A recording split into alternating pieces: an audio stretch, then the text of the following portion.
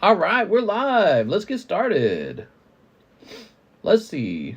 We're going to say monetization on, and then we're going to click on this. Where's our here? Let's put this over here.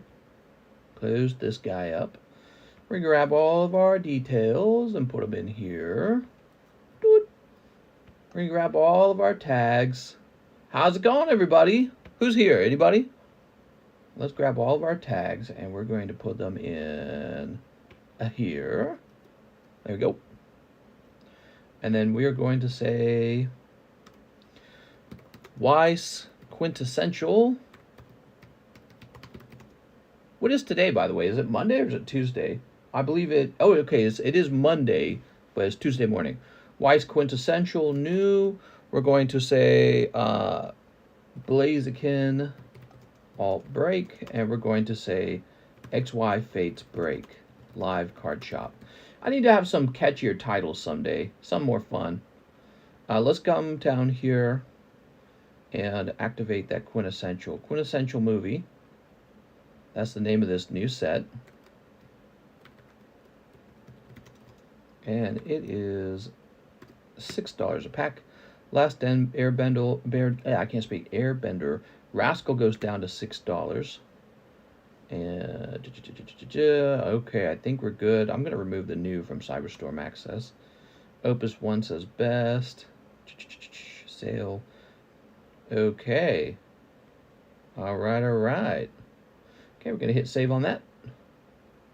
New thumbnail yet? Not yet. Okay, so let me do a different default thumbnail real fast. What's up, guys? How's it going? Welcome to the Monday night live stream. I had a doctor's appointment today. Lasted till like 2 p.m. because there was this huge line, dude. Just a regular checkup. Nothing interesting happened. And yeah.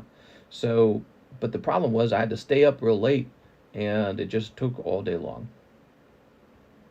Going to the doctor is always a little nerve-wracking because you go there thinking there's nothing wrong with you and you're like, the only thing that could happen is bad stuff.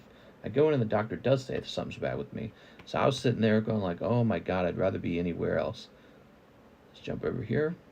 Okay. I was telling the doctor about the cough and all that, and the doctor was asking me all these questions about family history of like heart problems or anything like that. And I was like, well, my dad had heart problems. So she wants me to come back 6 weeks later and do a little blood test with them. So I guess that's what I'm doing. But she said she didn't want to do the blood test today because she wants me to do like a fasting blood test. That's where you don't eat or something like that. All right, there we go. Very nice. All right, very good. Did the doctor check your booty? No booty hole checking was done. Someday though, right? How about the music? We got music? Someday. She didn't even seem happy to see me. She had like 100 clients at her place. This is a new doctor, so kind of like establishing a new doctor where I live. Remember, we just moved, so I'm seeing the new doctor out here, and yeah, she seemed like unhappy with her job. You know, one of the first first doctors I've ever met where they seemed like they hated their job. She could have just been tired, of course, but yeah, she had like the scowl on her face, like, what am I doing? Yeah, she had a scowl on her face, and she did not seem happy to see me. She's like, who are you? Get out of my office. What are these? What are those? All right, some free cards or something like that. I don't know what these are. Throw this away. Here's that Fates Collide box. We're going to make room for the Quintessential. So we just got Quintessential Quintuplet movie. That's a new set, by the way. Let's move this over here. Double Diamond. Okay, we're moving Double Diamond over. What are these? These are junks. Slabs, plastic holders, free cards. Oh yeah, especially for A. Perez. Welcome back, everybody, to the nighttime stream. I saw that Moonbryon clip, the one where the guy steals the Moonbryon, swaps it out. What a scummy dude, man. Be careful of your Pokemon. Don't share what you get with strangers. Only share in communities. Lots of break-ins I hear every day. Protect your Pokemon. Dude, I know exactly what you're talking about. We just spent $2,000 on more security, but yeah, I heard about it too. We're not going on vacation anytime soon. We're staying right in our home, and we're armed and in the middle of nowhere in Lake of the Ozarks. So you'd have to come all the way out here just to get caught. Because I'm not looking to lose a single Pokemon. Yeah, it's pretty wild out there, huh? It's because, you know why? Listen, it's a very, very strong sign for the hobby. You know why? Because basically the thieves have realized that Pokemon cards are like diamonds, guys. They're like modern jewelry. They're so valuable and so liquid, which means you're able to convert them into dollars very quickly. So the thieves have realized there's big money in trying to steal cards, and which I already knew, of course. That's why I put all my money in cards. All right. Excuse me. Whatnot is ass. Yeah, I like 4 people send me that clip of the Whatnot guy. He was opening up Korean Umbreon VMAX Altart. I'm sorry, he was opening up Eevee Heroes Korean, and he gets the chase card in a pack, but he just lets it slide out a little bit on the back, and then he slides it back in because he doesn't want anyone to see it. And then he takes that off screen, like, oh, never happened, oops. What a scumbag, dude. Yeah, take that guy and throw him in jail. I mean, he's trying to steal like $500 or whatever that card goes for. I don't know what it goes for. Base set box break. Base set sublist. Fates collide. You guys know I never do that here. That's what's so good about this channel is there's no weighing. Cross my heart. There's no searching. And I would never swap cards ever because it's absolutely insanely stupid to do it. But it's also just wrong, which I believe in that kind of stuff. I believe it's wrong to take from other people. Go turn that down. But I do take from you. What I do is when I sell packs, I charge over the price of the pack. That's how I make my money. So I make money. And so my whole business is I charge a little more for the packs. I always get paid. And then my job is to just provide you guys with the best possible quality product. That's it. So that's my whole business structure. You know, and there's shortcuts you can take. Like you can go buy crappier product. You can buy worse product and make more money because you bought product that was likely searched and then listed up on like eBay. So there's guys probably doing that all day long right now. And when you deal with me, fresh cases, all the time fresh cases. And if I can't get a fresh case, I most likely won't buy it. There's exceptions when boxes get really, really expensive, like a box of Primal Clash XY. You're not going to get a case of that anymore. They're just not available. So you just buy an individual box at that point. But, you know, like the brand new stuff, always cases. And anytime I can get a case, I always pay for the case. Costs a little more, but we always get the cases. He's still on Whatnot, is he? Hey, mister, what's up, Gen Y? Nice to see you. I hope your day's going well. Six Scrubber says, I've got amazing pulls from you, so I know they aren't searched. Well, yeah, and we have our whole channel is full of shorts of the chase pulls getting grabbed out of these sets. And so it's a fantastic YouTube channel now because our YouTube channel is so full of some of the best hits ever, and they're just going to stay up on this channel for all time. And when you open cards over here, you might be featured in one of those videos, and you'll be able to remember that moment. So the packs do cost a little more than if you were to go try to buy them on your own, but I want to be paid for my time. That's the first. I want a paycheck. The second thing is, hey, maybe you get on the channel, and now you're in the list too of all the most impressive pulls. Like Six Corrupted, your pull from Sneaker Bunko. That's going to be remembered. That's going to be one of the top videos for Sneaker Bunko. So anyone who ever collects Sneaker Bunko again might run into that video and be like, wow, that's a crazy pull. So that's one of the cool parts. And by the way, that means a lot for this too. We're having a box break of Pokemon Unlimited. So it's not just about opening a pack of Unlimited base set. You might be featured in a short if you pull the Charizard. It's not that you might be featured in a short. You will be in a short. You'll probably be in a whole video just for the box break. So it's a little bit of it's about opening up the pack, but a little bit is about the fun of doing it in a recorded video too. All right, let's get started.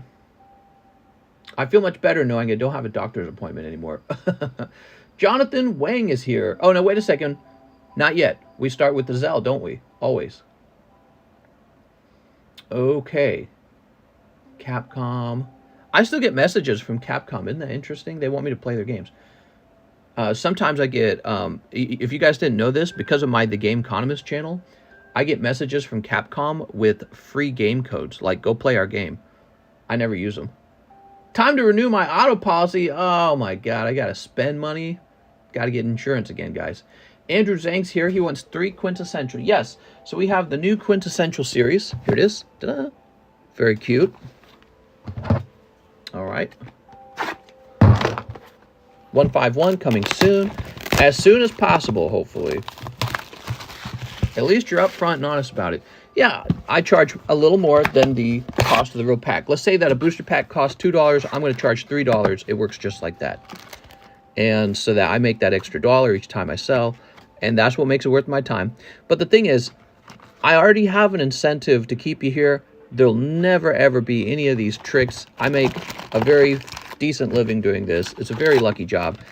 I often believe criminals are people who just don't have a good brain. Like, they don't have a way of seeing, you know, far into the future and going, what is the real cost of taking from others, living in a society where you take from others, the risk of getting caught, or just the subconscious knowledge that you got rich from cheating, you know, like from hurting people. You know, when I wake up and I go outside and I see the little lakeside on the side of my home, I don't feel bad about it. I feel good about it. I go, yeah. So I worked like crazy, and now we've got all this. So it's a nice feeling.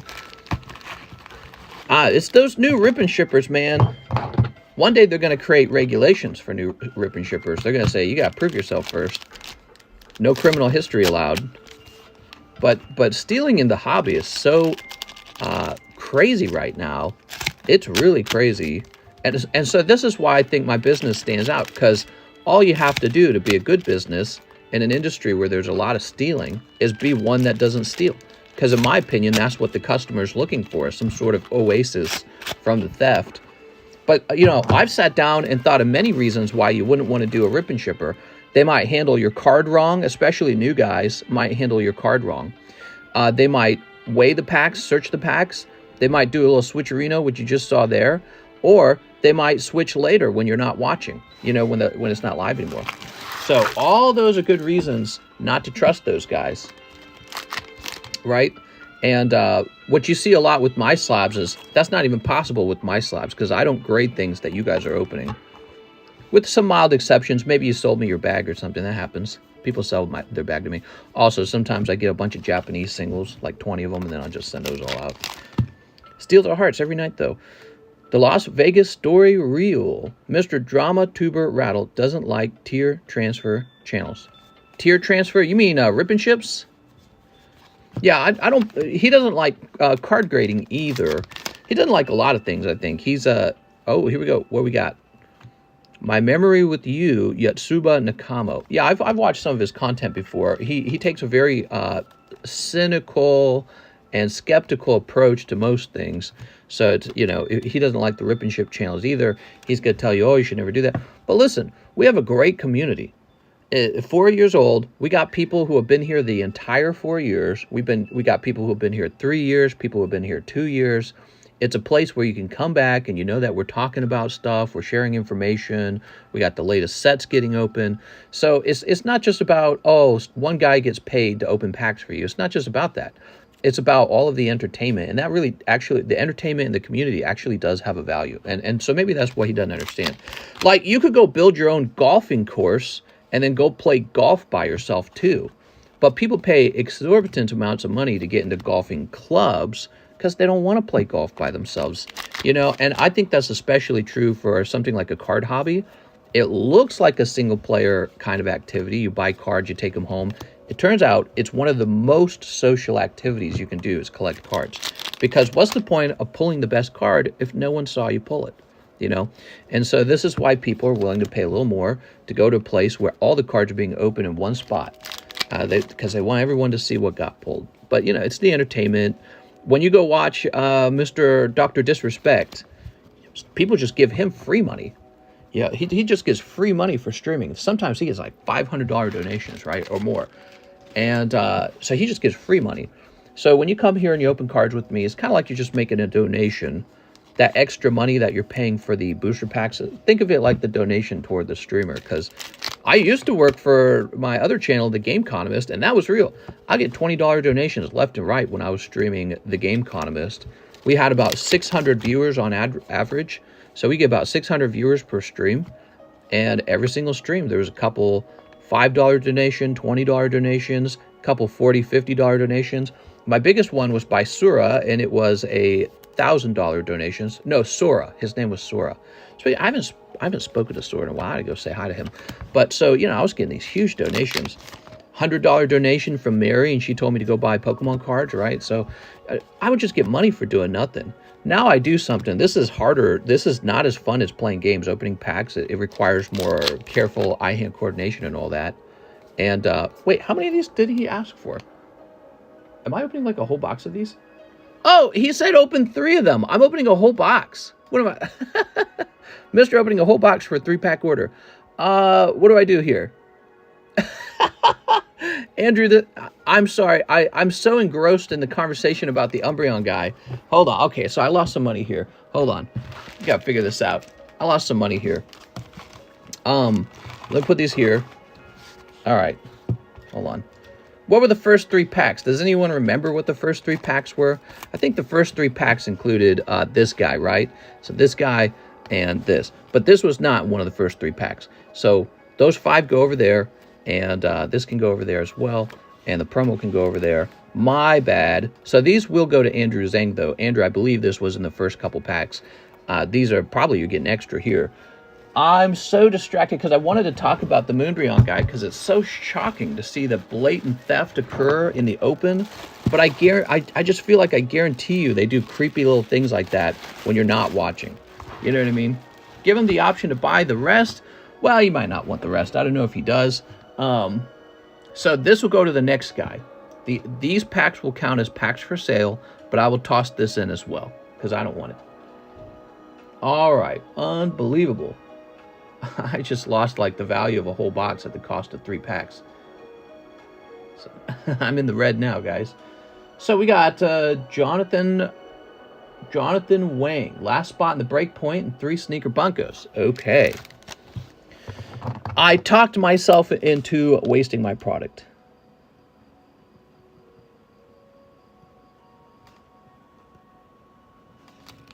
Mr. is even more broke. Oh, I'm so broke. All right, let's see who wins this booster pack. You guys like these little pack breaks? 1, 2, 3, 4, 5. So for $5, you might get this breakpoint. It's a nice card. Came out of a blister pack. I used to buy blister packs of the XY product back in the day. Guarantee I made a whopping amount of money on sealed product appreciation from that. Because back in the day, the blister packs didn't sell for much. Free ones for the rest of the stream? No, those are really expensive. I'm in the red on that. I'm losing a bunch of money on that over there. All right, give me a number. They're going to reap the boat. Say goodbye to the SS Beanie Weenie, mister. 16th like for poor mister.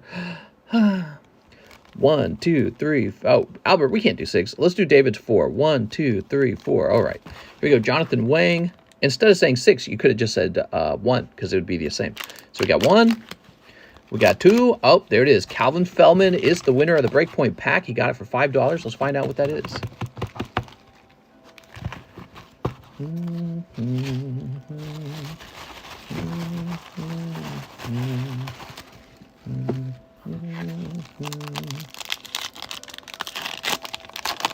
Gibble. Gibble's going to give you a little nibble. Lapras and Golduck. Woohoo! Well, the centering on the reverse hollow is really nice, actually. And that's Misty up there. That's cool. Can't really see her very well. We ought to do a giveaway tonight. What do you guys think? We haven't done a giveaway in a day or two. You want these little cute Pokemon? Yeah, you do. You don't got to tell me. So this is Calvin Fellman. I'd want him. How much for all those packs on the table? So, 1, 2, 3, 4, 5. So it's 5 packs. I tell you what, can we count this as a 6-pack? Let's do 6. We'll call this 6 packs is what we'll call it, okay? If you're lucky, there's another hit inside of the 5, but we don't know. But there could be. Is it possible in theory? But we're going to count the hit card as another pack. And it'll be handed out after the first 5 are done. Okay, so we'll say there's 6 packs here.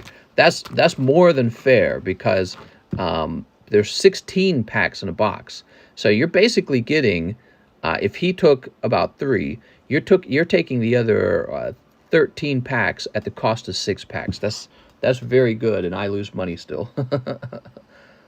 Jonathan Wang. Mr. Jonathan. I sent for them, says Jeff. You got it, Jeff. Was that a good card? The card that got pulled? I don't know anything about those cards. Jonathan Wang, he didn't say new bag, did he?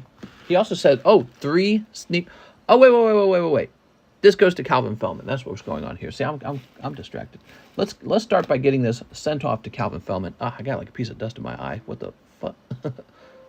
Let's get this sent off to Calvin Fellman, and then we're going to finish Jonathan Wang's order.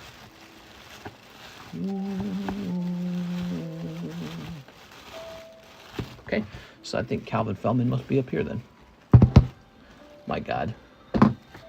I actually need it for my master set. Oh, that makes sense. Okay. Sounds good, man.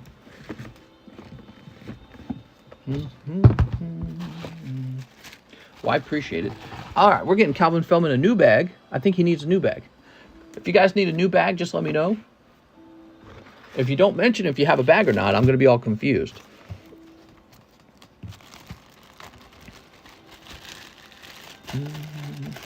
Glad you guys are here. How are you guys tonight? It's Monday night, Tuesday morning.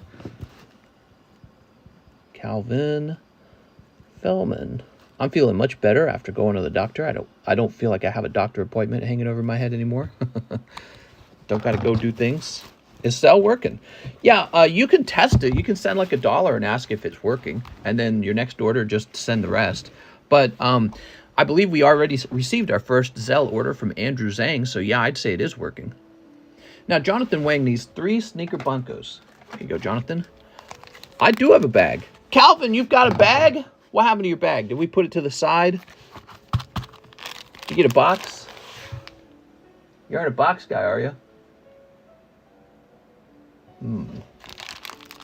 How big is your bag? Calvin, is a huge bag? Looking around. I woke up and did yard work for my birthday and then catered for like 80 people. No, just a small bag. Okay, we're gonna go looking for it. Okay, boobies. Holographic, huge boobies. All right, you got boobies. Sneaker Bunko, one of the best selling packs on the entire channel. You can't go wrong with the sexy Sneaker Bunko cards. I could have gone a totally different route with the Sneaker Bunko cards. What I could have done, I could have just opened the packs myself, sent all the cards off to grade, and instead of offering them as a booster pack, we only offered them as graded slab. Think about that. I considered that, but it's like, nah, we got to offer them as booster packs because people like to open them. Okay, here we are. Just saw your video about the thefts. Hemet in California is legit a terrible, terrible place. Bummer for the shop owner, but the location increased the odds of theft. Isn't that sad, though, to think that that's how it is in the USA? What you're basically telling me is, like, the USA, within our own country, we have places that are like third world countries where you're expected to be stolen from. You don't expect that in a first world country. You're supposed to have law and order in a first world country. You're supposed to be able to open up a business and know that your business is not going to get stolen out of. Jonathan Wang. So, Jonathan, appreciate you coming back. Not supposed to be that way in a developed country. We're a developed country. We're supposedly the wealthiest country on the planet. Okay, let's see, Joe. Okay, new bag for you, right? Just a small bag. Okay, so Calvin, if you have a small bag, you definitely should be nearby. It's kind of crazy to think that you're in a first world country where you're expecting to be stolen from. What? What are we, Gotham City? I can't speak. 623. Sometimes I trip over my own words. Did you guys know that? We need Batman. Batman wouldn't have let that happen. He'd have stopped the card theft. I'm going to swap over to an undershirt in like 2 seconds here, guys. Oh, you're right, Calvin. It's right here. The bag was so thin, I tell you what happened. I probably passed over it. Here we go. I feel like we're trying to almost like normalize theft. So we always talk about this. We talk about how it's going to affect business owners. And hey, don't you feel bad for the business owner? I don't think anyone really does. I think that's part of it. You're like, oh, well, too bad for you. You know what I mean? So hold on. Let me go change shirts. It's all part of the culture right now. That's our culture. And it's an awful culture. It really is. Where's my undershirt?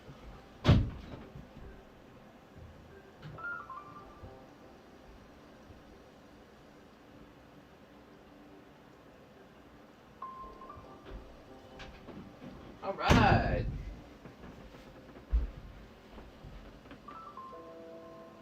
America, where you have to spend thousands and thousands and thousands of dollars on security so that you can catch the thieves that will inevitably try to steal from you.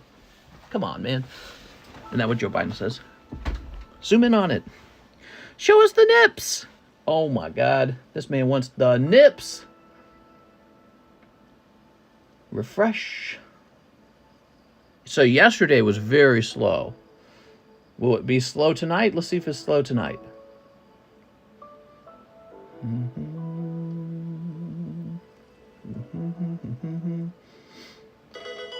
Do.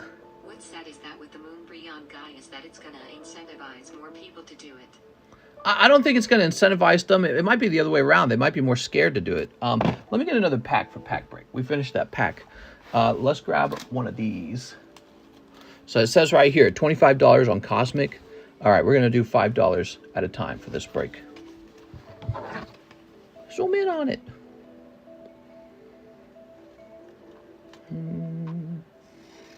What do you guys think? Slow night?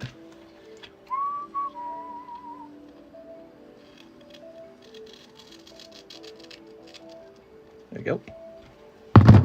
All right.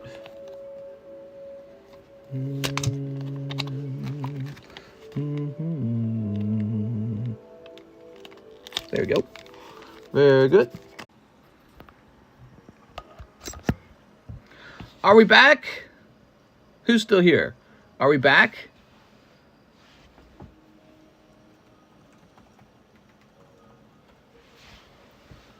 $47 people here. Woo! All right. Wow. So we're having battery problems. I think either it's the charger or it's the iPhone. We are right now plugged into my wife's iPhone charger. We happen to have the same iPhone, so we have the same charger. So, but it's working. So I don't know. If it dies again, we know that it's not her charger. We know that it's my phone if it dies again. Although there's another third option. It could be my actual extension cable that I'm using here, so that could be it as well. Because I had it plugged directly into the wall when it was charging. So yeah, I don't know, but good thing we got this backup charger. So we probably have lost all our viewers. Yes, it says here we have 60 viewers. So ouch, tonight is going to be a bad stream as a result. That's really sad. Oh man, we lost all our viewers. You know, it makes me feel like maybe I should always have 2 iPhones ready to go all the time. Because the cost of losing so many viewers can be really crazy. But, you know, because those viewers might have been customers. But maybe they'll come back. All right, let's get this started. I'm going to start just acting like nothing happened. Broken charger, maybe? I bet you it's broken charger. So I was setting up this Cosmic break. It's a 1 in 5 break for $5. Or just get a good webcam. Coming back quick. Oh, yeah, okay, so we got 70 people now.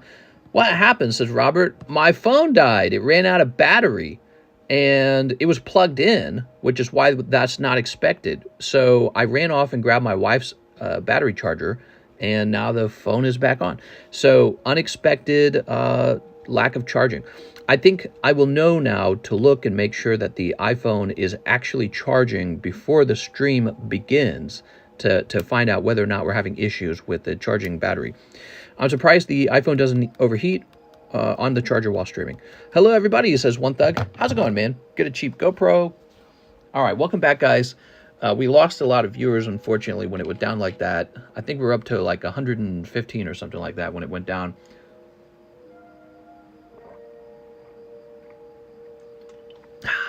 I actually don't remember. How much do you want for that spinning circle in the middle of the screen? Just not Mistress Knight. First box and now dead phone. Yeah, I know. I probably lost money on that box. So, let's see. Well, it's funny because I don't see any orders in my queue. But now that I think about it, I should see orders in my queue because Jeff Leon said he paid for an order. So we are not going to trust our email. We're going to log directly into PayPal and see what's going on here. Because for a minute there, I thought we had no orders. But that doesn't even make sense. We're at the beginning of the stream. Why would we have no orders? Okay, logging in. Box? What box? Octavio 6 Corrupted. Octavio Caleb. What are all these? Jonathan Wang. Okay. We do have orders. They just weren't showing up. I'm noticing that a lot. Here we go. Caleb Ibarra. 8 Ghosts of the Past. Caleb Ibarra. Here we go. Mr. Caleb loves Ghosts of the Past. And he loves getting ghost rares when he opens Ghosts of the Past. So let's get him a ghost rare. Well, these boxes are all kind of sliding around. There we go. Ta-da! I had 2 orders. Sounds good. Is this a Pokemon channel? I thought this was a channel on how to fix your live stream. Yes, welcome to my troubleshooting live stream. Yeah, charger wasn't working, I guess. It looks like it's working now because the iPhone hasn't died right away, even though it was at like 4% when I plugged it back in, or when I started the stream over again. There we go. Very nice. Welcome, guys. Happy Monday night. Monday and Tuesday, actually it's more like Sunday, Monday, Tuesday are some of the slower days of the week. This is a great time to open up your first packs over here if you've never tried but you've thought about it, because typically it's a slow night. Tonight's going to be extra slow because we just had that crash. And we just started and I feel like it's slow. Here we are. So if you've never placed an order, try out an order on this channel for the first time. And we'll see what happens. Got tags, says Michael. I believe I do. Let me double check, but I believe I do. Oops. Let me close this first. And then let's scroll to the bottom. Yeah, we got tags. I gotten better at remembering the tags. Close this up. We are. So, happy early Father's Day. Happy Oh, it's Father's Day. Faja. It's Faja's Day, huh? Did you guys get gifts for your Faja? I heard him saying he wanted a new waifu girl card. Send another Discord notification for those who left. I suppose I could. Do you think that's worth it? Double pinging the Discord? Okay, I think people know that I don't just give up on a stream so easily. Like, if we have a technical problem, that doesn't mean I'm done streaming for the night. The only really thing that truly stops me in my tracks is when, like, there's some catastrophic problem. Like, let's say that the actual internet company, Spectrum, is down, and they're like, sorry, the power line went out where you're at. You know what I mean? So then I go, oh, well, but then, I tell people, I go back to the stream and I tell them the stream's over, sorry. I think Mr. wants another boat for Father's Day. No. We're good on boats now. We got the one. You know what I'd like? Some more free time, dude. Whew, man. I would like some free time to unwind and enjoy a boat. That's the difficulty now, is I've got a boat, but I don't have any time to use it. I haven't used it since we bought it. I use it maybe once or twice on the weekend, and that's it. It'd be sad. All right, cold. Set that down. I had high expectations from you, mister. Yes, I have high expectations from me, too. Mister has to sell all the Pokemon by Saturday, or the card mafia is going to break his next. We're looking for that ghost rare. Where is it? Nah, not here. I'm sorry, Caleb. I'm sorry. When are you going to dub your videos in Spanish? I don't know. Does somebody want to dub them in Spanish for me? I feel like... you mean like the videos, or do you mean like the live streams? Because if it's the live streams, that's going to be so much work and probably not worth it. Way too much work. Caleb, we ought to keep your box just way closer because you're constantly buying. There we go. Let's put this over here. Any pack breaks for more viewers. Now, what do you mean by that? Are you asking, do we have pack breaks? We got 2 pack breaks.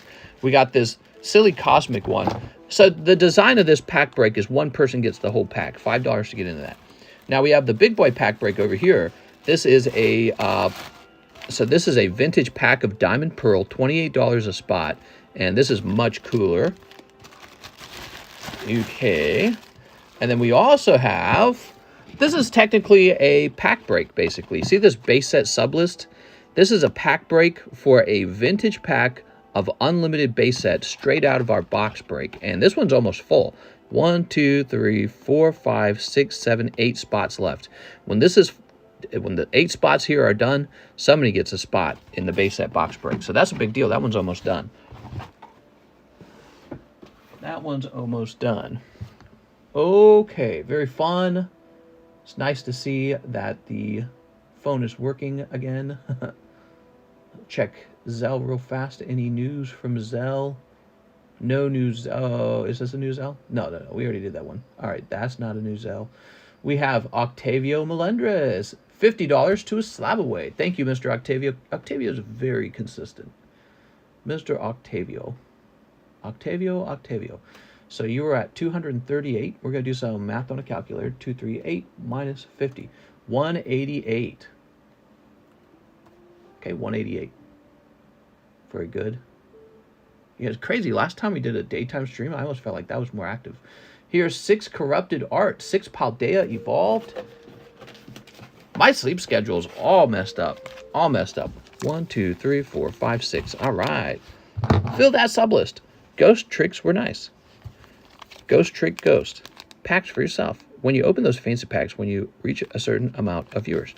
Oh, yeah. So I just kind of stopped doing that, didn't I? I think it's because it's like all this extra effort. But we could do something like that. How many viewers we got? 120, and we're not 10 minutes in. We're a little more than 10 minutes in. If we hit 150 viewers, 150, I'll open up a pack of vintage tops, okay, for myself. I see what you're saying. I used to work for Spectrum. Do you have a business account or residential? What is your internet speed? So we have whatever their highest speed is. I just tell them I want the fastest one. It is residential. They've told me that maybe they could bump me up to business, but I'm living in a home. So for them, their first thought is that, well, we can't do that for you. You're living in a home. By telling them, like, I run kind of a profitable business from my home, and I need a lot of internet for that. And they're like, yeah, maybe one day we'll swap it for you. You know what I mean? All right, you ready? You got the Slowpoke already, so you've won. Here's Gyarados. He's looking fine. Have you considered only streaming once a day to keep the stream busy, but also give you more time off? So either choose day or nighttime stream. Think it'd be healthier for your body clock. Yeah, I mean, I like to do both because they both have like good reasons to have gone live. There are people who can only be here at night, and there are people who can only be here in the daytime. So, it's smarter if you can do both. I need to really actually hire somebody already for card streaming. I need to put out like a job ad. I think what I ought to do is I got a giant room in the basement, and I ought to turn that into a streamer setup in the basement. And so what I can have done is we can have one person who drives over for encapsulating and shipping, and another person who drives over just to stream, and they can just have the basement basically. Here we are, Capsakid, Zangoose, Cloth. Slowpoke, my favorite.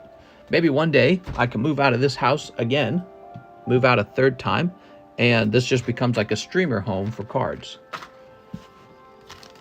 You need what am I doing? You need business. I worked for Spectrum for a while. They can do it. Business internet means you get first dibs when it's at its peak hour. No slowdowns for business internet. Ooh, that sounds nice, man.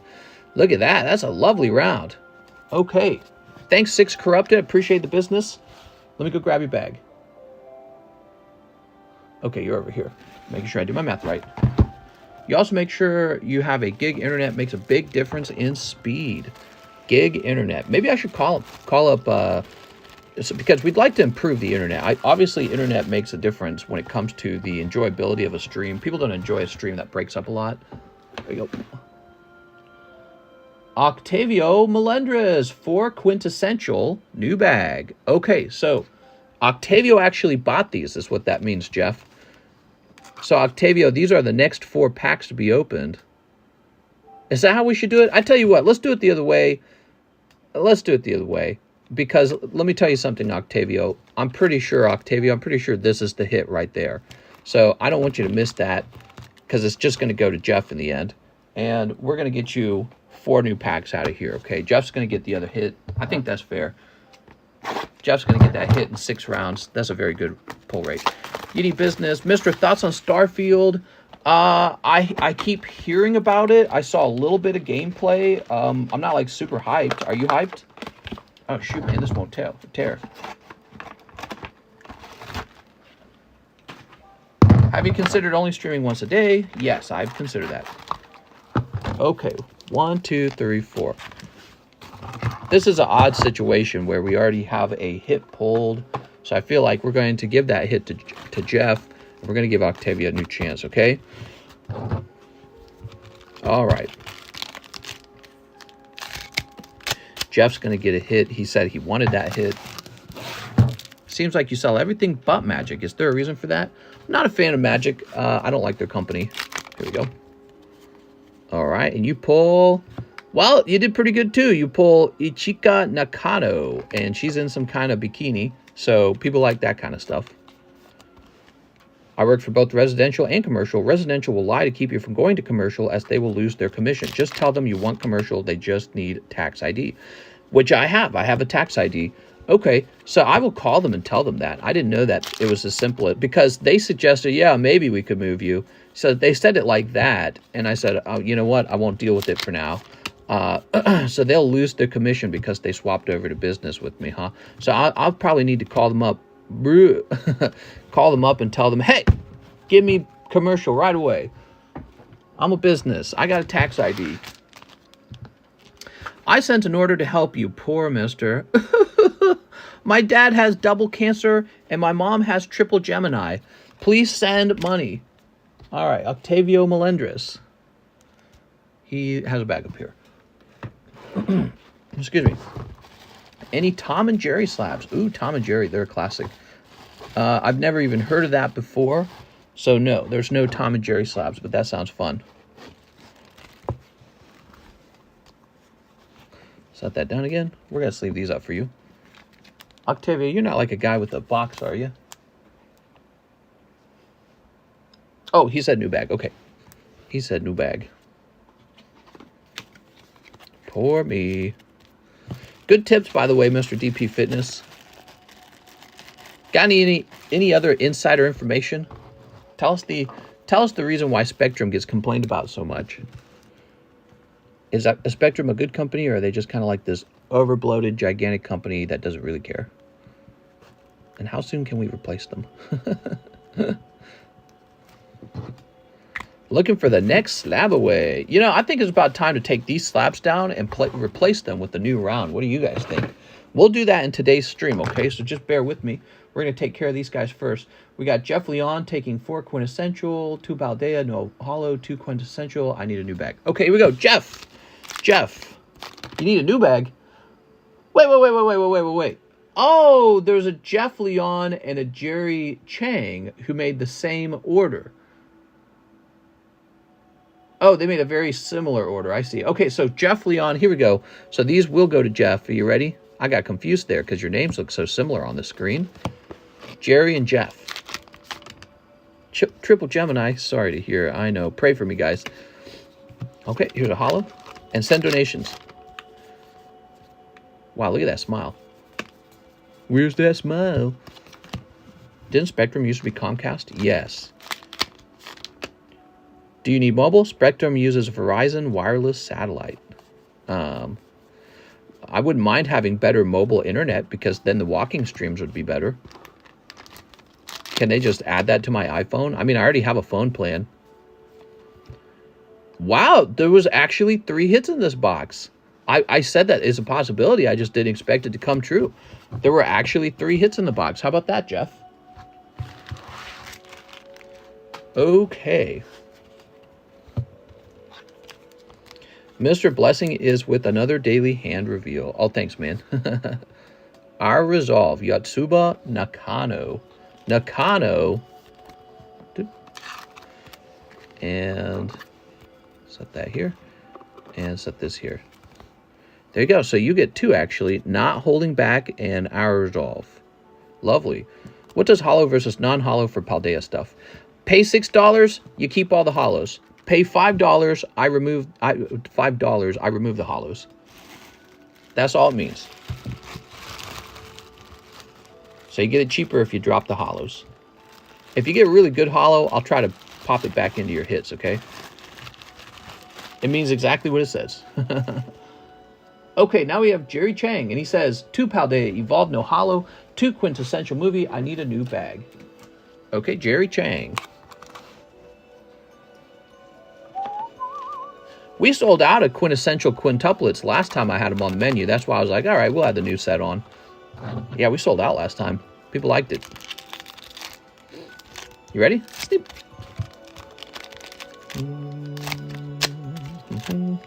I'm just surprised that's even an option, I guess. Surprise, surprise, Nick. There we go. Unfortunately, when it comes to Paldea and all of the new Scarlet Violet sets, there's just too much bulk. 3 hollow cards every pack. How do you even consider that rare when there's only 10 cards in a pack? That means 1/3 of the cards is just holographics. So I don't consider them rare. I don't really consider them valuable. There's going to be an absolute bazillion of them flying around. But like here, for example, here's Baxcalibur. He's like the new dragon Pokemon or something like that. So I will sleeve Baxcalibur up for him. He's going to keep Baxcalibur even though he chose no holo. So, and that's just kind of up for interpretation. I just kind of picked the card that I think is good. But in general, yes, you are giving up all your holos. Like here's another one. Okay, so here's a reverse Pikachu. So I know he doesn't want to miss out on reverse Pikachu, so he's going to keep the reverse Pikachu. That's $5 a pack. But the rest of the holos are gone. And that's just up to my discretion. I just go, I think Pikachu is valuable. I know all the fees and tricks Spectrum pulls, so please keep me informed. Oh, yeah? Informed about what? Okay, you ready? About all the tricks and fees? We got being diligent after school. Okay, and Nino Nakano. All right. Whoa! That looks like a kiss. This is a rated PG stream. They're just holos. They're doo-doo. I guess that's why the set's kind of nice. Mister, I saw your talk video for June. Super informative. I enjoyed seeing your handsome face. Oh, wow. You want to smooch? Let's see. Here's Continuous Pursuit of Ideals. Just cut and burn the whole pack. No YouTube notification tonight, says Colin Harrington. I'm sorry to hear that. Hit that bell, guys. Hit the subscribe button, hit the bell so that YouTube notifies you when I go live. And if it's not working, try unhitting the bell and then re-hitting the bell. I don't know. Jerry Chang. I think YouTube just decides to do whatever it wants to do sometimes, but that sucks. You know, another way to keep track is if you're in our Discord server, I always ping the server to let everyone in there know that we are going live. I need to do that for like, what do you think, Twitter or do you think Facebook? I feel like Facebook maybe. Facebook's pretty popular, but you know, if I ping every single night, people aren't going to want to follow that sort of Facebook channel, so I don't know, man. Jeremy... If I ping every day on Facebook, people are going to be like, I don't know about that. Jerry Chang. Oh, he said new bag. He told me new bag. Mister always has on that white shirt. Those are like undershirts, and I wear them for pajamas. I also wear them to work out, so I'm wearing a white shirt right now. And so after I'm done streaming, I'm just going to go outside and work out soon, so it might as well just be in my undershirt already. Jerry Chang. Doesn't that make sense? I know that makes sense. You don't even have to tell me it makes sense. I know it makes sense. 131, Mr. In-house, time for you to rip your pack. 131. I said 150. We get 150 people, and I will open up a special booster pack for myself, okay? Mr. Don't like them black t-shirts. Yes. Next up, we have $1 from Alex. Let's refresh. See if we got more orders. That's the only order? Okay, we definitely have more orders. Yes. Daniel Del Barrio, Albertino, Abraham, Thomas, Joe, Jacob, Hathim. Those are the next orders coming up. Give me 1 second. I'm going to go take a quick pee-pee break. Don't worry, I wash my hands. I'll be right back. Quick pee-pee break.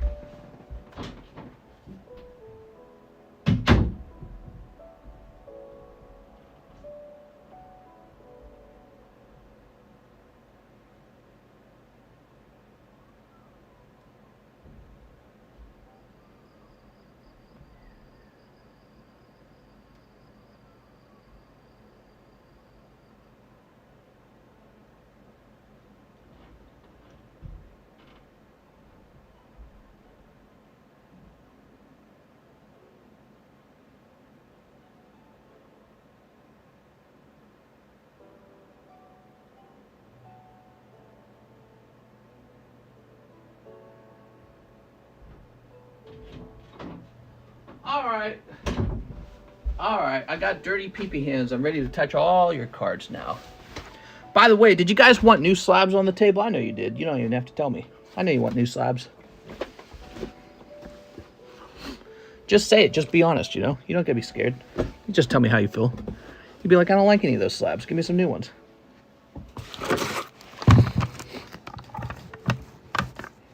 Schoolgirl, man. Freaking weird, dude. Schoolgirl, it's going away. How would you guys... let me grab that again. Actually, before we proceed, is it possible for me to find out where the heck the We lost a card that shouldn't be lost. We lost a card. I'm trying to find out where it went. By the way, that wick's not the same price anymore. Ah, there's the Jeff Leon slab. So I bet you that Charizard slab is nearby. I'm going to ask permission to do this, guys. And you guys can decide tonight. Since you guys are the ones that are here, you can decide. I'm going to ask to move the drill card value over from one card to the other. This is it. That's it. Okay, we found it. Okay, so give me a second.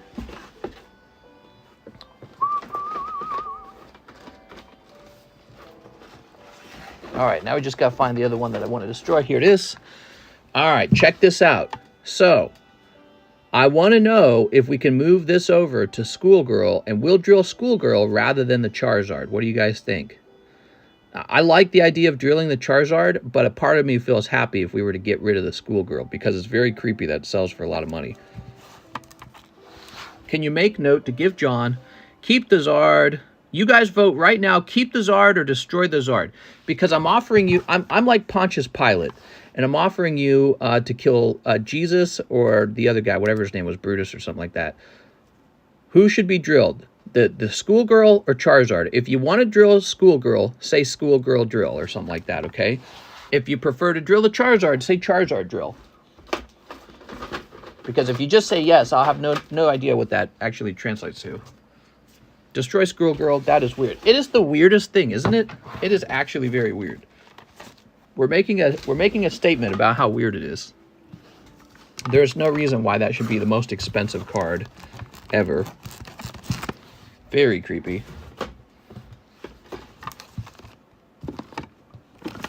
I'm all into letting the audience decide. I don't mind. These are all coming down. We're getting new cards up on the table right now, guys. Jump in line tonight, guys. I have a feeling we're going to have a short line tonight. So we are taking some time to swap cards out. So let's see what you guys are saying. Schoolgirl, girl, is that chart hollow? Drill both. Maybe eventually. She was a he. Drill the Schoolgirl from behind. That's not right. Mistress hands look thick. Can I have a bite?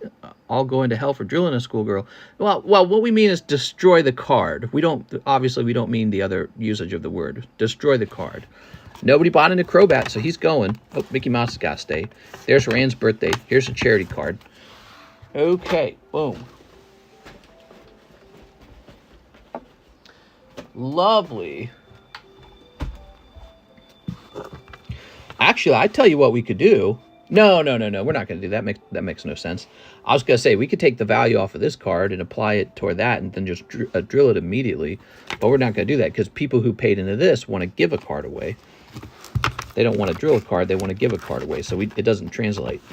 All right, so this goes over here. These slabs stay up on the table. They're the breaks, right? We don't mess with the breaks. I think the votes are in. You guys do not want... Oops, why is this? This is Jeff Leon's birthday slab, by the way. Almost done. $19 left on that. That's another type of charity card. You can donate $1 to his card and it gets paid off. So we are saving the Charizard and drilling the Schoolgirl. There we go. Now here's the deal. I think the Charizard is a $600 card and this is a $500 card. So what we're going to immediately do is drop this down to 91. All right, so this is now 91. After 91, you can donate as little as $1 and I'll put it toward the card. When this hits 0, we're going to drill a hole through it, destroying it. Okay, and the Charizard, what to do with the Charizard? He would make a really interesting giveaway in the next vendor series. You know, we do the vendor giveaway. I think you have Zard for more than that. I bought 10 of the new booster boxes, and the day after my house burned down, $250K worth of cards. You should poll, mister. I don't think everyone agrees to that. Oh, okay. Give me a second. People waited to say this drill wouldn't be fair to them. Well, let me run a poll because not everyone donated, by the way. Some people did donate. Not everybody did. So if it's the case that you donated a lot, that I'd like to know. A lot of people only donated a little bit. I donated quite a lot. I think Alex donated a lot. But let me run a quick poll just to get an idea what people think. To me, it's the same money. I don't really care. But let me create a poll. I think it'd be fun to drill the schoolgirl.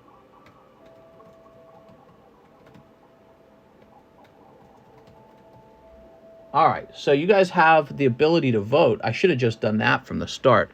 I will allow you guys to choose. I'll be Pontius Pilate here and give you guys 2 options. And we want the more popular card to be drilled. So here's one thing you guys can think of it. You can think of it like, oh, we want to drill the Charizard because he's a more meaningful card to get rid of. Or you could drill Schoolgirl because it feels more exciting to get rid of a card that doesn't feel right. You know what I mean? That's true, Jen. Alex says, I donated to it. Wait, is this the Drillzard? Of course you would. It's the principal. There are principalities. Sick, mister. What did you say? I said we're getting rid of the schoolgirl. We could destroy it. People that didn't pay would vote. Drill the Charizard, says Golden Boy. Drilling a schoolgirl sounds very blank. No, it's not a sexual thing. We can use a different term. We'll just say destroy schoolgirl. Which one costs more? Technically, the Zard costs more. We can just put the sleeve back on the Zard and keep going from 191. Zard costs more. Yeah, we can just keep going from 191. It doesn't matter to me. Listen, guys, it doesn't matter to me either way, because either way it's just going to be crowdfunded and then it's going to have a hole drilled in it. It wouldn't be a card I'm keeping. What we would do with this one, we would just do the next thing with it, whatever you guys wanted to do with it. It could be like a giveaway in the vendor series. It could be slabbed away or something like that. It doesn't matter to me. Certain people would want to destroy the schoolgirl. The polls are so close. Let's see. It's 50 and 50. Wow, it's close, guys. All right, so be sure to vote. And let me grab this. If you made a clip, you could clickbait with drilling schoolgirl. Was kidding. No, we'll call it destroying schoolgirl. There's no sexual connotation to it at all, guys. We'll leave it like that for the moment, okay? We'll assume that the Charizard wins for now. I don't want to upset anybody. I'm not trying to upset anybody, I promise. We'll leave it like that. You know what it is? So I grabbed this card and I put it back here, and I don't want to be... I'll tell you the truth. I don't want to sell it. I don't feel like selling it. Like, here, please buy this from me. You know what I mean? It makes me uncomfortable to sell. All right, let's go grab new slabs. That is the honest truth. I'm uncomfortable selling that card. So getting rid of it makes me feel better. Why destroy anything? We burn cards out of the market. Oops. My bad. I knocked the camera down. Alex says, because we can. First Charizard, then Schoolgirl. True. Could do it that way. Alright. Man, I got a gigantic box of cards here. Okay, let's just grab some random cards out of the pile. I think I want to try and shuffle a little bit. Try to shuffle these. Very spooky stream.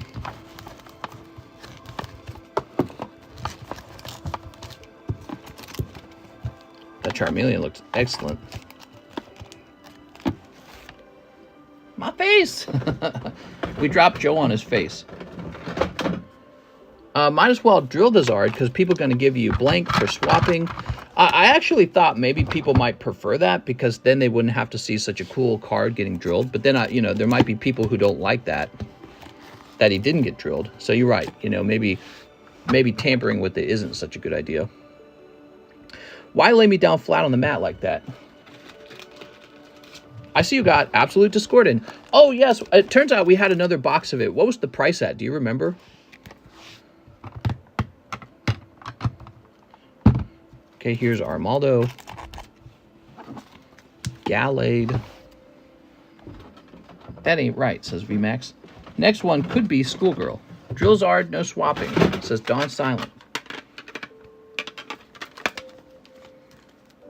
Here we are. Well, we could also transfer the value over to the Schoolgirl and then start the Zard over again. He'd be cheaper on the next round. But, you know, yeah, let's see what the poll says, by the way. I'm curious. Is it really still tied? Wow, it's perfectly tied. If you guys don't vote for the Schoolgirl enough, then we are just going to go with the Charizard. We won't change it, because that means that 50% of the people would not like to see it changed. And since it already was Charizard, why mess with it? Ugh. Save the grill. She will be a waifu someday. Okay, let's see. Let me put this over here. So we're getting new slabs up here now. Some of these prices could potentially have changed, but I don't think they would have changed by much by now. Look at that Shining Charizard, 4,000. Whew.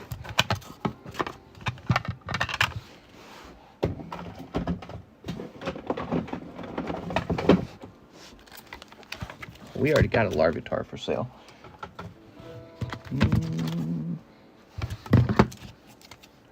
Ooh, nice.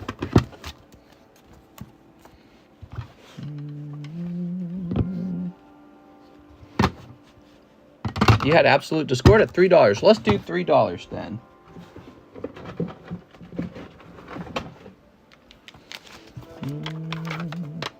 Yeah, it's just the fact that I don't want to have to sell the card. That's what it's all about. I don't want to have to sell that card, to be honest with you.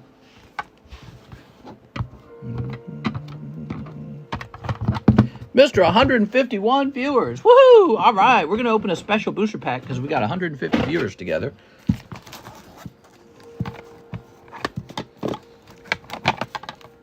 Coughing.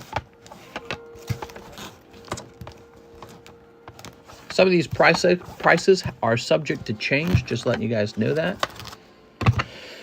Okay, cool. We'll price up a new card as well. We're going to be pricing up this Coughing. Try and move this over a little bit.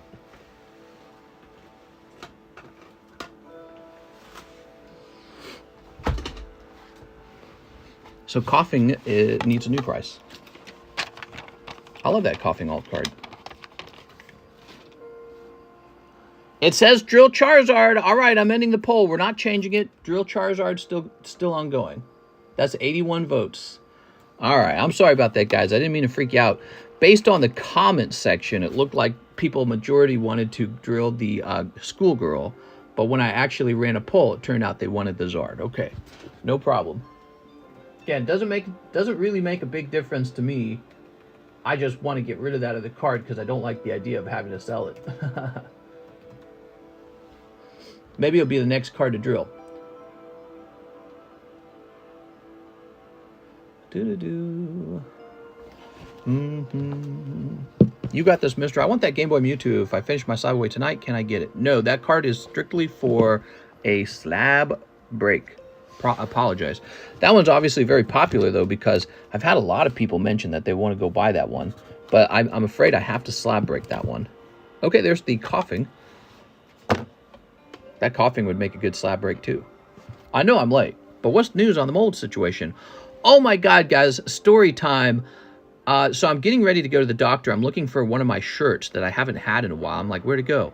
I start going through, like, these old bags of clothing that my wife has. Like, maybe she took my shirt when we were moving. And I pour out this bag on the floor in my bedroom, and it stinks of a horrifying mold smell, and it's wet. It's wet clothing from January. January, everybody. She had washed clothing in the washing machine when we were in the middle of moving, didn't dry it, put it into a garbage trash bag, like a big, trash bag, one of those giant ones, and then brought it with her to dry them out in this home, but she never dried them out. So that is a second mold source now. It was so moldy, when you poured it out on the floor, you thought you couldn't breathe. It was so severe. And so I've just been sleeping in a room with a gigantic bag of mold. And it's just been sitting there in the corner of the room. So not only did we have the wet dry vac full of mold, but I had this bag of clothing full of more. That's why I was coughing, everybody. I couldn't stop coughing. And so, yeah, I mean, I'm seeing a doctor because of all that coughing and stuff. And yeah, and so it's kind of crazy to think we did it to ourselves, you know what I mean? And she was really upset when she found that. She felt like she had poisoned me, basically. So she was super upset. Mister, that's crazy. How much mold are we talking here? It was horrifying. The clothings were all disfigured, discolored, and you could just smell it just spread across the whole room instantly. You're talking about a bag of wet clothing that was still wet 6 months later, and it was just covered in mold. And so, yeah, my wife's trying to kill me, so she felt super bad. She was really upset. And this was right before I go to the doctor because I'd had that whole coughing spell. Yeah, so wild stuff, man. Really crazy. I told the doctor about that. She was like, wow. She didn't seem to care, actually, all that much. Maybe she deals with that kind of stuff a lot. Jose Jimenez is next.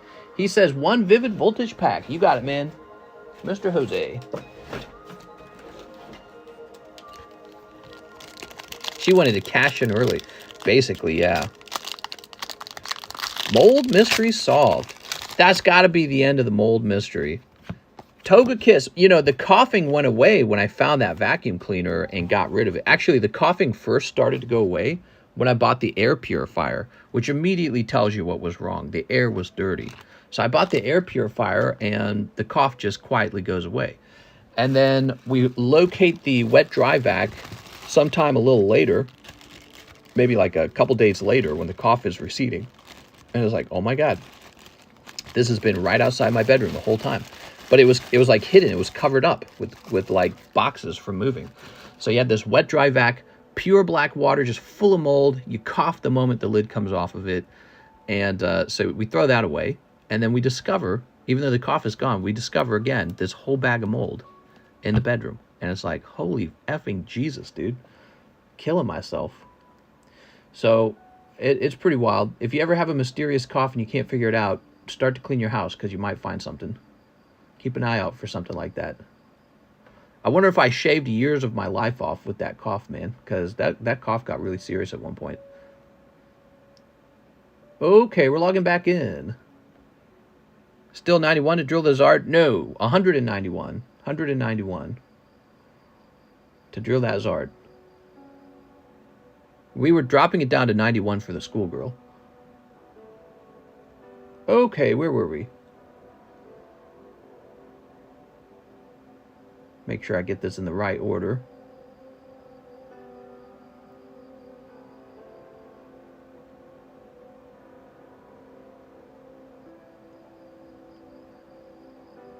Okay. I think I've done everything. Daniel Del Barrio. Let me check Octavio's. Yeah, we did Octavio's. Daniel Del Barrio. 1 Disney, 4 Paldea. You got it. 1 Disney, 4 Paldea. Open that Topps pack. Oh!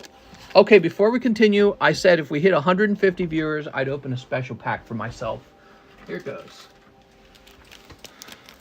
Oh, it's a squished pack. Well, this is a good experiment. Let's see what happens when we open a squished pack. Good experiment. So this is because we have enough viewers. I'm opening a special booster. Okay, could it be a Gloom pack? Is it the last card is hollow? Yes, last card is hollow. Here we are. Oh, Gloom, lovely. Beautiful, okay. I can see it's got a little ding down here, so there's no chance at a 10, but look how clean that is otherwise. So this booster box is super cool because it seems like it's a really nice, clean box. The other thing I note, there's a little circle right there. So I think that that's probably going to get a 9 if it's lucky. This shows you, even if you have a nice pack, your odds of a 10 are still kind of pretty much low. I wonder if this affected that ding at all or if it's unrelated because the card otherwise looks pretty nice. So let's see if we get a non-hollow card that's nice. Oh my God, Blastoise right there. He's fantastic. Okay, there's Buttfree. Here's Mankey. Here's Alakazam. He's really nice. Here's Jesse, and here's Gary Oak. So all these are gradable. These are gradable non-hollows, and I might as well preserve them. I've been handing these out in the live customs. I honestly think a round of these is definitely more valuable than $20 because this is a special pack of Topps cards. These are Topps cards that might actually grade 10. So that's pretty special. And I need to start saving some of these for myself for the future because one day I'm going to want to grade these, I know.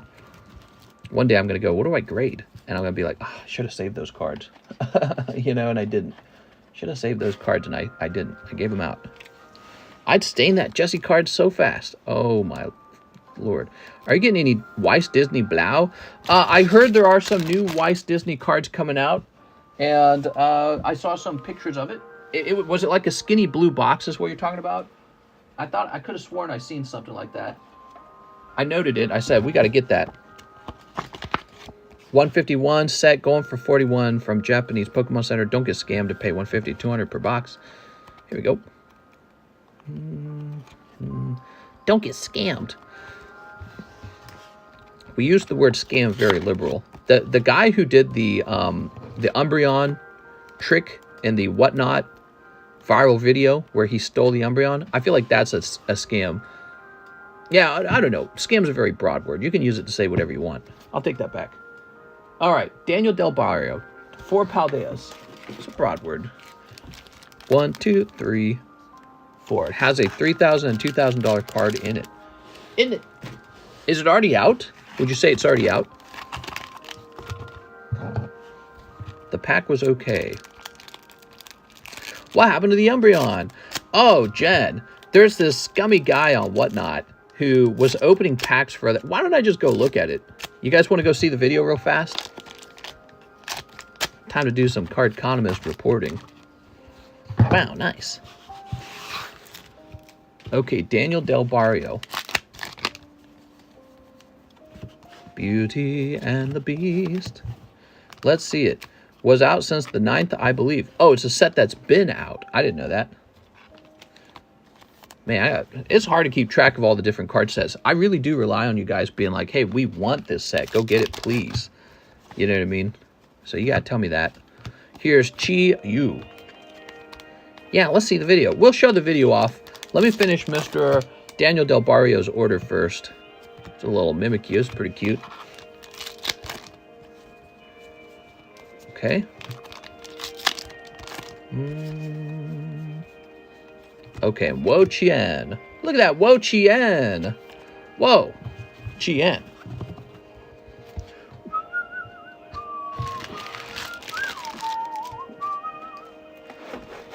Weiss Disney Blau has better art, but seems more anime focused. That's good, that's good. Just sucks for the good seller on the app. I don't think it really sucks for them. I think I see what you're saying. You know, I think I see what you're saying. Because now people are going to be more suspicious. They should be suspicious. You know, because you call them the good sellers on the app. How do you know? They might be the bad sellers on the app. I think what it does is it exposes the fact that there are cheats and stealers out there. And it's not just regular people. It's the actual dealers. So you're going to get out there and get stolen from. I think especially you got to be careful with the new guys. That's what I would do. All right. So this is me on my own TikTok. Oops. My God. Give me a second. There we go. I think we have to rewind it, actually. Can we rewind it? How do you pause? Is there no pause? Oh, dude, that's annoying. Here, let me just find the original video. How about that? Actually, no, somebody sent it to me in Discord. That's a good version of the video. And it was given to me by... Who sent it to me?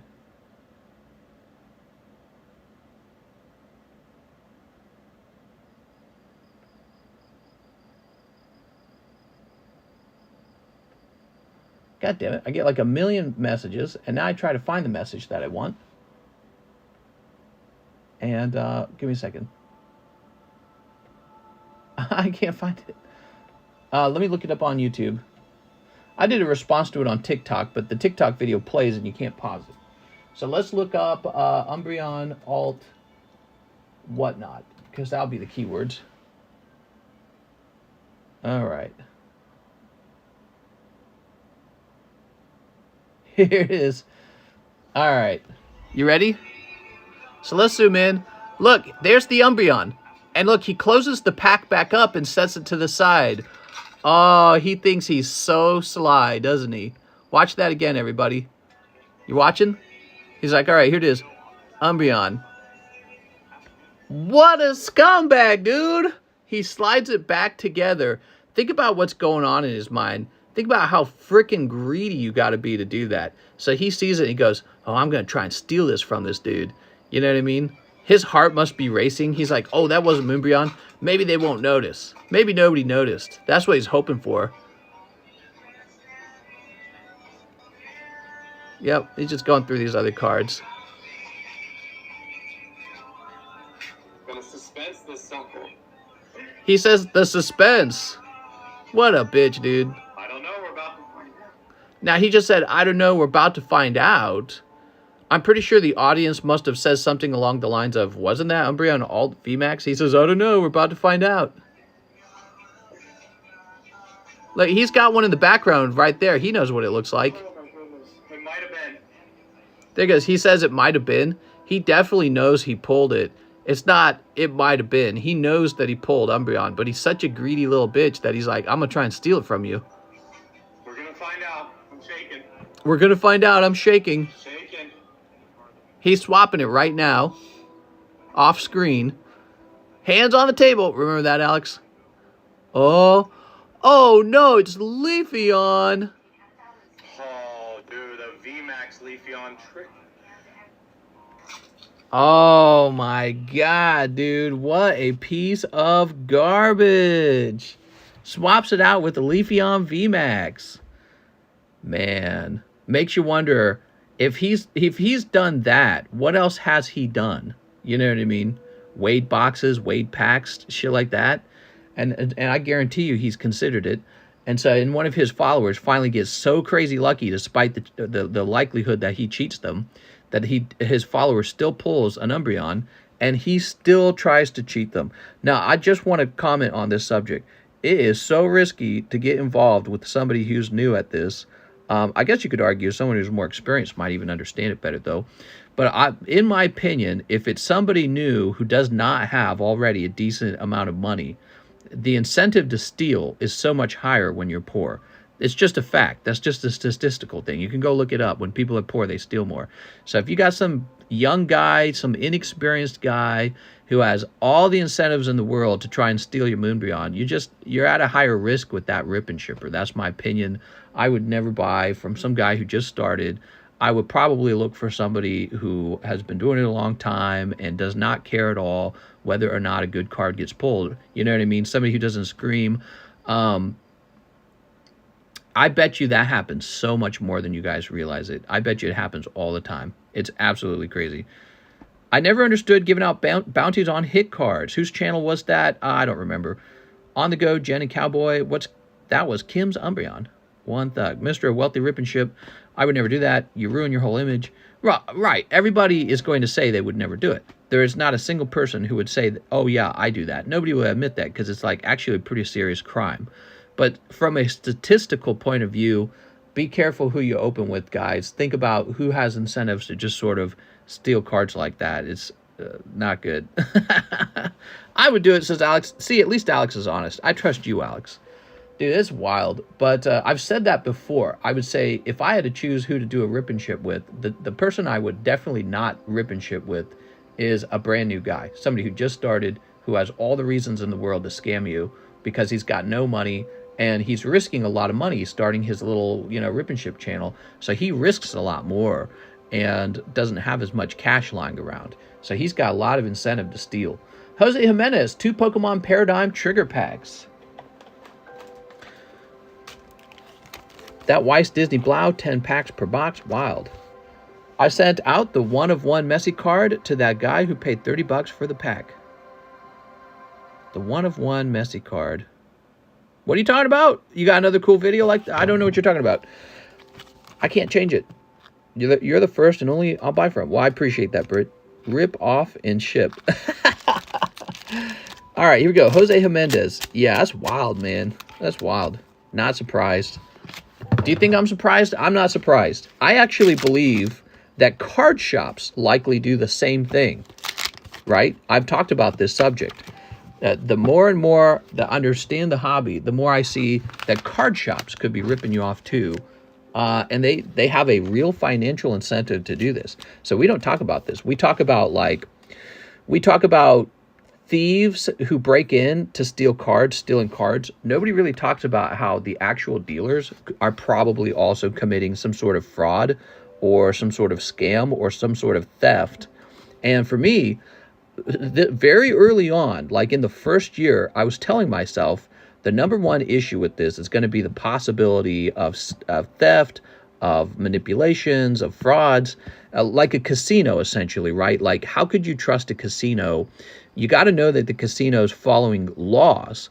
Well, there are no laws for card breaking. What are the laws for card breaking? So right away, I knew one of the things that's going to be needed in the business sort of like atmosphere of card rip and ships is somebody who always follows the rules. I said, that's going to be us. That's going to be us 100% of the time. And then people are going to be able to shop here and feel comfortable shopping here, which is Because that's how I am. I'm sort of like a worst case scenario kind of guy. And I hate the feeling that somebody's like tricking me and taking my money away at the same time. So if I could find somebody, I would find somebody who could not trick me. And so yeah, so that was the basis of my style on this channel. I said, that's how we're going to do it. All right, Jose Jimenez, we just opened your cards. Let me go ahead and refresh the PayPals here. Them boys so strapped, they some hooligan. Guys are immature. I don't know. I experienced this my whole life. I met other men, and they're just less mature. I don't know why. It makes me actually question, just like, you know, when you hear guys complain, oh, girls don't want to fuck me, you know, girls don't want to go out with me. And I was like, yeah, because you're kind of crummy, dude. And I've experienced that my whole life. Girls do not want that. Girls want somebody who is, like, reliable and predictable and trustworthy. And I've never had any trouble dating. And it's the same way with doing business. I've never had trouble because we just don't do the things that people don't want you to do. It's very simple. I don't know. I don't know why people are so crazy out there. Guys, there's so many guys who you just get a feeling around them like you probably would steal. If you could, without getting caught, you probably would steal. Albertino Hernandez. So your goal as a shopper is to find somebody who wouldn't steal even if they could get away with it. That's your goal as a shopper, is to find somebody who wouldn't steal for the principle of it. Even if they could get away with it, they would not steal. That's what you're looking for. And you can almost tell by their personalities who is going to be like that. The guys who go, bro, yo, bro, blah, blah, blah, those guys would steal from you. I just know they would. They're rip-off artists. You can sense it in their personality that they're like not emotionally developed enough to not steal from you. They definitely will steal from you at some point or another. Maybe it depends on how valuable the card is in question. But it's those guys. You can almost, I've my whole life, I've known this my whole life. As a man interacting with other men, you can tell who's going to steal from you. And you can tell who's not going to steal from you because they'll show up in their personality types. All right, so a spot on the Cosmic Eclipse breaks for Albertino. Abraham says, one spot in the Cosmic break. You got it, man. I can't wait for his apology. I sell sport cards on the W app, and a guy pulled a 101 Messi card from a pack I sold him. I could have just kept the card and sent back the $30, but I didn't. You could have kept the 30. You could have kept the card. How does that work? Are you saying you had an opportunity to cheat him, but you didn't? Maybe that's what you meant. Yeah, I mean, if he opened it, you most certainly could not have kept it because it's supposed to be his. You could have kept it in the illegal sense. I'll steal Mr.'s ancient sandals. No way, man. I would die for those sandals. They're special. They're worth more than every Charizard. I think it would be cool to have like a display box for those sandals and just hang them up on my wall. I should do that. If I had like a display box for my sandals and hung them up. Hoarder. It's America's favorite hoarder. All right, good luck. He's about to snipe Caleb Ibarra, who's been going very deep for these ghost rares. Lickitung poker card still going? Yes, sir. Get into that poker card break, guys. We always have a variety of small breaks going. Bud with my buds. TCC, a display box with a picture of you wearing them beside it. I don't know if I have many pictures of me wearing them. I didn't take a lot of pictures growing up. I didn't have a phone to take pictures with. There we go. Bud with my buds.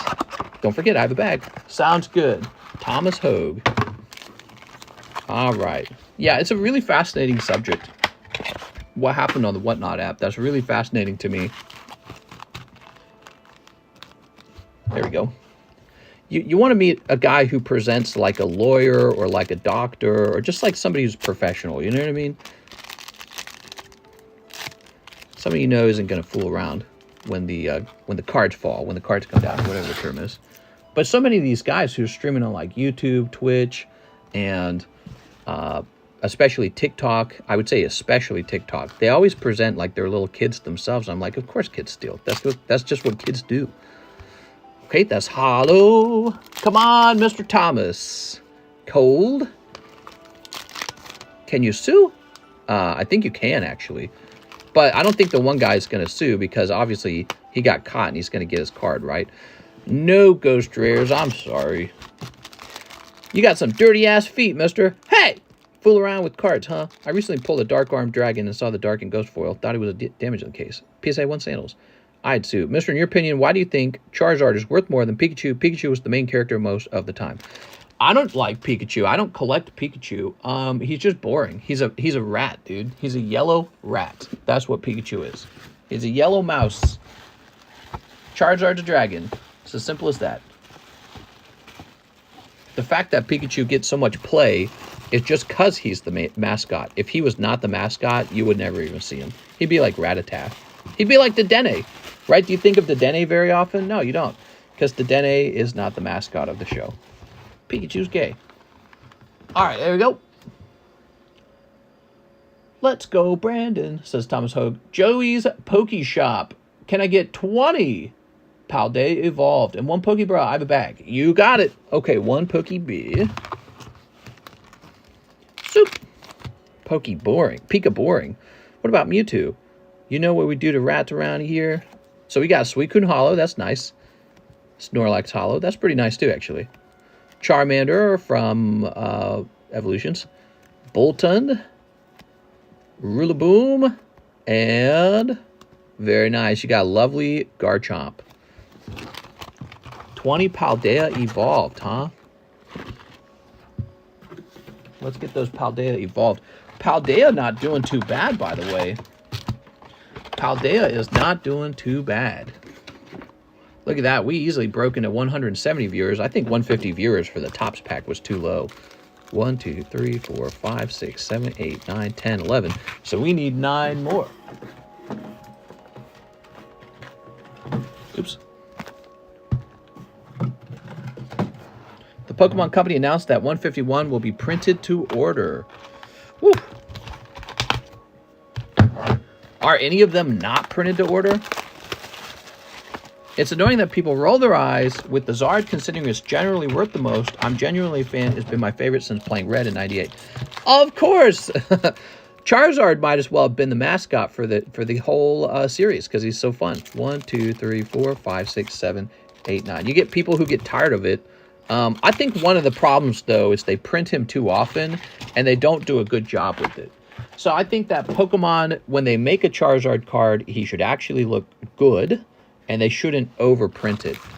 Because they overprint Pikachu too, and it's like, then Pikachu's not collectible.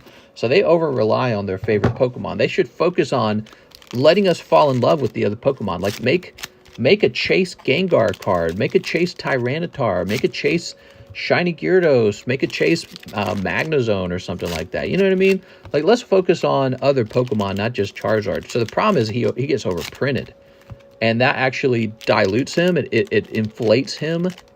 And, yeah, then you got to choose, like, the actual good Charizard art. It's really silly. So I actually agree that he is overprinted. But obviously, he will always be a top 10 Pokemon. He's just so cool. Well-designed, looks great. Iconic, big part of the anime series. Big part of the movies. Yeah, he's always going to be popular because he looks good. There we go. He's in Smash Brothers. Oops. He's the original base set chase pull. He's what a lot of people experienced. That's their best pull from the base set. Here we are. I think it's edgy or cool to say Venusaur or Blastoise is their favorite. Not everyone, of course. Some are genuine. I really do like Blastoise a lot. So Blastoise, I think, is just awesome. He's like one of the only Pokemon with guns on his back. So 20 packs. Non-hollow. Okay. No hollows. Pikachu's in Smash, though. Yeah, Pikachu is popular. So, oh, there we go. Look at that Tyranitar. It looks great. Shiny Lugia would be great.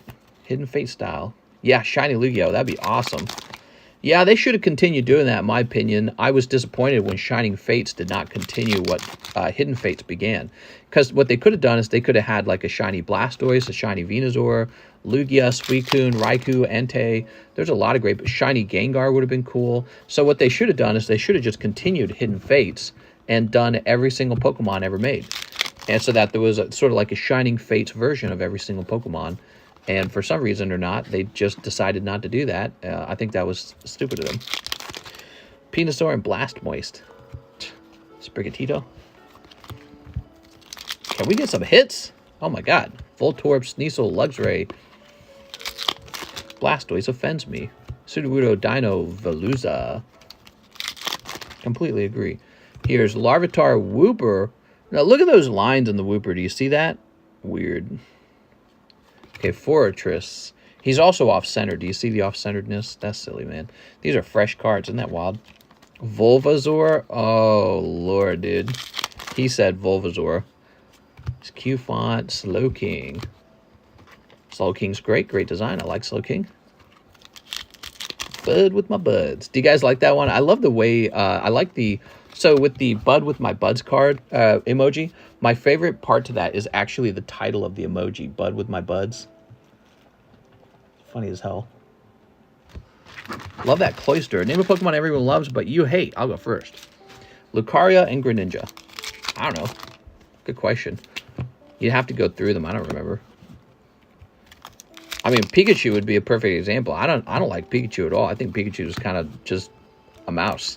So I don't like Pikachu. I don't collect any Pikachus. And but Pikachu seems to be real popular because you see him go for a lot of money. You have a sore on your vulva? Go see a doctor.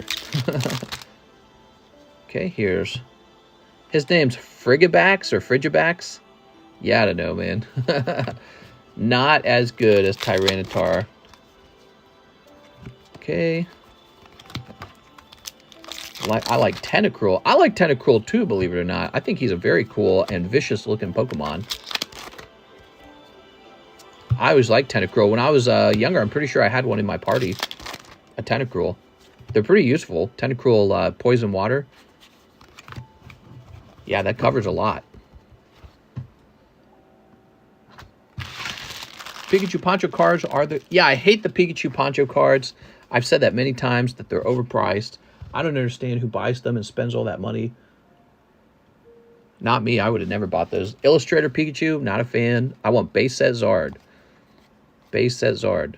So somebody else that's deciding what's valuable in the hobby. But if it was up to me, I would not have bought Illustrator for that much ever. It'd be like, that's a trainer card. Yeah, but it's for the winner of a drawing contest. I'd be like, so what? It's a trainer card. Okay, that's for Joe's at Pokestop. Mr. Joe... Thank you so much for the business, Joe. You know, it's Crazy Joe's. I like this Giratina the most. That's my favorite pull out of here, and that just came out of the $20 PokeBRUH. Isn't that wild? Mario Pikachu is awesome. What about Beauty Looking Back Pikachu? Like what? What are you talking about? Cloud Pikachu. Now that sounds fun. Pikachu with the Buster Sword on his back. Jacob Harding is next. 10 boosters of Rascal Does Not Dream. Okay, Jacob Harding. Japan Post Stamp Box Pikachu. Toss that away. You know, out of Pokemon 151, my favorite Pokemon would have ended up being Alakazam and Gengar. Maybe Mewtwo a little bit. I liked all the Psychic Pokemon. I felt like I wasn't supposed to like Mewtwo. You know why? Because he was like too powerful. In other words, he is such a powerful, he's more like a cheat code. And so it's like, you can't have the cheat code Pokemon be your favorite Pokemon because then there's no competition. So my favorite Pokemon were Gengar, Alakazam, and like Hypno. I liked all three of those. All the psychic bad guy Pokemon. Ghastly, Haunter. Haunter's cool. Abra. Really liked the way Abra looked. Okay, Jacob. Still waiting for them to make a game where the starter Pokemon are Dark type, Psychic type, and Ghost type. Liar, you love Magnemite and Magneton. I didn't initially like Magnemite. I liked Magnemite when we got Gen 2, and he became a Steel type. Okay, Jacob Harding. I didn't think much of Magnemite. I also like Voltorb. Keep that in mind. Wow, what a round. Reliable friend. All right. There you go. Oh, I love the way the card looks. It's got like snowflakes on it. That's cool, man. Bragirl. Jacob goes, wow. Yeah, you never know what comes next. You really don't. So open up those packs, guys. Stop counting cards. It's not going to work all the time. You just never know what comes next. How can you dislike Greninja? Wedding Girl. Starter should be Psychic, Fighting, Dark. Psychic, Fighting, and Dark, not Ghost. Nah, you gotta have Ghost, man. It's for the aesthetic, not for the balance. Come on, man. What do you think about that UFO landing in someone's backyard? Oh, yeah, that was definitely real. And many people seen that happen. The aliens are real. Yeah, you got this girl here. Bud with my buds. I like counting. Put this here. Here's Pillow Talk. Okay. Little Pillow Talk with date plans. Tomo Koga. Tomo Koga. I prefer beastly final evos, not thin bipedal ones. You making fun of the designs of the latest games like Score Bunny and Inteleon? Bleh. I hate those designs, man. They're the worst. Why is it every Pokemon now is like some sort of cosplay Pokemon? It drives me insane. Looks terrible. Looks terrible. Think about Blastoise and then think about Inteleon. Like, bleh. Charizard versus Score Bunny. Bleh. It's pretty bad. Vileplume versus Serena. Bleh. Terrible. Yeah, they've definitely got different people designing the Pokemon these days. Bring back Ken Sugimori. He'll fix it. Mr. Mime, the only good humanoid Pokemon. Yeah, Mr. Mime's fine. He's a little weirdo. Nobody actually captured and used Mr. Mime though, right? Mr. Mime was nobody thought he was popular. The card today does not go for much money. New monster is sick. Why did they ever make an ice cream cone Pokemon? Yeah, I mean, yeah, you're not wrong. Okay, we got Wick, $700 Wick. Did you see the Acerola? Burning Shadow Grill cards going up. Charmeleon, Machamp. That's a card I probably ought to check up on. And here is Ammonite for $250. Same deal. I probably ought to check these two. Yeah, let's go check them.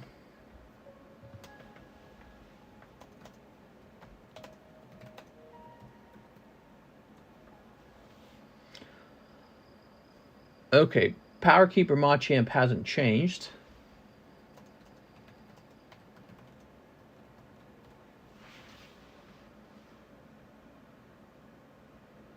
Chrome, Spectra. Okay, Spectra Ammonite hasn't changed.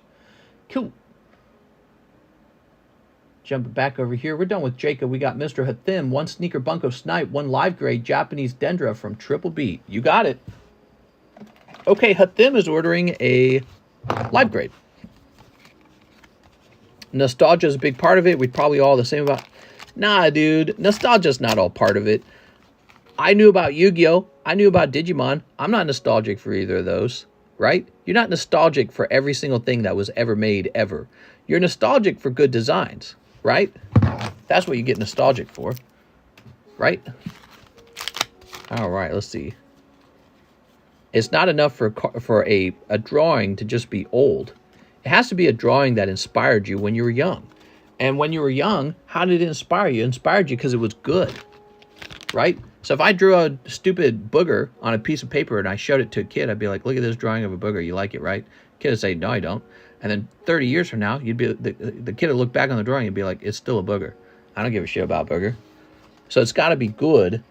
And then later on, if it was good later on, then you get nostalgic for it. You go, remember that thing, that amazing piece of art? You go, oh yeah, I remember that. Man, I love that. Hathim. It's got to be good. Now, Hathim says he wants a live grade. Mr. saying Yu-Gi-Oh's bad design. Well, no, I'm not saying Yu-Gi-Oh's bad design. Let me be more specific. What I'm saying is that I didn't become nostalgic for Yu-Gi-Oh! And so something just being old doesn't mean it garners nostalgia. Just being old doesn't make something good. That was my point. Yu-Gi-Oh! Never won me over as a kid. But that doesn't mean that the design's bad. It just means you have to actually create something that captures people's attention. And so if you're making boogers for drawings, it's not going to do very well. Oh, man, you got a nice card here. Okay, Hathim is having a live grade on this. I shall return. Grab one of these real fast. You guys know live grades mean I hand the grade out in the middle of the stream. I'll be back.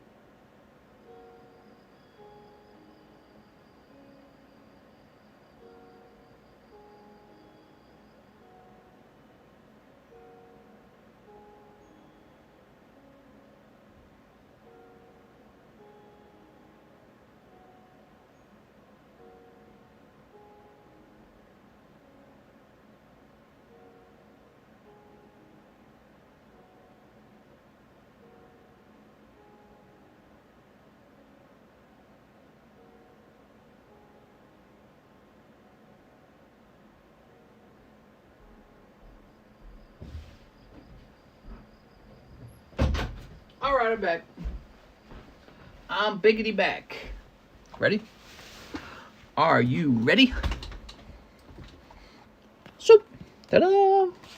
Okay, Mr. Hathim. Think you're gonna like the grade, Hathim.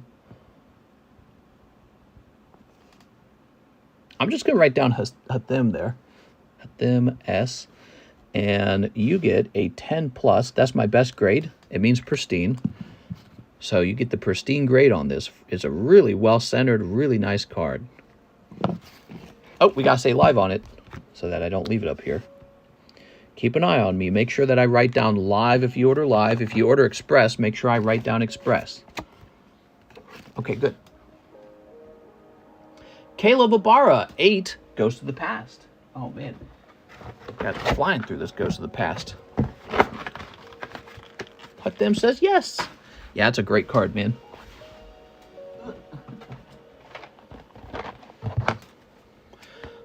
Yu-Gi-Oh! Comes out with more originality than Pokemon. Oh, yeah? There's been one more witness. It's real! The aliens are here. Toss this over here. I believe, says Alex. He's a funny dude. At least Yuka comes out with more originality. Let's see a ghost rare. Let's see a ghost rare.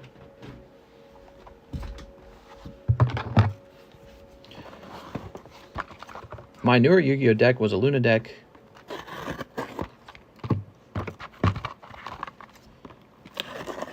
Okay, let's get these open.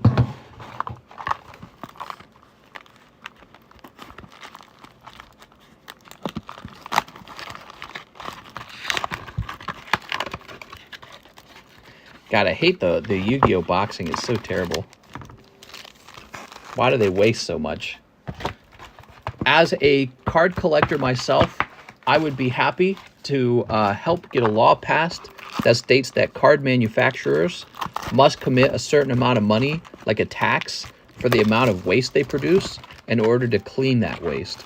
I'd also think it'd be fine to pass laws that say if you waste X amount of packaging for your stupid little booster pack, you're gonna be fined for that. So if Yu-Gi-Oh! Wants to keep doing this stupid little four booster packs per box, and it's like this, you got to have this whole box full of foil and everything and ink just for 4 little booster packs that also have foil around them, that also have plastic around them. There needs to be a fine for that. It's so much waste. It's unbelievable. We're a younger group of Americans and people around the world who do not like this kind of waste. It is not sustainable. Eventually, the landfills will run out of room. That's the bottom line.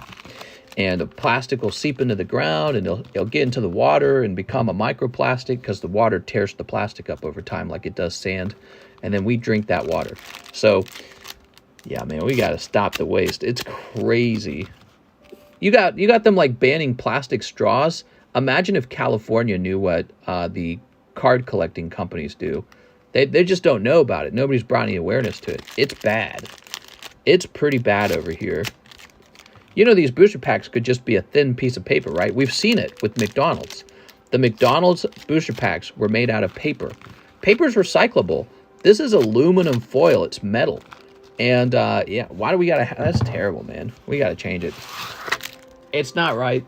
I know for a fact how much waste I generate. Bags and bags of waste. And it makes me feel bad. I don't like to see it. I don't blame myself for it either. It's not my packaging. It's their packaging. All humans have microplastics in them. Too big to be true. I see a tremendous amount of waste at work. Just put them in a booster bundle like Pokemon does. Small box. The packaging is like that, so it has curb appeal. It's too much waste. If we create a law saying you may not generate this much waste with your product, and all the companies have to follow that rule, then they would all reduce their waste, and they could still compete with each other. But they'd have to find a new way to have curb appeal within a certain boundary of not generating massive because, you know, this is just from one... We're just one group. Think of how many people around the world are opening these every single day. And the amount of waste must be unbelievable. Must be the largest amount of waste ever. Okay. Oh, I thought that was it. I thought that was a ghost rare. My freaking PayPal's trying to log me out. There we go. All right. 2 left. All right. No. 1 left. Come on. Woo! All right. Nobody ever said ghost rares are common. Holy cow, man. Ghost rares to the moon, maybe. If you find a cheap ghost rare, you might as well just buy it because these do not pull very often. Ghost rares are a myth. I'm going to go buy a ghost rare Yu-Gi-Oh card and offer a break on that. Should I do that? You know, I do it with Pokemon. Dude, what if I got like a vintage Yu-Gi-Oh and offered a break on it? You think you guys would jump into it? All right. So that was a Caleb Ibarra order. We have an Andres Alonso next. 5 Quintessentials. Okay. My eyes itchy. 5 Quintessentials. Here's this girl here. Ghost Rare Dark Magician. 1, 2, 3, 4, 5. You want me to do a Ghost Rare Dark Magician? A Yu-Gi-Oh break, huh?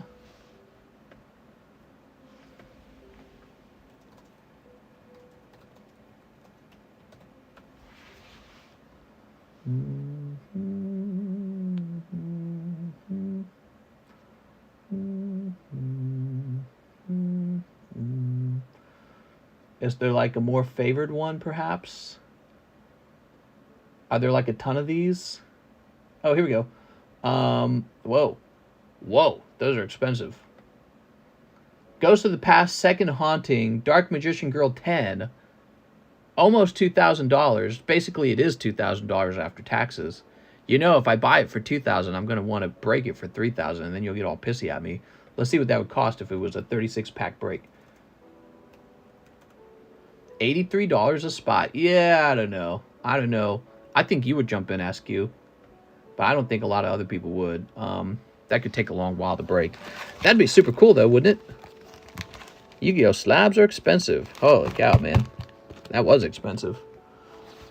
Okay, we were helping Andres Alonso with his 5 Quintessentials. Holy. Those are trying to make 1K on the break. Well, it works like this, Matthew, because a lot of people think that is a horrible thing, right? But let's say I could buy 1 card for $2,000. Okay, so I could buy 1 card for $2,000, and I'd like to sell it for $3,000. And why do I want to do that? Because instead of buying 1 card for $2,000, I could buy 1,000 cards for $2. Okay, so instead of doing this top equation, 1 card for $2,000, I could buy 1,000 cards for $2. And then I sell those $2 cards for $3 each, and nobody gives a shit. Nobody cares about a $2 card selling for $3. So tell me why I should ever do this. Why should I ever do this when I could just do this all day long and nobody gives a shit? Okay, so this is the problem.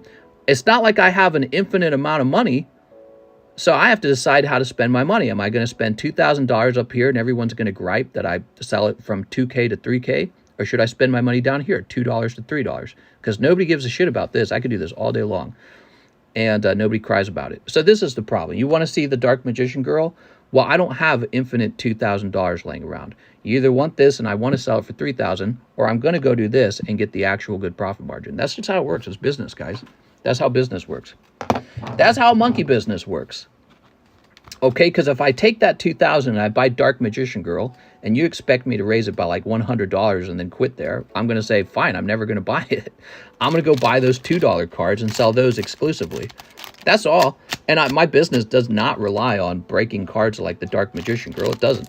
So that's the problem. Now, if I could like magically buy let's say the Dark Magician Girl already goes for $3,000, and I magically get a deal where I get her for $2,000, well, then that's a different story. Then I can just sell it for $3,000 and I still get my markup. So, but you see the math now, right? Does that make sense? That's the math. I found a way to explain the math very simple. So you either want to break or you don't. If you don't like the price, then we just won't do it because I don't want to upset people and I don't want a card that just sits on the table for the rest of the time. So I just won't do it. And we can stick to selling $2 packs for $3. And guess what? After I sell 2,000 of those, I've made $1,000 the same exact way I would have in a break. It's no different. It's the exact same. In fact, it's the same profit. It's the same money. But nobody gets mad at me for it. Nobody says we're gonna get freak out and you're gonna get called a scammer and all this other, all this terrible stuff. That's just the math, guys. It just works out that way. All right, here goes. Come on, let's get you a signature. What do we got? Oh my God. It's the girl in the dress. Are they getting married? Did they get married in the movie? Holy. So, but it's like selling in bulk real fast, so you can flip that quickly and go back to the $3 stuff afterwards. Yes, fun. Biden would be turning in his grave if he was dead. Minister making money is what's wrong in America. We want free, free, free. How about if you don't like a price, don't buy it? But with my buzz. But no, I'm just showing you the math, okay? Because I've got money, and I have to decide what inventory to stock. And if I stock one inventory and everyone gets mad when I do my regular markup on it, I'm not going to stock that one anymore. So you're just not going to have a break. It's not going to exist. There's going to be no Yu-Gi-Oh card break because you're mad at the price. I'm just going to go to this other thing that you don't give a shit about and just sell it for the exact same profit margin that I was going to sell the Yu-Gi-Oh girl card for.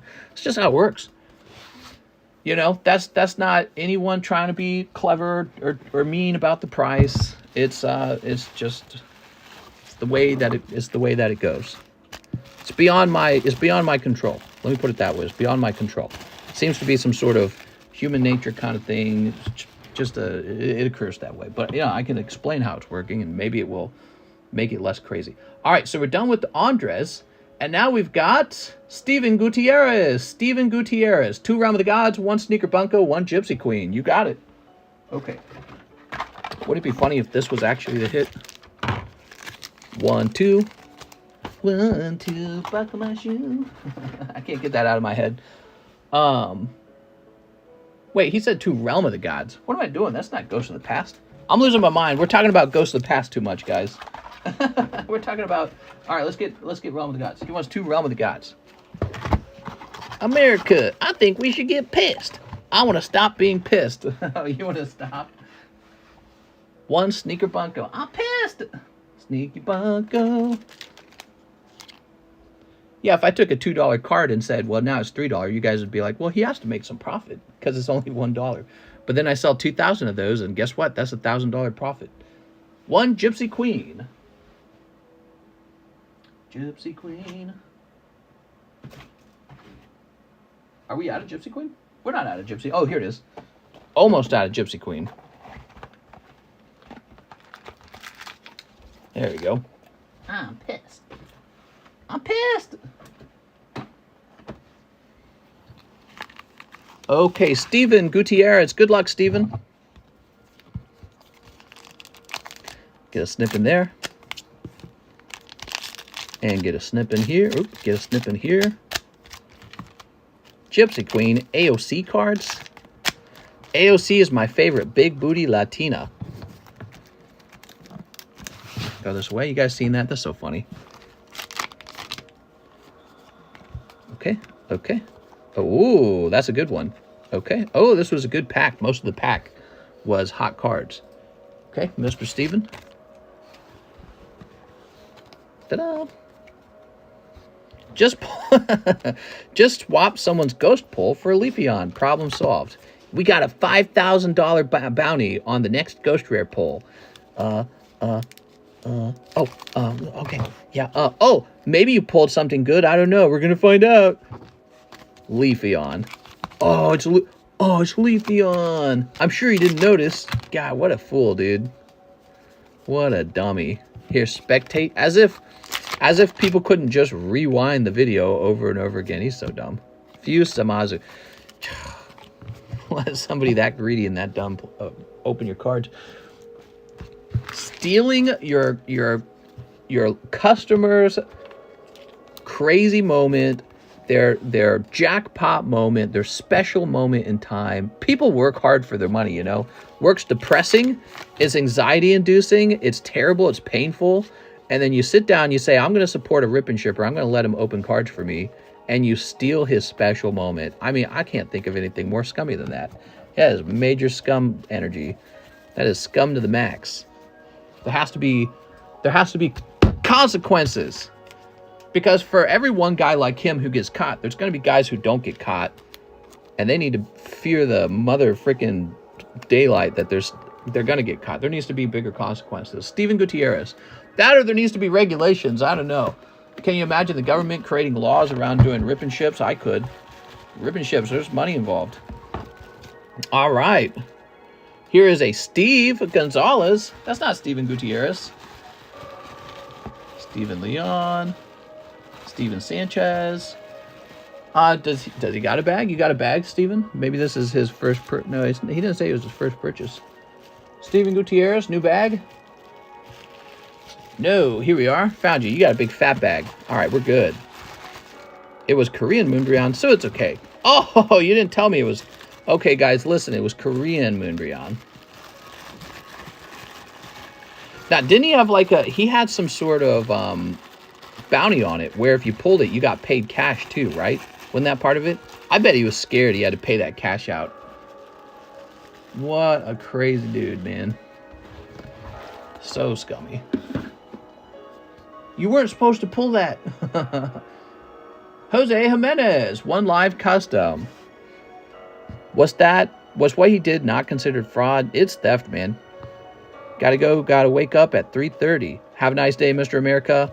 Fraud can be not doing your job or complete fake. He seems like a nice guy. So imagine trying to get a bigger audience in because people don't want to come and buy from you. So you have to give them this worm on a hook and say, oh, if you pull Moonbryon, I'll also give you cash.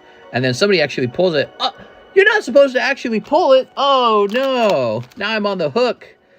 Now I actually have to pay you. Ooh. Oh, wow. Look at that card. That's nice and clean, actually. A little white dot up there. So that's not a 10. That's Lapras EX. Wow, cool card, man. Great PokeBRUH. That's Jose Jimenez, PokeBRUH. That's very cool. How can I order? I want to get 3 packs of Dragon Maid. Hello, Michael Ibarra. Nice to meet you. Go to the description of the live stream. It kind of explains itself in there, okay? Be sure to read over that description. It's real simple. You can see all the items for sale, and then you use PayPal to pay. That's it. And when you pay, leave a note telling me what you bought. Also, we do not automatically ship anything. In order to get shipped, you have to purchase a round of shipping. Otherwise, your cards are stored over here for 1 year. We can keep them here for 1 year. After a year, we say, oh, you donated it. So don't leave it for a year either. All right, back to the PayPals. Sorry, dude, I was kind of pissed. Wasn't supposed to be alive. What? Did I read it wrong? Oh, no. Oh, he said 1 live custom. I read it wrong. Oh, no. Jose Jimenez, we gave you the wrong thing. I was showing it off. It was so cool. Oh, no, I gave him the wrong thing. That's because the PokeBRUHs and the live customs look identical. I'm sorry. See, they look pretty similar. All right, so we got to put this guy back because it technically it belongs to the next guy who had ordered a PokeBRUH, so we don't want to steal it from him. It's his. He gonna get mad if we don't fix it. Jose Jimenez, you got a live custom. I'm sorry. Oh, no. Will it be a hit? Oh, thank God it's a hit. Okay. Because that Lapras was pretty nice. I was about to feel sorry for you. You still got a hit. No worries. Let's see what it is. TG29. Oh, I know what this is. This is kind of cool. This was a card that I acquired because I bought someone's collection that was with me. And if I'm not mistaken, it's actually a TCC card. It is this guy right here. Not bad. Yes, this used to be somebody's card. And he sold me his whole collection, including some of his TCC cards. And I said, all right, we'll sell this card for like 20 bucks. Okay, Pikachu it is. Let's get your name on it.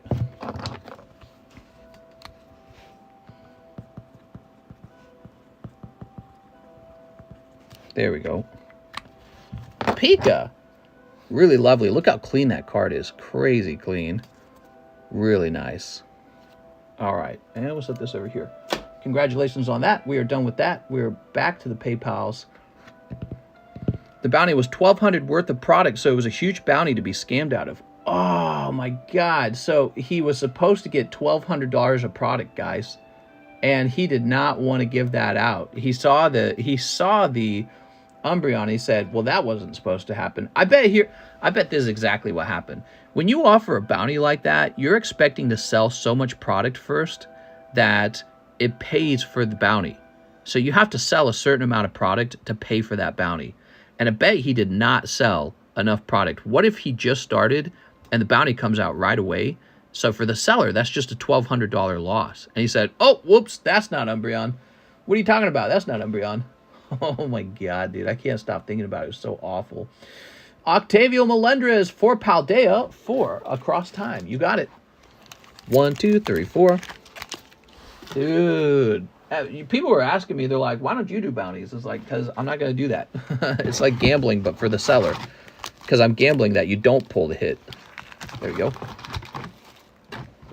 Crazy, man. Damn, mister, I'm going to investigate your booty. I love Pikachu. $1,200. That just makes it even crazier. Was that the Umbreon? I don't know. I'm shaking right now. Yeah, what a effing liar, dude. He knew exactly what it was and immediately hit it, hoping no one else would notice. I don't know, maybe. I'm shaking. Oh, it was Leafeon. Oh. Bro. Are you getting Pokemon 151? If so, how much per box? It'll be my usual markup. And we do have a lot of Pokemon 151 because I think it might be popular. So I am just waiting for orders to arrive. It comes out, I think it comes out in Japan in a couple more days. And then remember, it has to be shipped over here. So it doesn't arrive over here instantly. Beelzemom. We got Beelzemom. And Chaosdramon. There we go. All right, lovely. So that's for Mr. Octavio.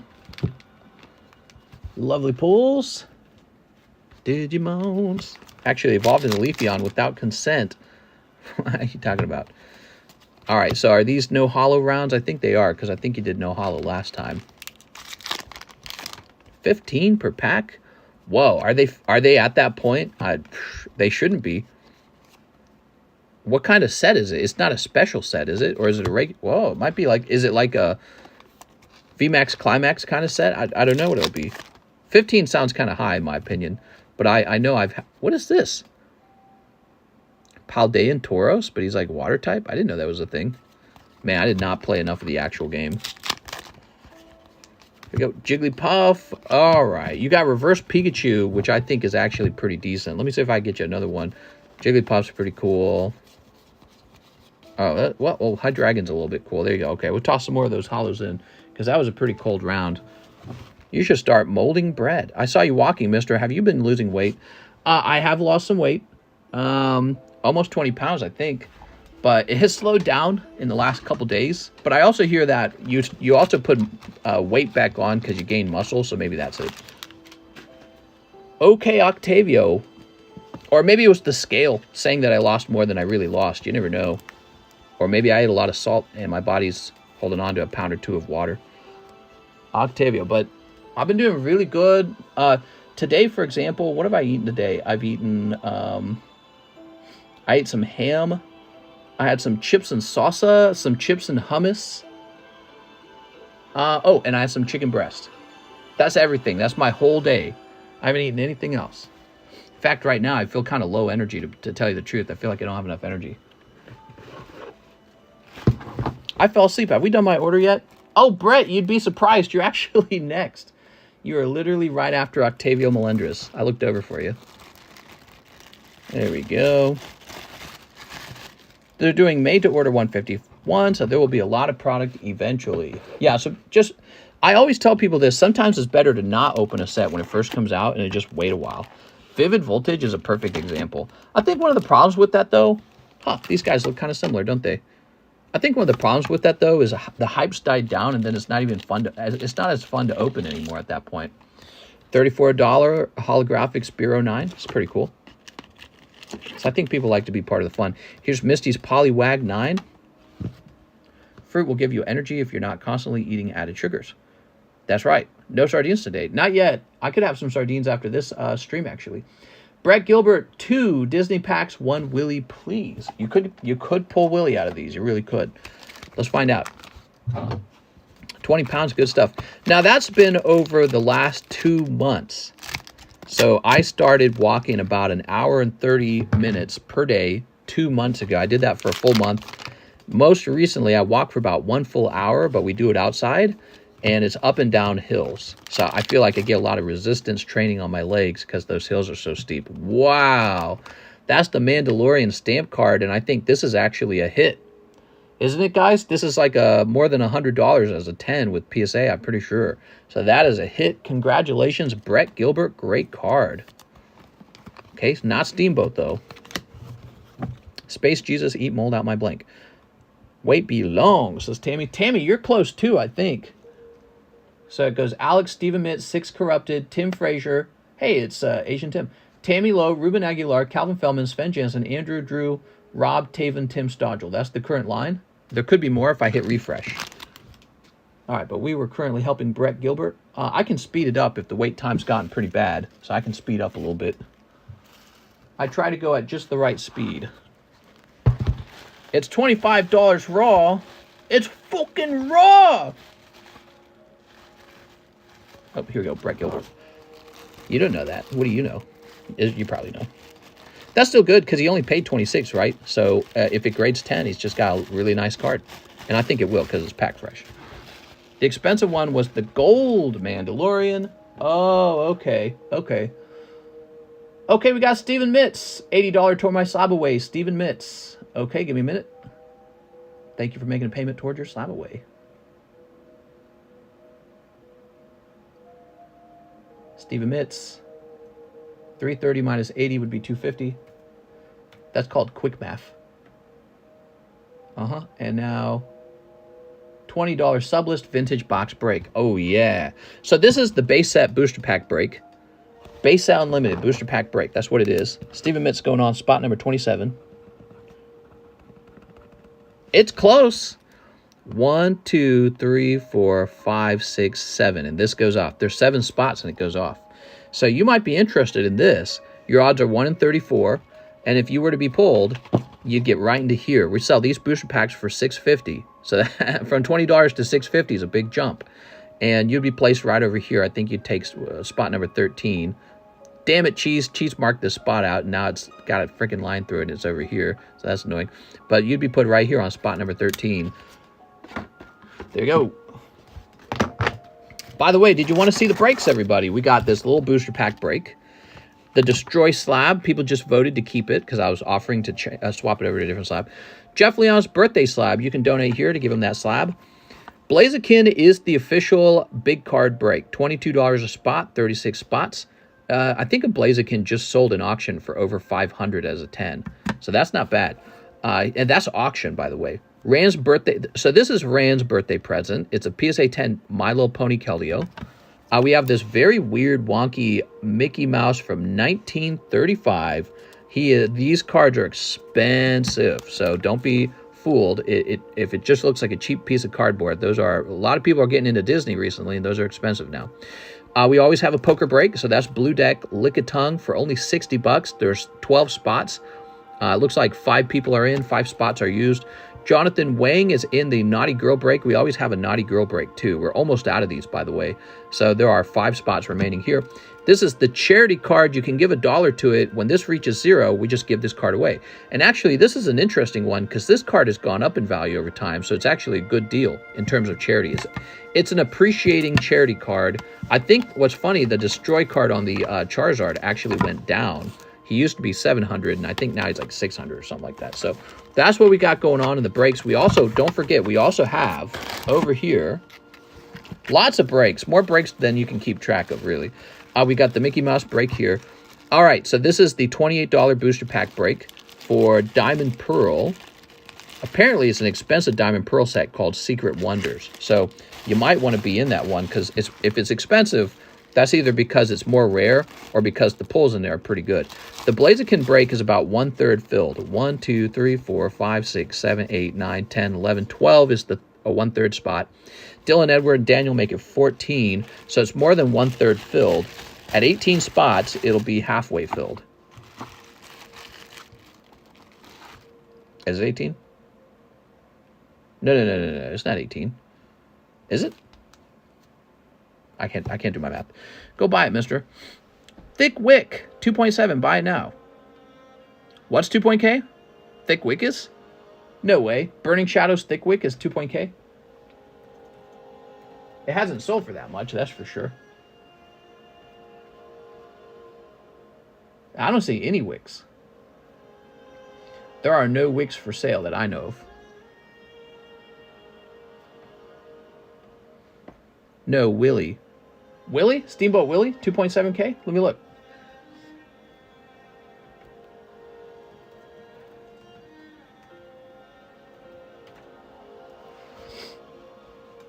You want me to go buy it right now, guys? I don't know if I got the money for it. Oh, it's a 9.5. Yeah, you don't want a 9.5, do you? I mean, if it could correctly cross grade, maybe. Maybe if it could correctly cross grade. 9 watched. Yeah, I don't know, man.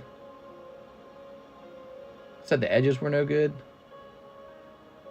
I'm not screwing around with it if it's 9.5. You know, part of their mistake is actually putting the subgrades on it. Centering 9.5, surface 9.5, corners 10, edges 9. The moment you see that fat 9 come out, you go, I don't know. I don't know. Because, what, you want to pay 2.7 to get a card that grades into a PSA 9? Like, wow. Seems too risky. Let's move on. Steven Mitz is done. 6 Corrupted is next. 2 Quintessentials. You got it. Popular Quintessentials. Boat Money Pit. You guys want to come over and ride on the boat? It's not a pit. It's fun, dude. We got the warranty for it, so if anything goes wrong, we've already paid for the repair ahead of time. And now we just get to take it out and have fun on the water. Yeah, everyone says, like, oh, a boat's crack out another 1,000 or whatever, bust out another 1,000. Yeah, but have you rode on a boat before? It's really fun. There's a reason that people buy them. It's not like some mystery. Here we are. So we got our boat now. My in-laws are coming over soon. They said not this week, but maybe next week or the week after that. They're going to come over. We're going to take them out on boat rides. So we'll be hanging out with the family and doing some boat rides. And now we need to invite you guys over. There we go. 6 Corrupted. Rand comes from Mexico. I want to ride on it. Looks so small and fun. It's extremely fun. Thanks. Name that government chip in your head is making you say crazy things. Hell yeah, I do. I don't want to go where Rand touched. I worked on boats, never just ride. Aw, you miss your daddy. Says, thanks, names. You talking about me? I'm talking about my in-laws. So my wife's family is coming over. Okay, so 6 Corrupted. Oop. Very nice. You got an etched card.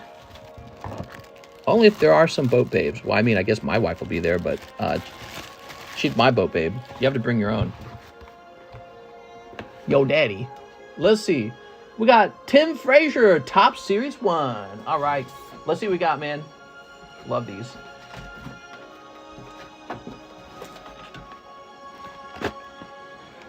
Doesn't that look nice?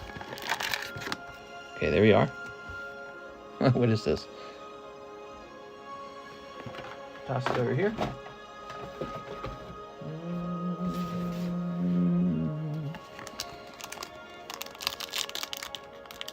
Fabio's in here. Let's open it on this side. There we go. What will we get today? Okay, so that peeled off. These are just a little bit sticky. Okay, so you got Oddish for your hollow. Oddish hollow, huh?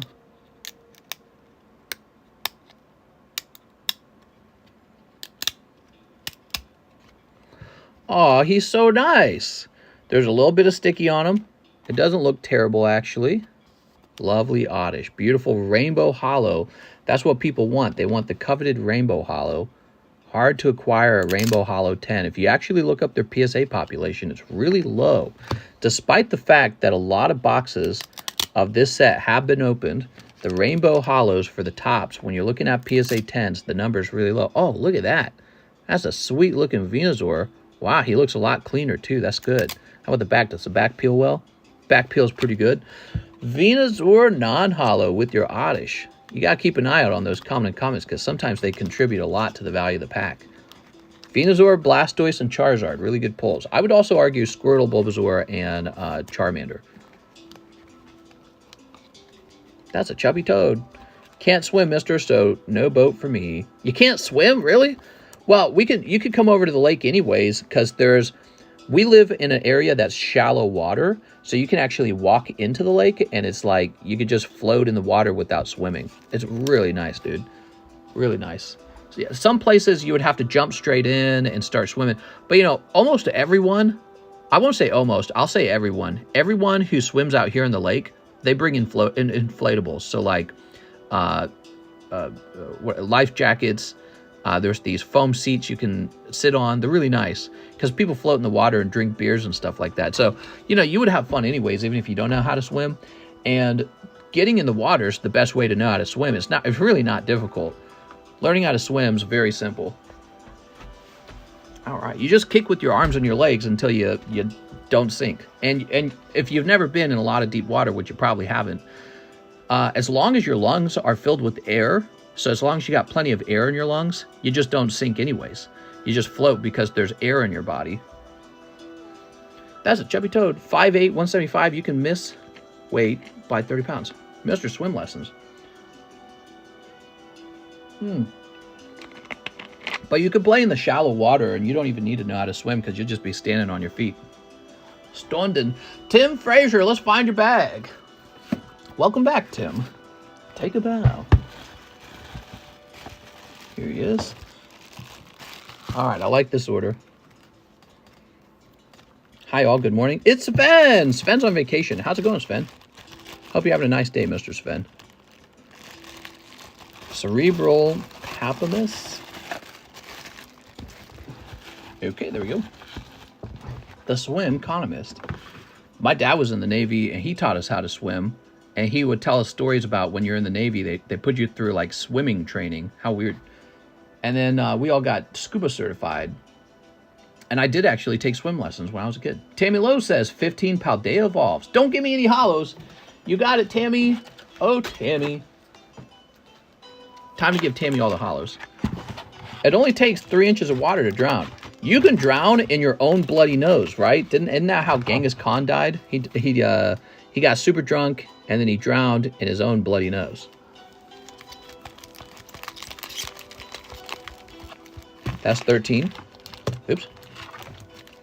14 and 15. It only takes 3 inches. That's right. 3 inches is all you need, guys. Ooh. Only takes 1 prong and twist. No way, says Ryan. I'll sink 2 in my wheelchair. I'm fine, thanks. Back from 3 days boat trip. Wow. Very cool, man. Okay, snip this up. A boat trip. Only time I've been on a real, like, serious boat was when my family, we were a very, very poor family, but my father did a lot of traveling for his job. In fact, I didn't get to see my dad a lot because he was always out of town, because that was his job, was to be out of town, because they would fly him to companies where he'd have to teach engineers how to troubleshoot, like, these electrical panel boards, and that was what his company did. And so anyways, he saved up a bunch of points on the frequent travel flyer miles or something like that. So one day he was actually able to afford to take us on a vacation. And this was before there were 11 of us too, by the way. He took us to Cancun, Mexico, Cozumel or whatever. And to get there, first you had to get into Mexico. So we flew into Mexico, and then you took a boat to the island. And so that was the only time I was on a real boat. It was a ferry boat, and it must have been like an hour drive or something like that. It was real slow, but it was really fun. Chi Yu, I remember one of my sisters got seasick. I have a question for the grade cards. I think that's like one of the only vacations we ever went on when I was a kid. I guess I should be lucky I got to have those memories. Here's Quackaval. All right, you did it. Tammy. Got the golden Quackaval. I have a question for the grade card that I pulled. Is that shipped with my bag or separate? The grade card. What is he talking about? Do you mean that you pulled TCC grades? You're supposed to use them. Yeah, if you use them, if you don't use them, I guess we can just keep track. You can say, hey, I never used those. There we go. Yeah, if you want to ship and not grade anything. Here's Tinka-Tink. Ah, that's what it's called, Tinka-Tink. So you got Slow King, you got Tinka-Tink, you got Clevel. Do you ever grade with BGS? Yeah, I graded a ton of cards with BGS. I most recently graded, I think it was like 200 poker cards with BGS. See, look. They gave everything 9.5. It was amazing. I love it. Who wouldn't want every one of their cards to be 9.5? Nope. I have a feeling they would have been 10s with PSA, and instead I got 9.5s with freaking BGS. Here's Tyranitar. Rah. Okay. Just mention you have slabs when you pay for shipping, says Space Jesus. Yeah, that's right. Yeah, you just mentioned you have slabs. Either way, when I print a label with your name on it, Mr. John, who does the shipping, he's required to look for any slabs under that label name. So whether you have slabs or not, he goes looking. That's our design. All 200 got 9.5. No, so a couple of them, just a few, got 9, and then a couple of them also got 10s in black label. But the majority of them got 9.5. It's very annoying. It's a terrible grade to get 9.5s. It's like, oh my god, dude, I want to sell it as a 10, and it looks like it might be a 10. And instead, you gave it 9.5, so now I got to sell it as a 9.5. This is one of the reasons why a lot of people prefer PSA over BGS. I had 2 Tyranitars of the same card in a pack just this week. I feel that was an error. It could be. Could be. I bet these cards are printed at lightning speed and packaged at lightning speed in order to keep up with demand. Glad you got some black labels. Glad you got some blacks. What are you saying, Brett? Brett, my daddy raised me better than that. All right, somebody screenshot Brett saying that. Brett, you're never going to live this down, Brett. Okay, here's the Viper. And here's Super Rod Meryl Hariyama. Is Black Label better than CGC Perfect 10? I think it sells for more money. I think it sells for more money. I have something to show you guys. Maybe I'll have Mike's Side make a clip out of this because I'd like more people to see it. Okay, because people point out that Perfect 10 CGC doesn't sell for as much as Black Label. Well, I have something to show you, and I'm going to ask Mike's Side to turn this into a short. Are you ready? So we're going to go on to eBay's, and we're going to look up Black Label Gengar Poker. Now, of course, I'm aware of this because I'm somebody who would have bought that card.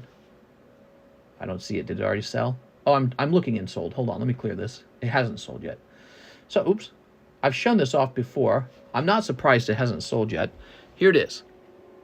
So we have a beautiful Black Label Gengar Poker card. $1,700. But hey, it's Black Label, and it's the old 1996 set, so maybe it's worth it, right? Look at it. It looks real pretty, right? So let's click on this. Okay, now check this out. There's actually 2 pictures.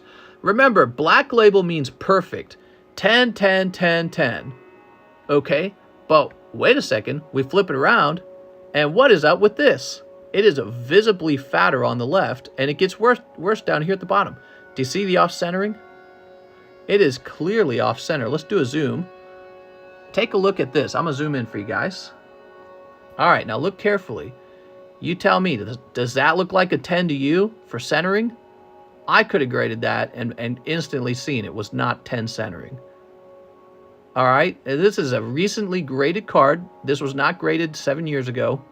They just handed out a perfect 10 to that card. That is a 9. It's not even a gem mint. It's not even a 9.5. That is a 9. It is so off-center. Now, I don't know. Maybe I'm exaggerating there, but it's certainly not Black Label, right? So I get tired when people go, oh, you know, BGS Black Label's better. Is it, though? In the end, it's just some guy printing out a label for a card that he thinks maybe is a 10, and he's being paid something an hour.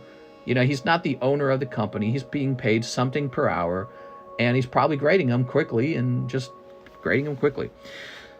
Someone prong his line, guys. Okay, I'm glad you got some blacks. Wait, hold on. There we go. All right, so by the grade, not the card. Oof, I'd give it an 11. I'm pissed. A 10 is a 10, says it right there. By the grade. CGC is better than BGS. Now, hold on. That's not what I'm here to say. I'm not here to say that CGC is better than BGS. I'm not here to say that. What I'm here to say is, in the end, there is no such thing as a perfect anything in this world. Nothing's perfect. Perfect is like a theory or an abstract idea. These cards are never perfect, so you're really just buying what you think is perfect because a company told you it was perfect. Oh, it's a Black Label, it's so good. But you look at it and it's off-center. And I guarantee you there's CGC off-center perfect 10s somewhere. you know, or somebody missed a print line or some other thing. Because in the end, that's just how it goes. That's all card grading kind of is. And so be careful out there and don't overvalue it. Don't overvalue it by mistake. But yeah, I mean, some cards really will be centered like a 10 and you'll want that black label, but man, I don't know. It shakes my faith in the concept of a perfect label. By the way, you'll notice I don't even offer a perfect label because of that kind of stuff right there. The perfect label seems kind of like a hypothesis, not like a real thing. So I don't really buy a lot of perfect cards. I understand there's a market demand for it, so I pay attention, but for my personal collection, I never think of any of my cards as perfect. And that's why I wanted to say, let me go tell Mike's side, we want to short out of this, because that is it is just atrocious, and I need to have some evidence posted on my channel. So this occurred at 2-0.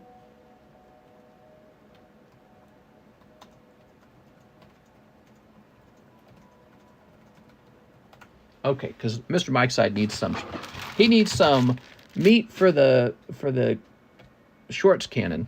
He needs some ammunition. I think CGC uses computers to grade their cards. The world is a matrix. CGC uses computers. Yeah, and I'm sure even with the computer, there's still a way to screw it up. Like maybe the computer calls it a pristine 10, and then the person who prints the label accidentally chooses black label, right? So it's still not impossible. Just be aware that, well, I guess with the CGC it would be called perfect. So the person who prints the label chooses perfect by accident or something like that. I don't know. But yeah, I mean, that got past all of BGS's, quality control, and it still came out as, honestly, what he ought to do, this guy selling it, he ought to go to BGS and offer to sell it back to them because it hurts their reputation. He ought to go to them and offer to sell it back as a mistake, and they ought to buy it. If I was BGS and I'm the owner of BGS and I'm pretty rich, I'd be like, yeah, I'd buy that. Let's get it out of the market because I do not need that. I do not need that stinking up the value of my label, because that's all it's going to do for all eternity now. It's floating out there in the ether, and it's going to stink up the value of the black label. People are going to look at it and go, oh, shit, why would I pay so much for a black label when it's all fake? All right, thank you so much, Tammy. I love your Quackavel, by the way. Looks great. Clavel, Slow King looks nice. Not a bad round. I think you pulled the hit out of the pack.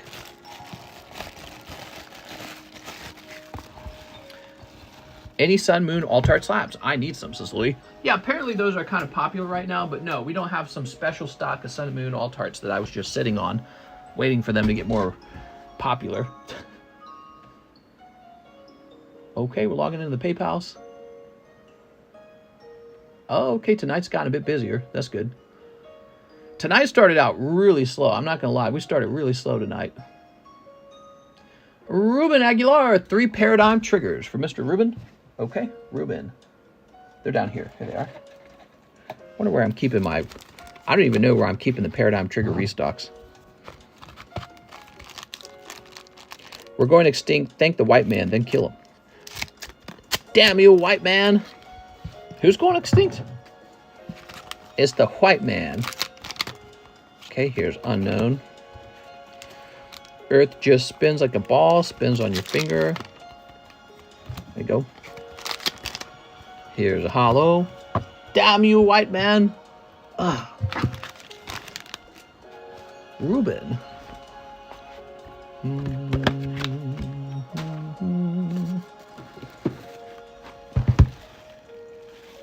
It's Ruben Aguilar. Trans, it's gay, says Marshall. There we go. All right, very nice. Calvin Fellman says 2 in the Lickitung break. Okay. Ta-da. 6 and 7. You have no pee-pee. What are you talking about?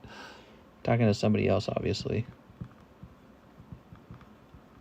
Some people are born with no pee-pee. You got a problem with that? There we go. 6 and 7. Sven Jansen. 1 live, 1 mini, 1 mini pack. Okay, ready?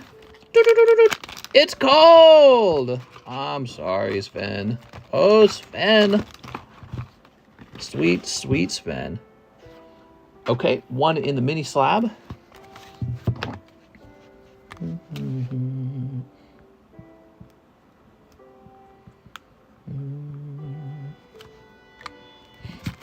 Very good. One in the mini pack, Mr. Sven.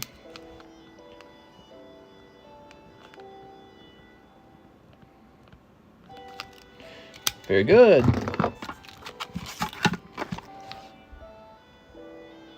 Andrew Hernandez, one pack of Paldea Evolved, no hollows. Remember when you were in Diapers Baby Economist? Oh yeah, I remember. I remember.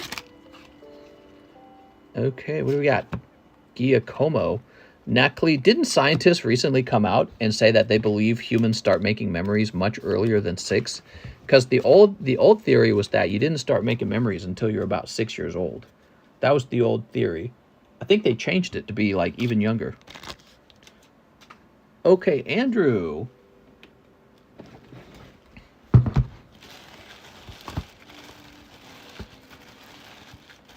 Anthony Shime. What that licky tongue do? Oh man, we gotta find your box for one card. This is what we are supposed to have a order limit, a minimum of like $7. I think there's a minimum order of $7. Andrew Hernandez. Did he say I have a bag? He didn't say I have a bag. You're not new by chance, are you? We can go slower, make it faster. I remember sucking on my mom's tit. I remember sliding out. I have a bag. All right, we're looking for a bag.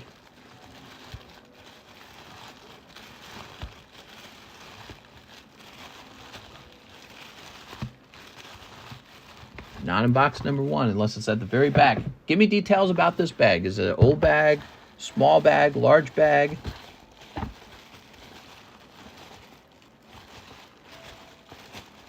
This might be it. Andrew Hernandez. There we go.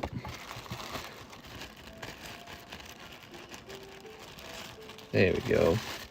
Time to spank. Next up, Drew Hogan. Hey, Mr. One Disney Snipe. Mr. Drew. Drew Hogan. Sneak that up. Bud with my buds. Pride flowers. Oh my god. Uh-huh.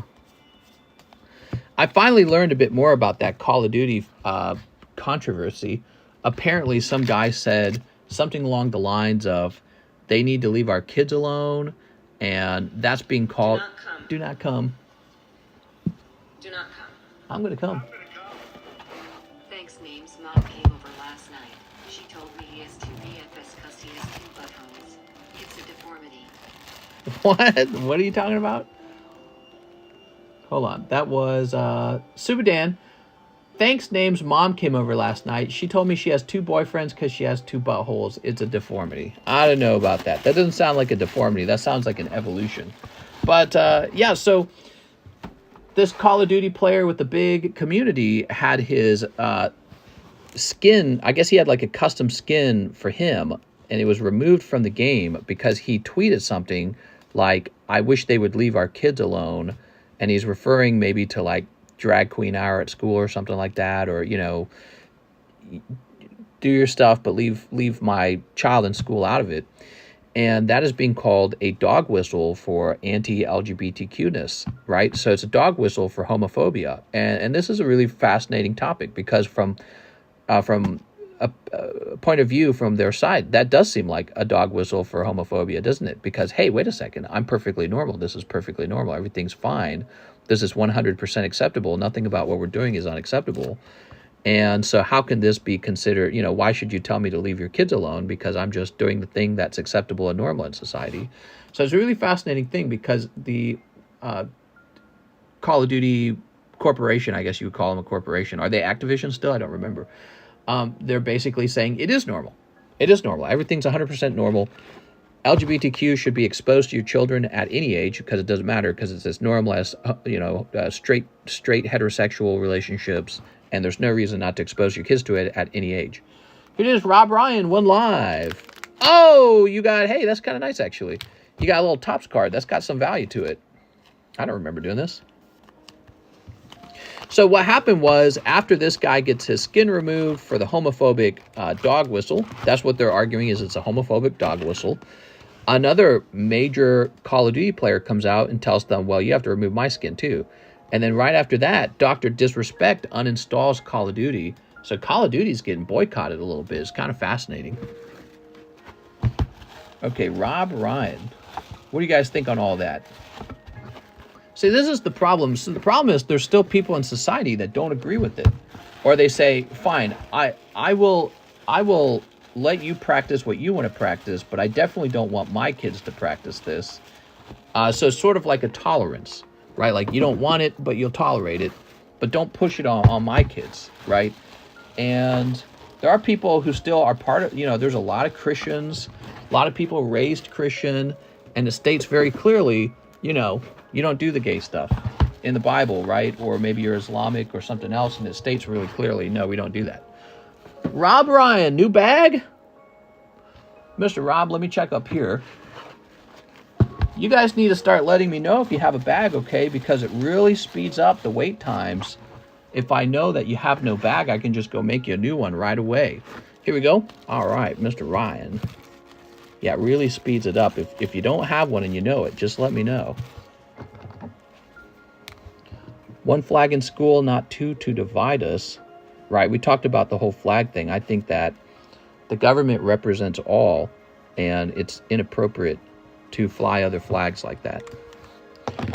Okay, there we go. 200 million people are born a year. A lot of girls getting blanked. Yes. Sounds like Nick Merckx is being censored. So gay. Well, anyways, so it's fascinating because Call of Duty is just the next company to get in trouble for taking sort of like a hard line stance on a subject that's still somewhat pretty controversial, still being debated.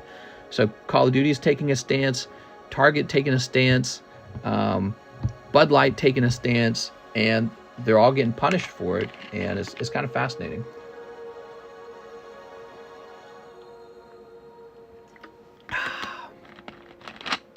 All right, there we go. Definitely something you'll read about in the history books one day. Taven Richardson.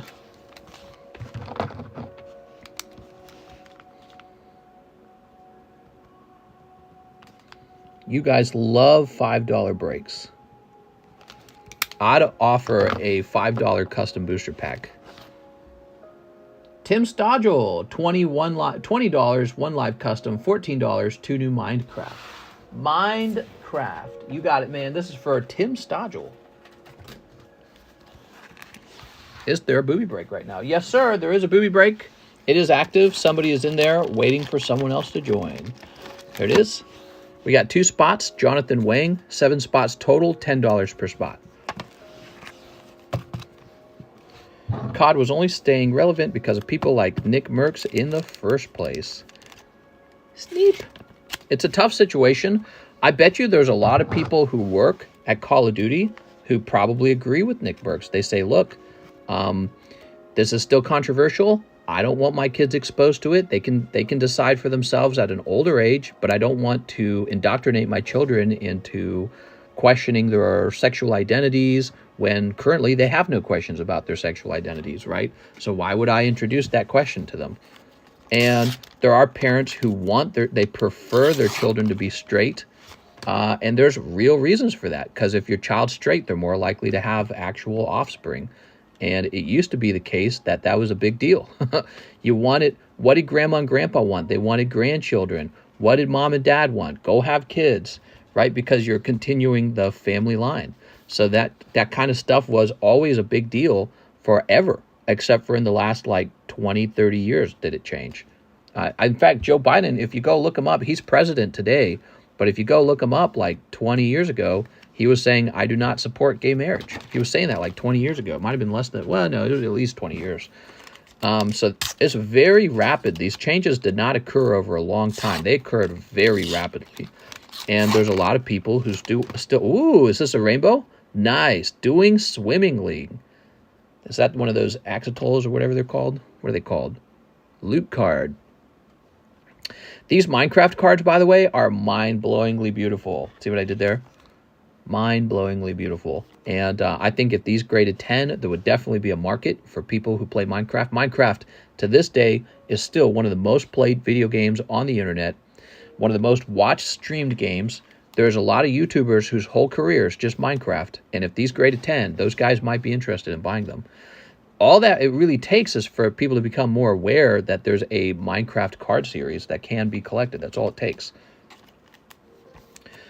Glad my parents don't care about grandkids because it ain't happening, says Six Corrupted. They want everyone to be gay. Nick Merckx has been a trash human for a long time. I think Activision jumped at the chance to distance themselves. The Texas Ranger, well, apparently the other guy who said, pull my skin, he doesn't agree with you, Matthew Fowler. Neither does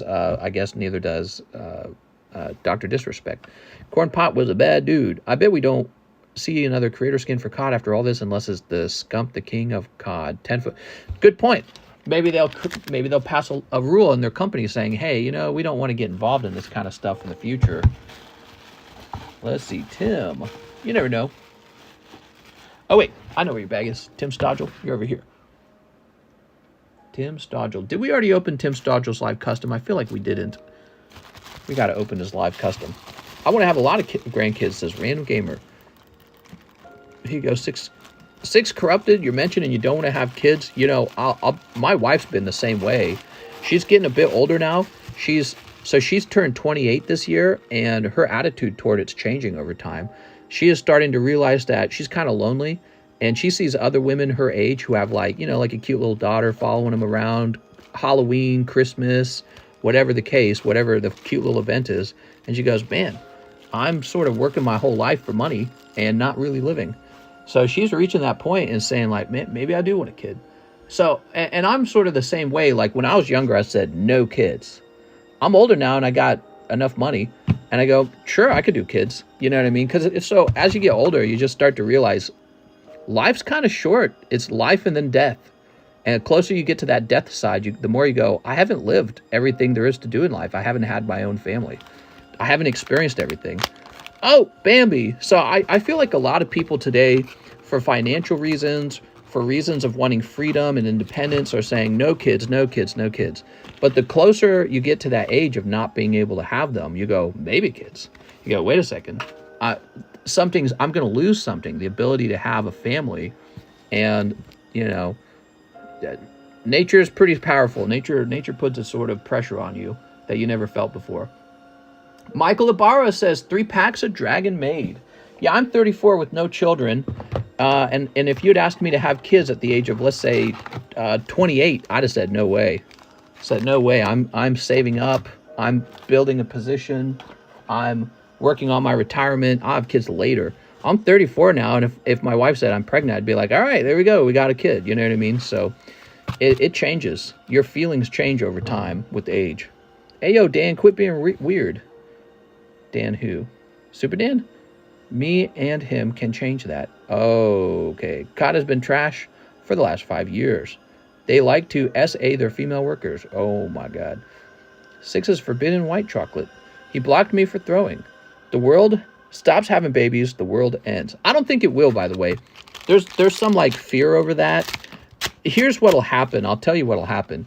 There's a lot of humans on the planet currently. You want me to look the number up? Let's look the number up. How many humans on the planet? 8 billion people. 8 billion with a B.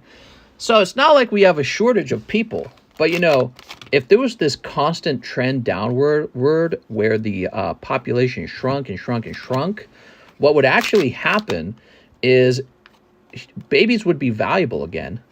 People would look at babies as a sort of status symbol. Oh, you've got a baby, you must be socioeconomically valuable. You got a baby, you're up higher on the valuable person list. You got a baby, you're winning. Right now, what has happened is having babies has been the easy part for a while in first world countries. And so because babies were so abundant and so easy, they're just sort of looked at as a chore.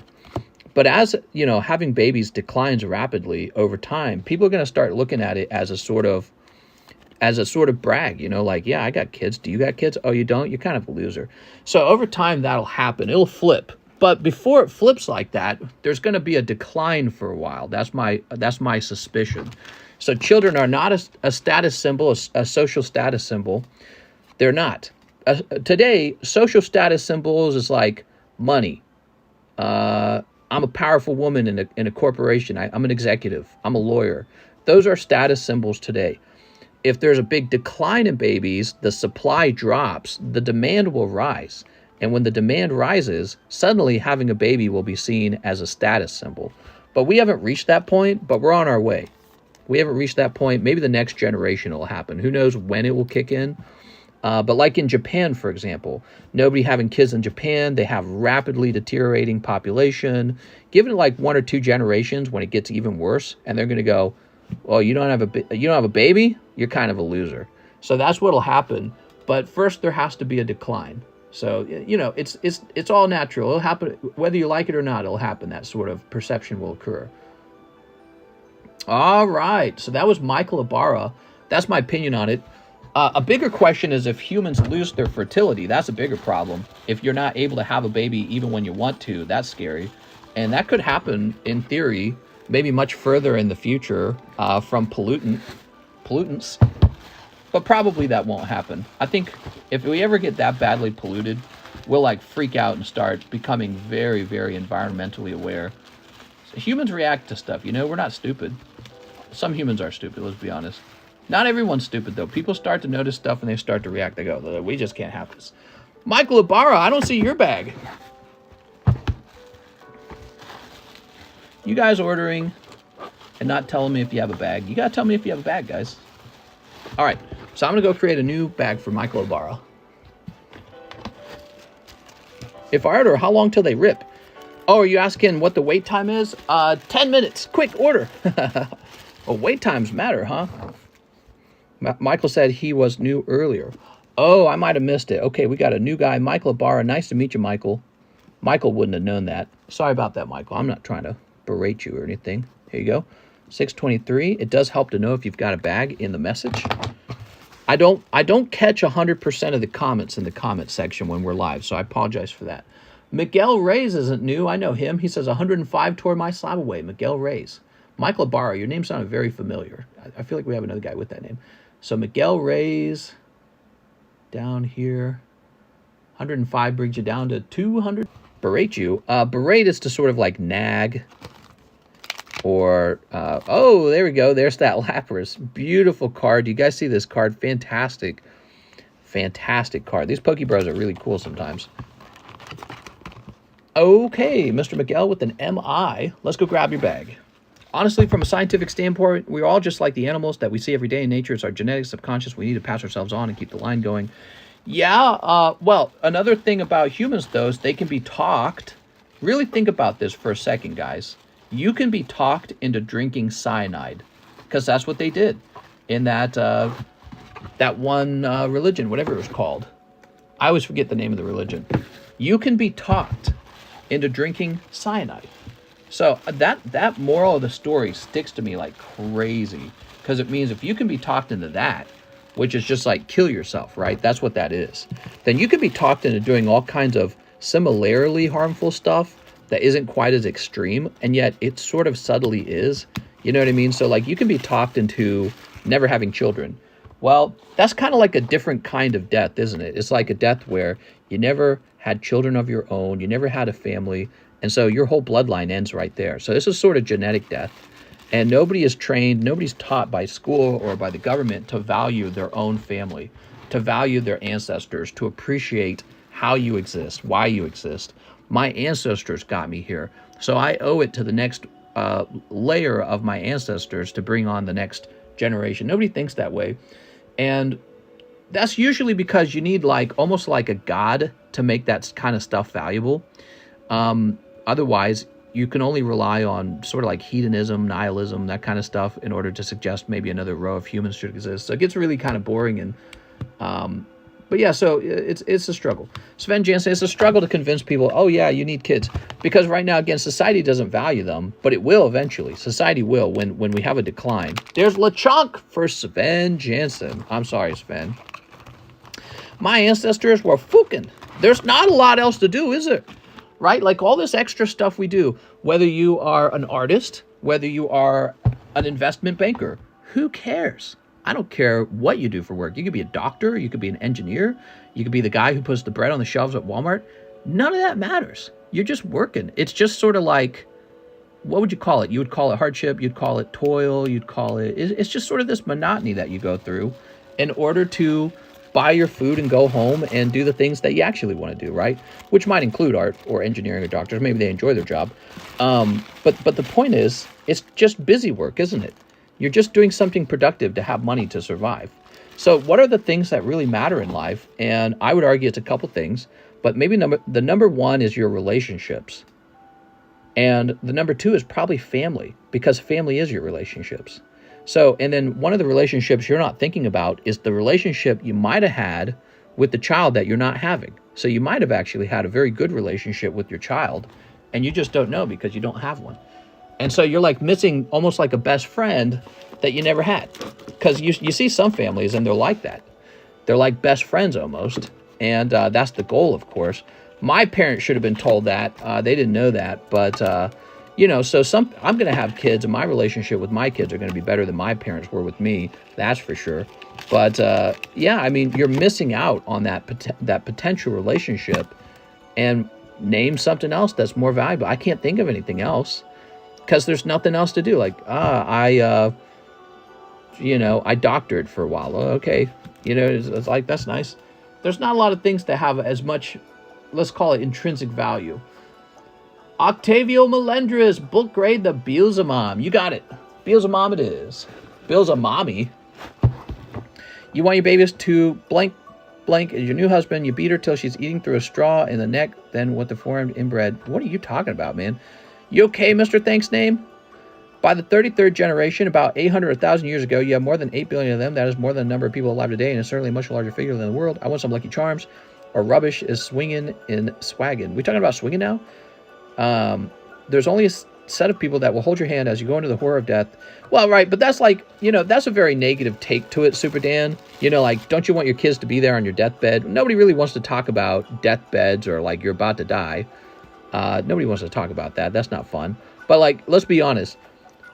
If your child would have been one of your best friends in life, like a companion, somebody who knows you, trusts you, they share blood with you, and you're missing out on that, I think it's hard to gauge what you've lost, essentially, because people don't understand the difference between being loved by a human being versus the love you get from objects. And, I wouldn't be surprised if my particular audience was more of a shy on kids kind of audience, because card collecting is all about objects, isn't it? This is an object. This is an image. But this card will never love me. But a human being can, and there's a huge difference between those two ideas. That's why I say that relationships are so important, because a relationship means someone cares about you. A good relationship anyways.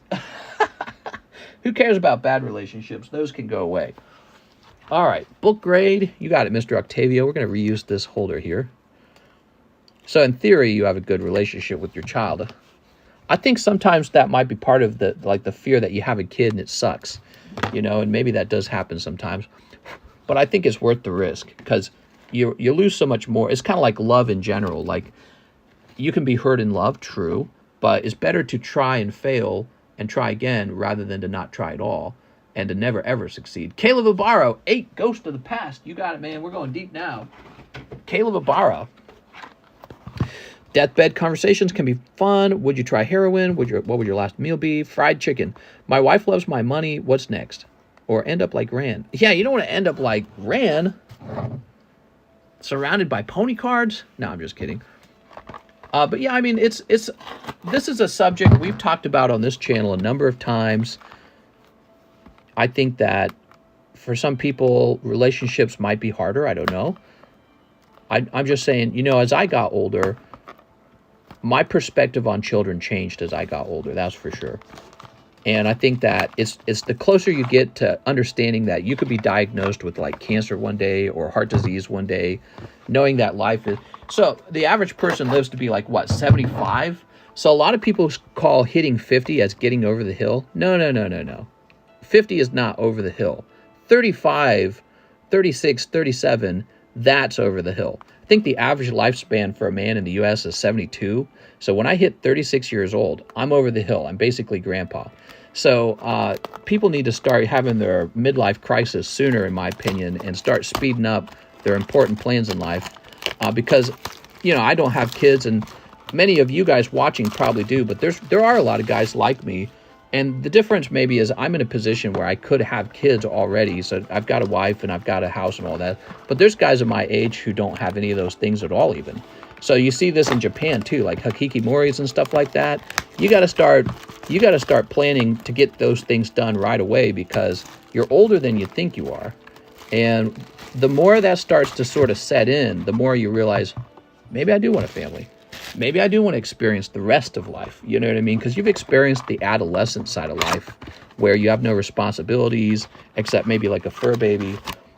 But I feel like there's this whole other part of life where you sort of evolve into the adult version of yourself and move on. And I think that is hard for people. That's why we have movies like Peter Pan, right? Peter Pan, he didn't want to grow up. Never Neverland. Michael Jackson, Never Neverland. He didn't want to grow up. He wanted to hang out with kids. So it's definitely, I understand it. I get it. I definitely understand it. But reality hits pretty hard too. So don't find yourself struck by reality when it's too late. That would be my advice. Don't wait till it's too late. Mister, I'm young and virile. There you go, Super Dan. We don't want kids. We can do whatever we want. All about good genes. Not a single person in my family has died before 90. Well, you could be the first. D says, peasants. Deathbeds are never guaranteed. You can suddenly die in a car accident. Right. So you could die very suddenly. And I think it would be nice, in my opinion, to have a child carry on my name and my family's name. So that kind of stuff does matter to me. I don't know what causes that to matter to one person and not to another, but I think it's closely related to feeling like I'm not self-made. So that's a very important feeling. I feel like I'm me, not because I made myself. I had to be given myself from my ancestral line, including my parents. So I'm not self-made. I feel like I owe somebody something for my existence. So I feel like that's a big part of it. And I also feel like they're watching me and judging me for whether or not I have my own kids. So I have that sort of inbuilt feeling. I don't know, maybe it's because I have enough imagination to imagine all those things. I know that I would want my children to do all this all over again. That's a big part of it too. So if I have a kid, you definitely better have kids, right? So I'm going to have grandkids. You got to do it now. You know what I mean? So there's a continuation sort of feeling. And, oh, there we go. Eye of Timaeus. What is this? Caleb, is so weird. We already pulled an Eye of Timaeus. Is this a good card? Eye of Timaeus. Where is the Dark Magician Girl? Beautiful pull. Let's see what else we pull. Maybe we get double ghost rares here. You got 2 boxes. I feel bad if you being a kid into this world. It don't matter to me, so I don't understand. What's Peter Pan? A pedo and Captain Hook was trying to save the kids. I'll probably be the first because of my disease. Here we are. There we go. Nah, you'll live to 100. Don't say that. All right, besides, we got a lot of new technology these days. Do you take Cash App? Mr. Zachary, I've been thinking more and more about taking Cash App, but at the moment, I do not. I apologize. We take PayPal, we take ZELLE, and we take crypto. So we have 3 options currently. Technically, you could mail a check in too, and then I'd write you down for store credit, but I don't think anyone ever wants to do that. All right, Eye of Timaeus. That wasn't the best ghost rare, says Bing Bong. I know. We're in a South Park episode. It's a nostalgic card. There we go. Very nice. Yeah, I mean, there are people who never have children. In the Catholic Church, priests never take children. They never have kids of their own. Same with nuns. Same with monks, brothers. I think they're called brothers. So there are a class of people in the Catholic Church who just never have children. And in the Catholic Church, that's okay. That's just like, okay, that's just how it is. So, you know, it's all right. It's not a big deal. To me, that kind of stuff matters a lot, I think. Maybe it's the competitive drive in me. I'm not sure. Or maybe it's this part of my brain that it's always trying to figure the future out or where we're supposed to be going. I'm always questioning what I'm supposed to be doing. So there's this part of me that says, all right, you're here now. Where do you need to be 10 years from now, 30 years from now? And it says, kids is the next step. There we go. Caleb Ibarra. My gene sucks. Why would I pass on depression, anxiety, and suicidal? To be honest, those 6, everybody has that kind of stuff. I mean, I was feeling some health anxiety, although I went to a doctor today. I feel a bit better now. But yeah, I mean, a lot of people suffer from exactly those same feelings. So you're not alone. But yeah, that is actually, in my opinion, there's a lot of people with that. And that's why you guys hang out here, because it's nice to hang out and have people to talk to about it. And not because one of the hardest things in life now is like nobody sees you. You know what I mean? I feel like that's something I understand, especially because when I ran away from home when I was 17, dude, I felt very alone. I mean, nobody knew how much I was struggling, and you could be in a public place full of people, but they didn't know. They had no clue how I felt. So nobody like sees you, if that makes sense. I think it probably makes sense to some of you guys. But yeah, it's tough out there. But you know, a lot of humans suffer that same problem. So it's not an exclusive problem, and it doesn't mean, you know, I mean, listen to yourself. You're basically saying, you know, I suffer from these pains, and so I'm going to cut myself off from having something that maybe is very fantastic in life, which is like having a family. You know what I mean? So, but those are just my thoughts. Don't take them too deeply. Don't overthink them, I think is what I'm trying to say. Yeah, I wouldn't overthink it. That is something I do a lot of, by the way. I overthink a lot of things. Y'all can run the streets. I'm facing homelessness within the next month. Oh, just come over here, Shiny Sand Slash. We got a basement. You can rent the basement out. You know who would see you? Your kids. Yeah, it's true, probably, to tell you the truth, because kids usually have a sort of automatic attachment to their parent. Better put in your 2-week notice at McDonald's. What are you talking about? Thanks, man. Thanks name. I think he's just trying to troll. Life sucks. I wouldn't bring a kid into it. That's very fair, actually, because that's where I was at too. 6 corrupted. I feel like I told you things change over time and your opinion changes. Like I said, if I was asked if I wanted kids maybe like 5 years ago, I'd have just said no. And life has kind of improved for me, and it's kind of interesting how when life improves, your thoughts about kid improve too. So the fact that people are having fewer kids might also be not an indicator that people hate children. It might just be more of an indicator that there's this huge wage gap, there's this huge wealth gap. It might be a sign that too much of society is struggling. I've thought about that a lot too, because I think that's also why there's so many calls for like socialism. Life is what you make it. People don't know what depression is. We're all just spoiled. Well, you know, you shouldn't disqualify somebody's real feelings just because maybe relative to somebody living in a slum, their life is pretty good. Because this is another fascinating thing that occurs. You get like wealthy, successful people who are still so depressed that they off themselves. And you're like, how could you off yourself? You got a home, you got a car, you got people who like you. How can you do it? So that's just not how depression works. Because again, there is somebody living the worst life somewhere else, maybe a slum somewhere in the Philippines or India or Africa or something like that. Maybe here in America, because I feel like we got slums here now, like in California, the tent cities. So maybe if somebody living in the slums, you go, well, I'm not living in a tent. But it's like, that doesn't matter, man. That's not how depression works. You can even be wealthy and still kill yourself because you are struggling with depression. So that's not exactly how it works. Hey, you feeling depressed? Why don't you just smile? Smile a little. Feeling bad? Just feel good. Here we go. Yeah, it's a complicated issue.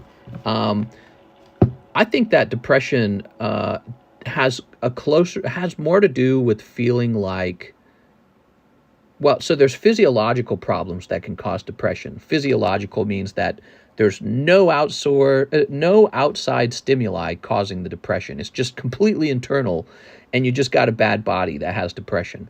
But I think in a lot of cases, you lack somebody like basically tucking you into bed and kissing you on the forehead. I think a lot of people lack that these days. And you find people who aren't depressed typically do have that. They've got like somebody to just tuck them into bed and kiss them on the forehead and be like, we're fine. You know what I mean? And so loneliness is what that one guy was talking about, the attorney something. He was talking about loneliness being a pandemic in America. And it's ironic that we're all so well connected, but so far apart from each other in another sense. There's Michael Cusick. Yeah, I talked about this once before, like last year.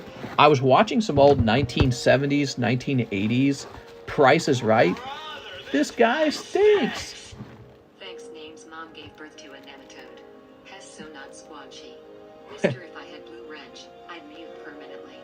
I imagine he stinks. He stinks so bad he makes sardines pucker their noses. So Super Dan says, thanks name's mom gave birth to a nematode. He's so not squanchy. Mister, if I had a blue wrench, I'd mute him permanently. I imagine he stinks. He smells so bad, he makes sardines pucker their noses. Very poetic, Super Dan. Is that a mute on thanks name? Is that what it is? Is that what you ordered? Or was that just a, because you purchased the $5 1 cent, this guy stinks sound effect. That's usually a mute. Okay, it's a mute. All right, let me go grab it. Because you could have said all that for $1, so I imagined it was a mute. Thanks name was saying some mean stuff. Let's see. Where'd he go? There we go. I don't even remember what I was talking about now. Oh, I was talking about Price is Right in the 1980s and the 1970s. You guys should do this. Go watch some Price is Right from the 1980s, and what you will notice, the people, real human interactions with each other, physical interactions. There's so much walking on eggshells. There's so much fear and anxiety about upsetting each other that it is leading to a sort of lack of human development and isolationism and anti-socialism, if that's the right word, antisocial behavior. And it's actually created almost like a behavior or personality for our era. And it's sad because if you watch TV shows from that time period, maybe reality TV shows or talk shows, they just seem warmer. They seem healthier too. They have like tanned skin, and they look thinner because they're not so drugged out on junk food and drugged out on sugar and everything else. Maybe like weed, I don't know. But yeah, they just look thinner and healthier and more affectionate. And it makes me think like, man, what are we missing out on? Now that we have the power of the internet, we're so well connected, but ironically not connected at all.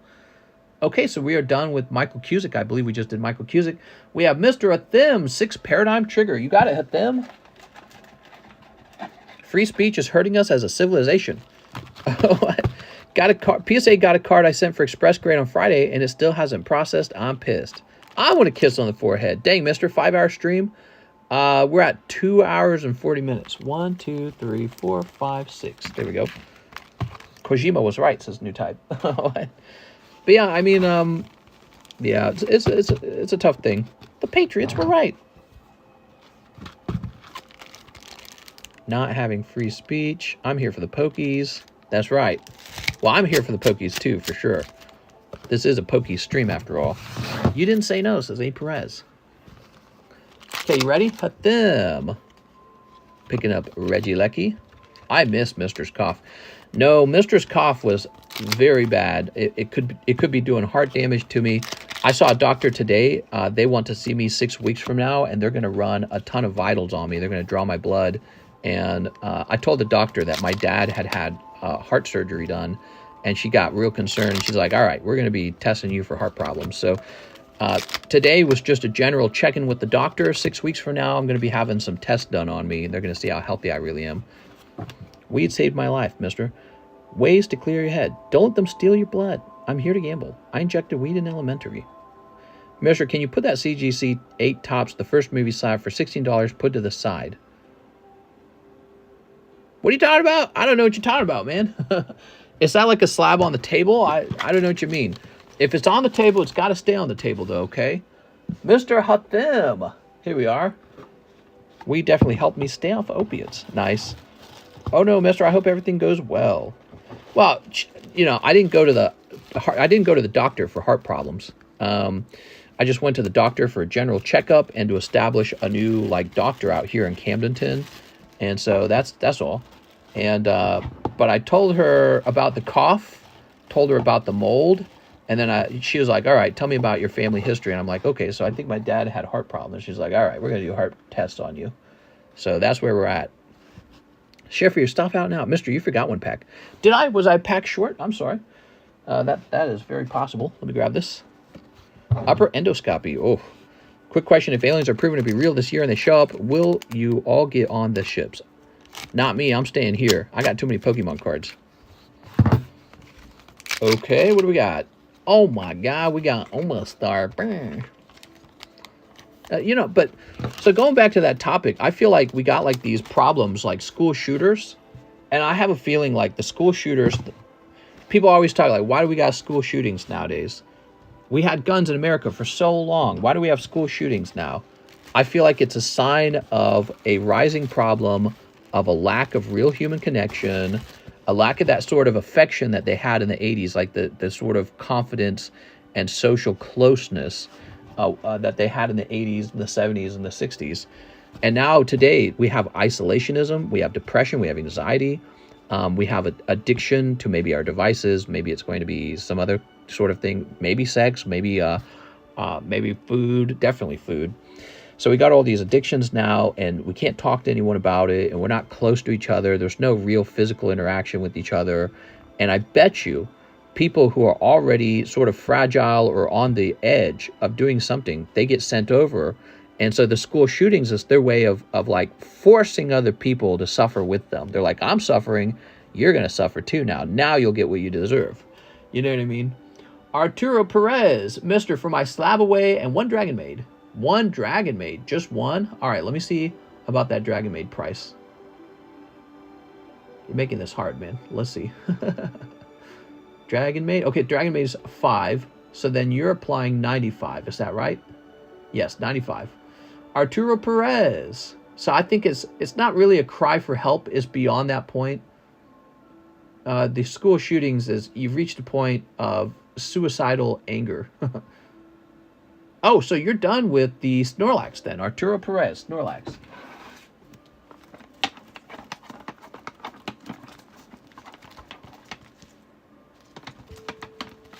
Is this a card I need to retrieve? All right. 6 says, I only suffer on the inside and I don't want anyone else to suffer. Yeah, but then you get people who aren't like that and they go, okay, everyone's going to suffer with me. You know what I mean?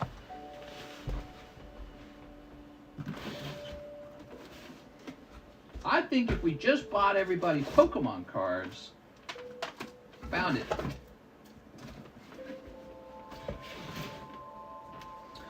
Okay, here we are. School shooting is from bullying. Yeah, but I mean, people got bullied a lot in the past too, but they didn't shoot up a school over it, right? So something has changed. Here it is, Arturo Perez. Do you still have the Eevee Poker card or any other Eevee evolutions? If so, I'm interested in purchasing. Eevee Poker card. Yeah, I believe I do still have that one. That one was a little pricier. Where'd I put him? Was he an actual 10? I don't remember. I don't think he was. I can't remember. Ugh. Hold on. Let me look real fast. I know there was an Eevee somewhere, but I think he was a 10, wasn't he?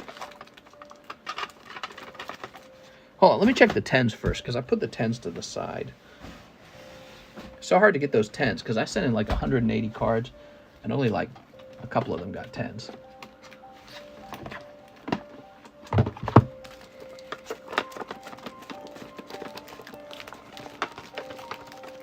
All right, it's not these though. I could have swore I had a EV10 for the poker card somewhere. But I tell you what, before we continue doing that, I need to actually finish this order we're working on. Arturo needs his Dragon Maid. Let's find out what's inside of this. I saw orbs. I was on 7 grams of shrooms, but trust me, it was there. Yeah, I definitely saw aliens. I saw them too. I believe it was 140. Yeah, and I don't think it's sold yet. I'm just trying to remember if I put in the live customs or not. Ah, you got the holographic girl with the little horns. There we go.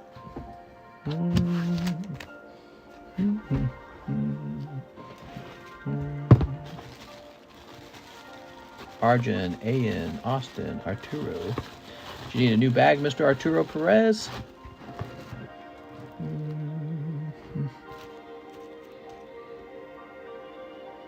Oh, no, you're right there. I see you. Found you. I thought I was going to get probed like Cartman. They were flying like back and forth, up and down. I got a bag, says A. Perez. You do got a bag. I just didn't see it right away. All right, let's try again. We're going to look for this Eevee again. Yeah, it's a really nice Eevee card. Did I put it in this box? Sometimes when a card's really good like that, I separate it. No. Separate it so I can find it easier later. And ironically, it makes it harder to find when I want it. Because it's not where it normally would be. Look at these real fast. Problem is, I got so many damn poker cards. I absolutely love the poker cards.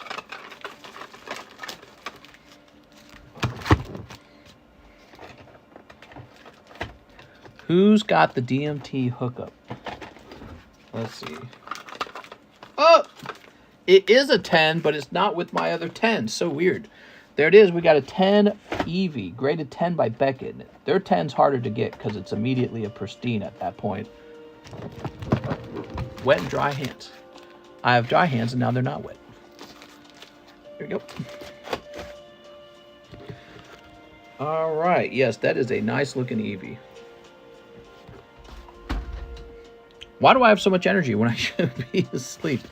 Good question. Here we go. We got Mr. Miguel Vasquez tops the first movie CGC 8 slab for $16. Okay, let me go looking for that. You're making it sound like we got something like that over here. Not here.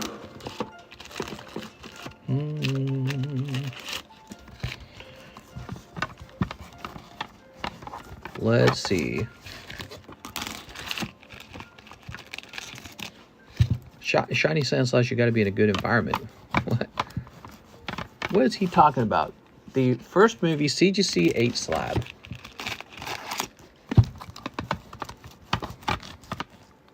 Here's an 8 slab for 75. I don't know what you're talking about, man. There was a movie slab for 16 bucks. I mean, did I miss it? Second row, I missed it. Oh my God, my eyes are going bad. I'm turning into an old man for real. Oh, I didn't even look at that as if it was a top slab. I didn't even look at it like it was tops. Here we are. Yeah, that's not bad. It's got a little Jolteon in the corner. You got it. Really cheap slabs are hard to come by. So that is a nice one. Go wash your hands, Mr. Pokemon cards clean. I've had fun on acid. Mr., do you have any free Charizards I can have? Maybe. All right. Mr. Sven is here. 5 live customs. I need something. My wife is pissed. All right, let's do it, Mr. Sven. 1, 2, 3, 4. Okay, so we're going to actually mark that up as spot number 9. When you get a hit and a bummer card at the same time, we do mark the bummer card up by 1. So that'll be the new way we do the bummer card. In order to mark the bummer card up by 1 spot, you have to get a hit along with it. So that was 4, and this is 5. Oh, Mr. Sven! 3 spots. What is going on, Mr. Sven? That was a lucky round. I'm glad you didn't give up. Let's find out what we pulled. 1 large, 1 ETB of Pokemon Go, and 1 Nido. Okay, so the first thing we need to do is take this large and put it back in the box. The large goes back in. Damn, dude. Sven, that was crazy hot. Now, imagine you had quit on that. That's why they say 90% of gamblers quit just before the big hit.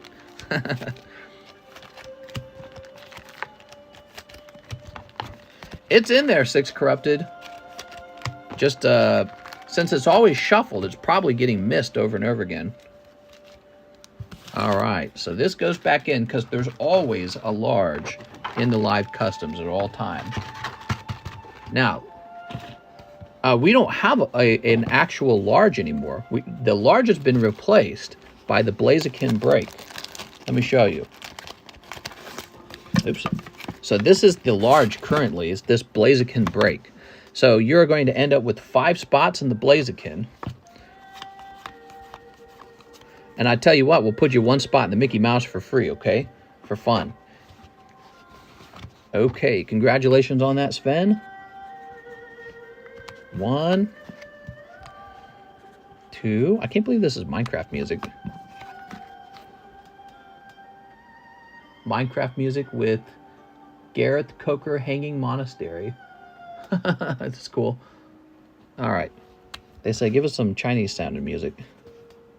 It sounds very different from the original game, though. I like the calming music a bit better. Okay, that's 4, and this is 5. All right, so all these 5 spots. I hope you pull the Blaziken. It'll be the best large of your life. Sven says 6K, but gambling. What is the large? So the large used to be an actual card called the large. It was like one of these lists. And usually it would be something like first edition Misty's Gyarados PSA 10. But we kind of got rid of the large, and this took over. The slab break is the same thing now. So the large is valued at $100, and so he's getting more than that out of this. He's getting 110 or something like that. So there we go. And then he is also getting this Mickey spot as well. So you're going to the Mickey Mouse break. Sven. Okay, here we go, Mickey Mouse. That Mickey Mouse card's expensive, so if you pull that, that's lucky too. All right, that's nice. So the Blaziken just moved by a lot, by the way, everybody. All right, now we've got 1 ETB of Pokemon Go and 1 Nido. Let's find out what the Nido is. You're the Hokage of Pokemon Leaf Village. One day I'm going to be Hokage. Believe it. 1 Nido. Oh, okay, you got this cute little Nido Queen. Is that right? No, that's not right. So it must be a different one. Let me keep looking, because the numbers don't match up. I have a Nido Queen in here, but you did not pull that one, according to this. Oh, you got a really nice one. See that? That's Merlin 2, PSA 9, Nidoking. Very hard to get 10s on these Merlin stickers, so a 9 is actually a good grade. And you can't even find these stickers for sale sometimes. They're very rare stickers. All right, cool. So that is one of the hits out of the box. I want to write Sven down.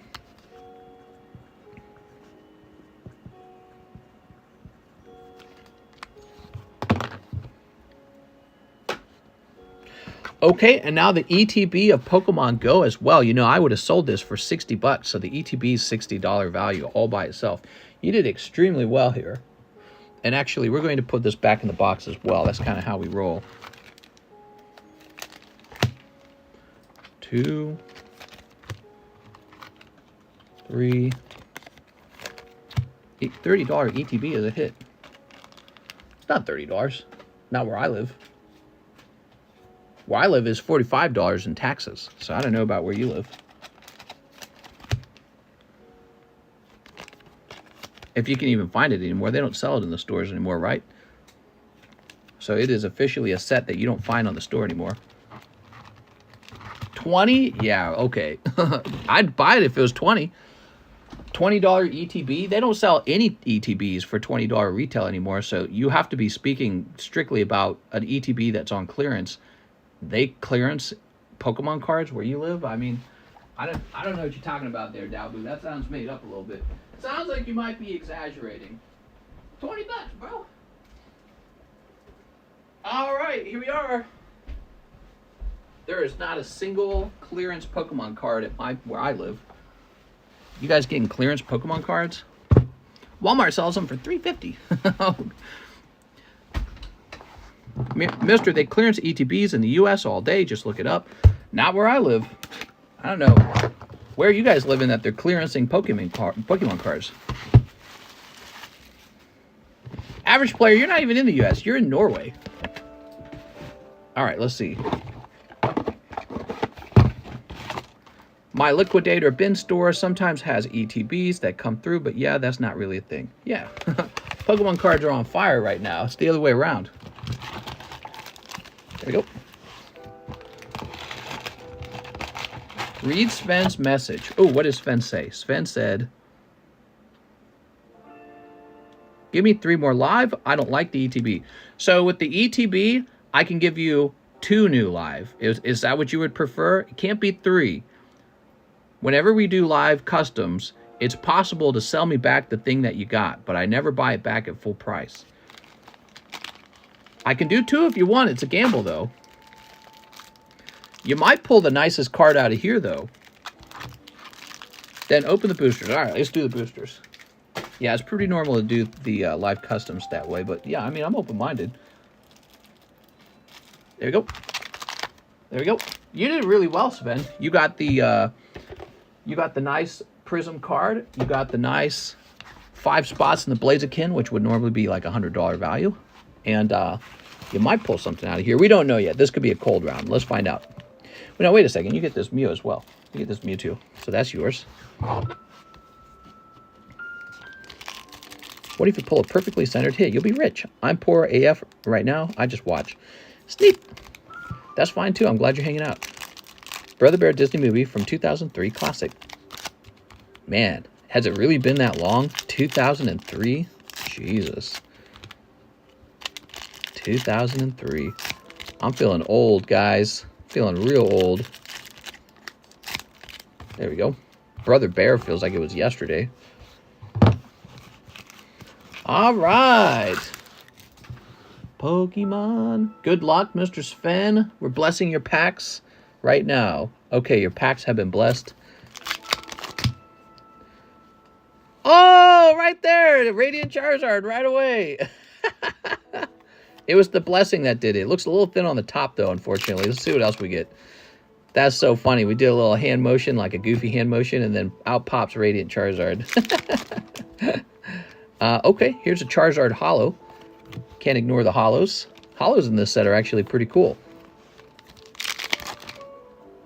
Okay, here's the Charmander, Pikachu. Squirtle's pretty cute. Hold for 7 years, says D's Nuts. Here's Golisopod.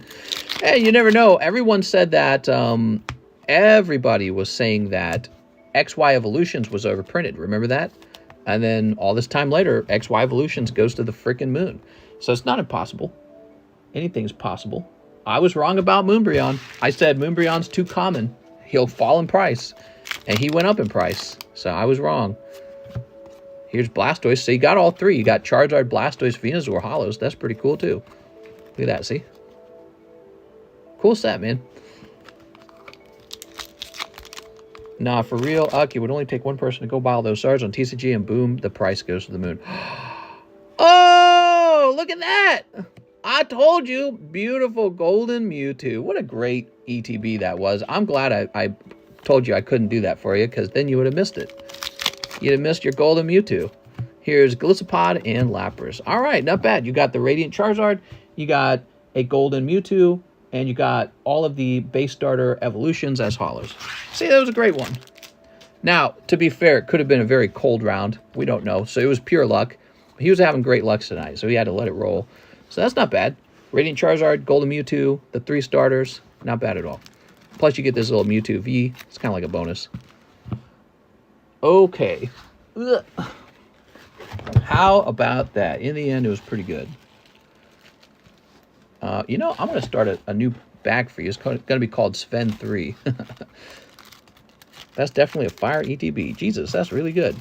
Yeah, that was neat. I liked that.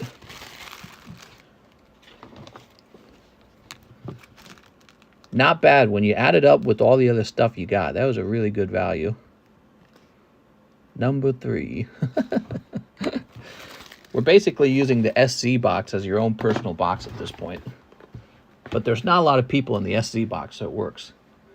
All right, thank you, Mr. Sven. Dylan Edwards is next. He says, finish my slab away. You got it, Mr. Dylan Edwards. We were all done with it. Let me go find it. You had the PSA 10 Typhlosion, which you had just put away. So you finished that, like, instantly. I'm going to leave your name up there because I have a feeling you're going to slab something else away someday. So, Dylan Edwards, done with his Typhlosion. I've opened ETBs of Go where the Executor V was the only pull. Oh, man, that's terrible. I think I've seen that, too, where it's just like an Executor V and then some bad VMAX. Okay, thank you, Mr. Edward. That is complete. And then he says, 5 triple beat, 6 snow hazard. Triple beat drop. Okay. There we go. 5 triple beat. And 6 snow hazards. Hazardous snow. 1, 2, 3, 4, 5, 6. Wow, that was fun, man. What a cool order. I love it when you get like some sort of giant jackpot like that. That felt like a jackpot order. All right, what do we got? I love how I did the little father-son hand blessing and it was actually hot. There we go. Triple Beat is mad cheap now. Is it? I'll pay attention to that because maybe I'll go restock it. All right. Ooh, Miss Magus. I mean, Triple Beat's got Tyranitar in it and it's got the Magikarp in it, correct? Those are some good pulls. People are always going to like those. Cold. Cold. Boy, we go through a ton of penny sleeves. I just want to remind you guys that. Last time I stocked up on penny sleeves, that stuff cost me $2,000. My last restock on penny sleeves. So that is one of those sneaky costs of what we do here. Because I sleeve all your cards for you. And it doesn't seem like much. But it all adds up. Okay, you got this torpedo fish Pokemon. I feel like we just had one of those. Ooh, this Ice Cube is adorable. Aren't we getting like a fire type Ice Cube in the next set, the next Japanese set? That's hilarious. Fire type Ice Cube. That's definitely where terrestrializing is kind of like the most fun when you get these setups that are really like silly. BB dropped like 90 a box. That Magikarp is going to the moon. Amen. Blessed it with honesty. Mr. Congratulations on the girl. It's on World Star. Congratulations on the girl. What are you talking about? Zoop. You mean the schoolgirl? That schoolgirl's not right, man. All right, here we are. Dylan Edwards with the DY. Busy night tonight, guys. I hope you haven't waited too long. I think I'm going to swap over to the ZELLEs next. I have a box. Ooh, let's get that box. Dylan Edwards. I thought that the girl card was worth very little because in the past, the girl card was never really worth anything. It is very, very creepy that it's worth anything. I don't like it. I don't like it. It don't feel right. I say we just put that card up for destroy. But I like this, Time Space Distortion. I like Gallade. I like Gengar 9.5. And, oh yeah, there's Mina. We better double check Mina as well, because Mina might have gone up as well. We don't know. What is this? A PSA 10 Mina. So we're going to say 10 Mina tag team. Oh my, wait, whoa, hold on. I had it sorted by highest price. I was freaking out there for a second. I had it sorted wrong. All right, let's try that again. Let's try that again. Where's Mina? No exact matches found. Oh, it changed it to Min. Mina. Jesus, dude. Don't change my search. What the frick? All right. So Mina's actually gone down slightly. And so Mina's going to go to about 460, it looks like. So Mina's getting a little cheaper. That's good. That's good for you guys. I have 10K in pennies. Can I send it in for store credit? Maybe. Maybe we sort through the pennies, see if we got any really old pennies in there. Make a whole video out of it. Okay, Mina's going in the middle because she's a nice pull. Spencer's here. It's Spencer Ball.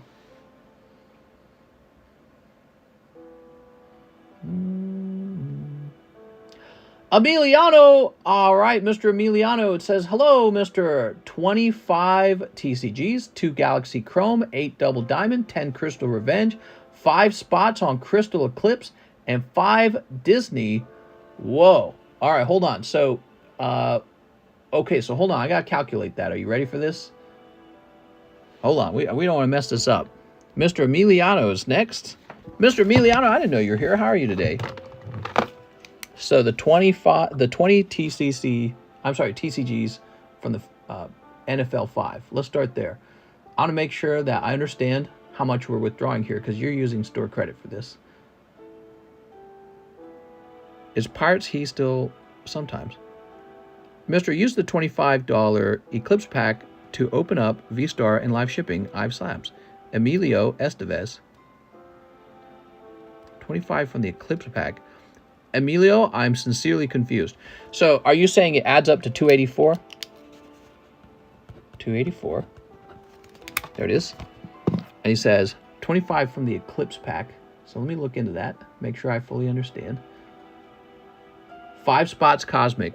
Well, I don't know if you're interested, but I actually have another Cosmic. And so if you wanted to open this for a chance for like the statue card or whatever, there's a chance for that.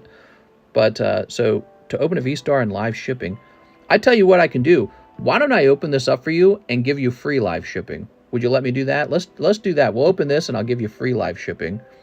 And so 284. All right, so I got to make a note for myself then.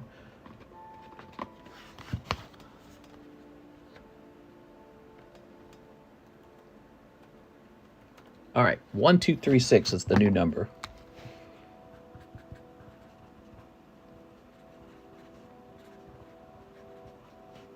Busy night tonight, huh?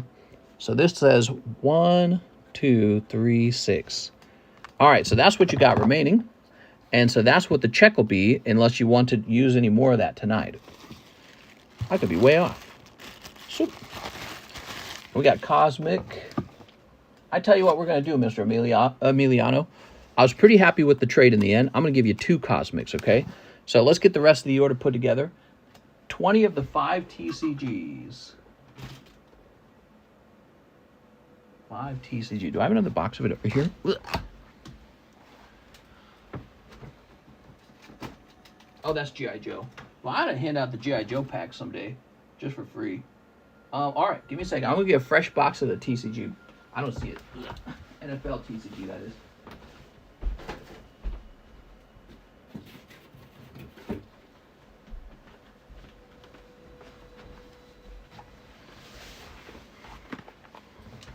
All right. Man, about to get Rainbow Tag Team. Hey, if he does, that's a good thing. Mr. Emiliano's, he's done a lot of business over here, so I'd like to see that. I don't have control over that stuff usually. Here's a whole box of them. I think that's 24 packs. So we'll do 24 packs of those. 10 Crystal Revenge. Where are my Crystal Revenge? We are nearly out of the Crystal Revenge. 9, 10. Okay, 9, 10. And 5 Disney. Woo! 5 Disney, that's a big one. 1, 2, 3, 4, and 5. G.I. Joe Biden? It's G.I. Joe Biden! Where shall we start? I say we start with the whole box of NFL 5, because I'm really curious what those give us, and then we'll move on to those other packs that cost a little more. Yo, mister, I sent for the time distortion slab. Oh, you got this, not yo, mister. Here we go. Yeah, lovely card. Check that out. It's actually a rare card. See how it's got the hollow border like that? Set that to the side then. And 2 galaxies. 2 galaxies. Yes, Galaxy Chrome. You got it. There we are. Galaxy Chrome. So I'll set those over there. All right, so we're giving you a whole box of these. This will be 24, in fact. So you get a little bonus on the NFLs, too. Let's get it open. There we go. Joe Rogan is more entertaining. See, I haven't heard much about Joe Rogan. I remember when he was getting treated for COVID, and the news media went off on him saying he's using horse medicine, and he got really pissed over that. Okay, there we go. Very nice. Yeah, that was a really interesting time period. It's so funny because Joe Rogan, he's not really like a right-wing conspiracy theorist type, you know what I mean? Although he will get into conspiracy, which is part of what makes this show fun. Hope you get LeBron James. Surprised no one mentioned blank is sad, rip Joe Rogan. Ice bath accident. There we go. So, Joe Rogan passed away? Whoa. Poor guy. Ready? All right. Let's get some hollows, man. So this set is all about pulling those hollow cards, is what we've learned over time. That's the R stands for rare. There we go. We got a hollow right there. What is it? Oh, wow. Very fascinating. Look at this, guys. Trevor Lawrence rookie card. So cool. Huh. Okay, very neat. Rip Joe Hogan. My hand hurts, gotta stop beating my meat. He overdosed on horse tranquilizer. Okay. This is like a E for epic or something like that. There's a red, or R. Joe Rogan sus. Justin Herbert hollow, look at that. E is for epic, I think. How strange. Ah, look at the corner. Corner's no good. I didn't do that. It just came out of the box that way. Ah. Good thing I shined it, because, you know, you always question, like, oh, did that happen during shipping? No, no, no. It was already that way. Card was just bent for no reason. Very cool, though. Because I know Justin Herbert, people get excited for him anytime he gets pulled. Okay. Let's see.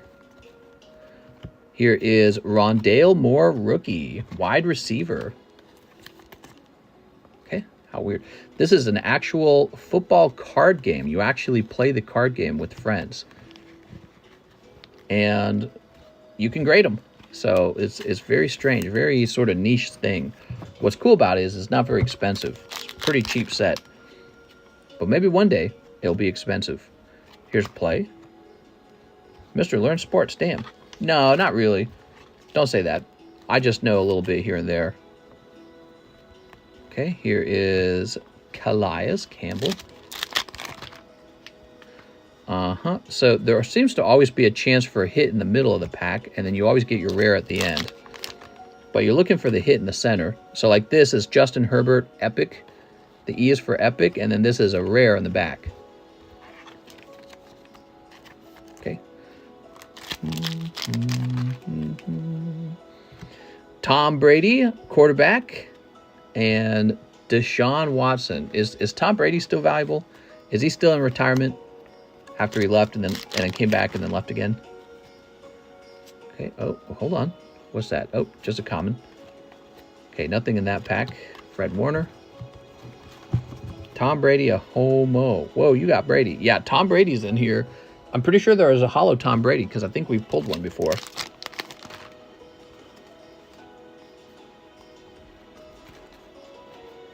Okay, this pack didn't have a special pull in the middle of the pack. So some packs will have a special pull and some won't. Okay. There we go. Here's one. Jamal Adams, safety. Cool. Do you have to sacrifice the rookies to summon LeBron? I hear that's what you got to do. Austin Eckler. Where are the cheerleader cards? Yeah. Mike Evans. I'm surprised we're allowed to have cheerleaders in 2023 and that it hasn't been banned. Aaron Donald back there, huh? That's objectification. People like to be objectified, man. Don't take that from us. There we go. Bench warmers cards. Yeah, I thought about it. People ask me about that kind of stuff. There's a part of me that doesn't want to sell actual, like, girls, like real girls. Oh, there we go. Patrick Mahomes. So the L is, like, legendary. Look at that. All right, cool. He's even more valuable now. Okay. They're not even that lewd. Says these nuts. Yeah, it's just girls in bikinis. You're right. I could probably sell it. It just, I feel like it changes the nature of things. 1/3 of the cheerleading squad needs to be LGBTQ. Oh, here we go. Sam Darnold. Darnold? He's got darn right in the name. Can't hire a guy who has darn in the name. Darn. Mr. Darn.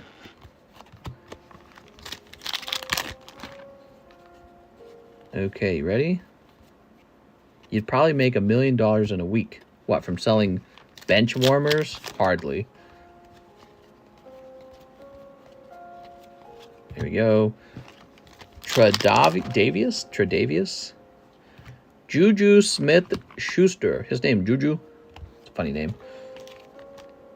These things have Pokemon hollow foil. Do they? You might be right. But I don't think that Pokemon owns the style of holo. Pokemon just probably picked out a holo, and here we go. We've got Action Generic. And Christian McCall. Who prints these, by the way? These are printed by Panini, dude. This is Panini product. It says it right there, Panini. This ain't no Pokemon. Pokemon was Jack's Games, remember? So totally different companies. Unrelated. All right, very good. Very good. Throw this away now.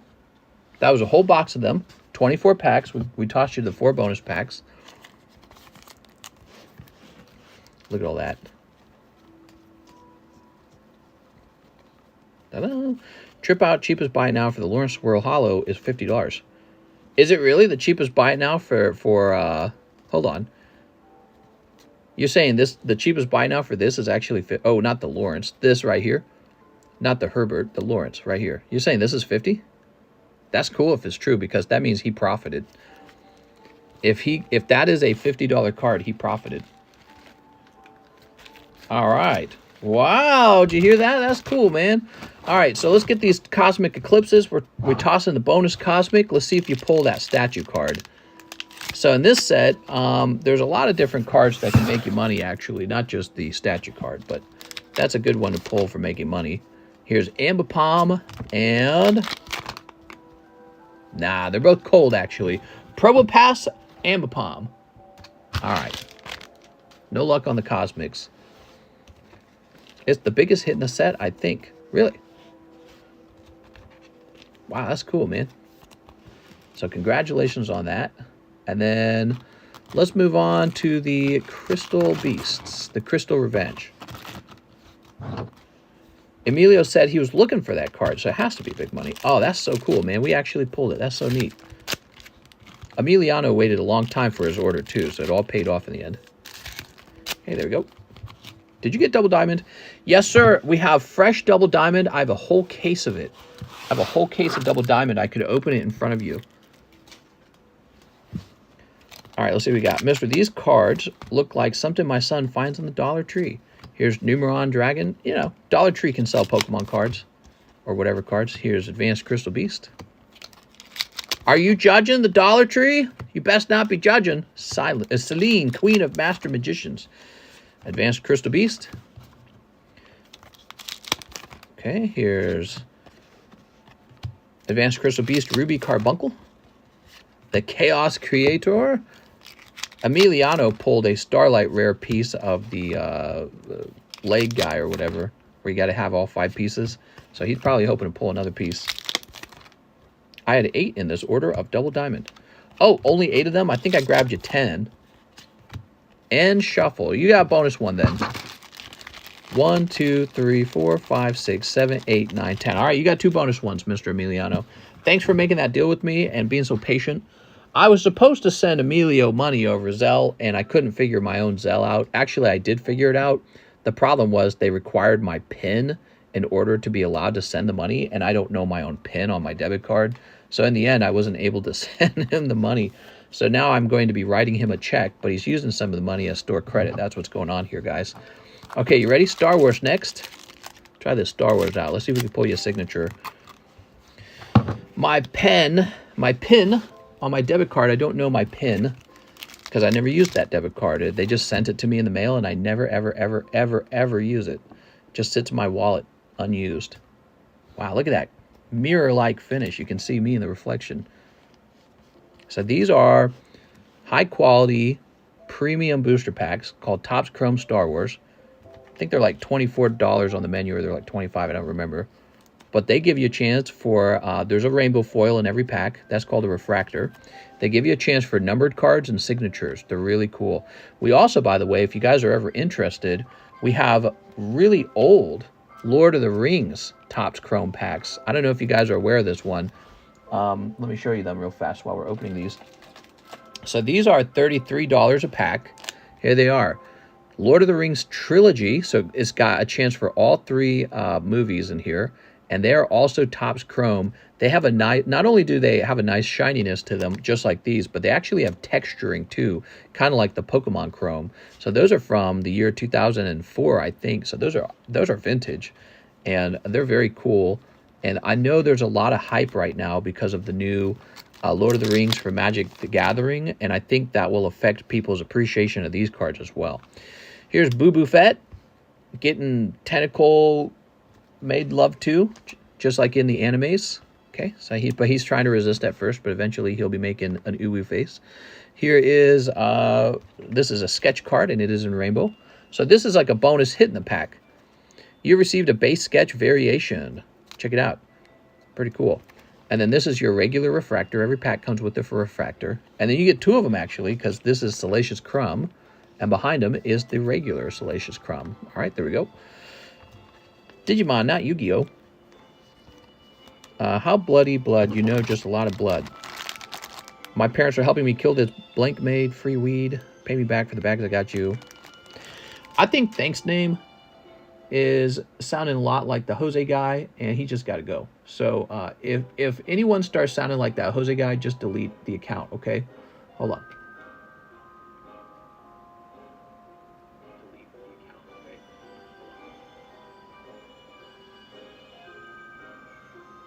Where's Thank's name? So moderators, you're feel free to delete this guy. If anyone comes in just talking like that, just delete them. So moderators, you're feel free to delete this guy. If anyone... It's a type of spam, and we don't want spam. Am I not allowed to see his messages already? Why can't I see his messages? I think that YouTube might be hiding the messages from me already. Oh, because I'm on top chat. All right. So, interestingly, YouTube already knows that it's spam. So it was hiding it from me. We're not just deleting the message. We're going to hide the user. Oh, you did hide the user. Perfect. Okay, good. So anytime somebody starts talking like that, just get rid of them. Don't let them talk for a long time. They can come to me and ask to be unbanned if it was an accidental ban. So yeah, if you guys think you've been accidentally banned, just come to me. I'll unban you. There we go. Okay, let's see what we got. I miss girl chatbots. I do miss the girl chatbots. Hot singles in your area. Wasn't there one that was making fun of Putin? I swear to God, there was one that made fun of Putin, one of the bots. Must have been like a Ukrainian bot or something. I don't know. All right. If Super had mod, this would have been done. Damn, we need to give Super mod already. All right, good luck in the Disney packs. We're looking for Steamboat Willie. You have to believe in Steamboat Willie. He's real. Okay, here's this lady. Bud with my buds. That's right. Okay. Luke Skywalker. And... oh, there we go. Everybody wants to be a cat. The aristocrats. The aristocats. Everybody wants to be a cat. Because a cat's the only cat that knows where it's at. Remember that? That's a really old one. That's a really old Disney movie. I bet it will be pulled soon. God, man. Where is it? It's hiding. Okay, Emiliano wanted some live shipping. So, grab this box. Dooby dooby dooby doo.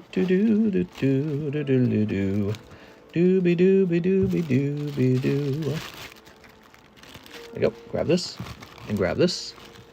I paid for 8 Digimon Double Diamond in my first order. Oh my God, your order was huge, man. I didn't even see it. Okay, give me a second. My bad. I'm getting older and my eyes are going bad. We got 1, 2, 3, 4, 5, 6, 7, and 8. That was a really big order. So we're not done. We need to open up our double Digimons. That's why you were asking about it, because you didn't see it. You're like, where's my Digimons? Put this away real fast. Okay, you ready? Order saying weird stuff again. There we go.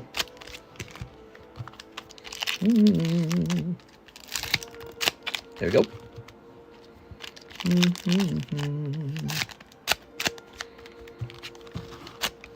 I miss being able to moderate the stream from my iPhone. I have to moderate from the laptop. Okay, good luck. Let's see what we got. Got 2 holos. Gone Pokemon. So this set, Double Diamond, gives you a chance for some extremely expensive pulls that I think are like $1,500 as a 10. But we just have never pulled it. And so I continue to stock this set because I perceive it as like one of the most valuable Digimon sets.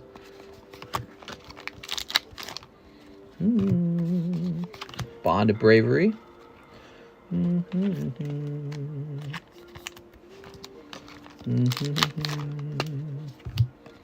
Okay.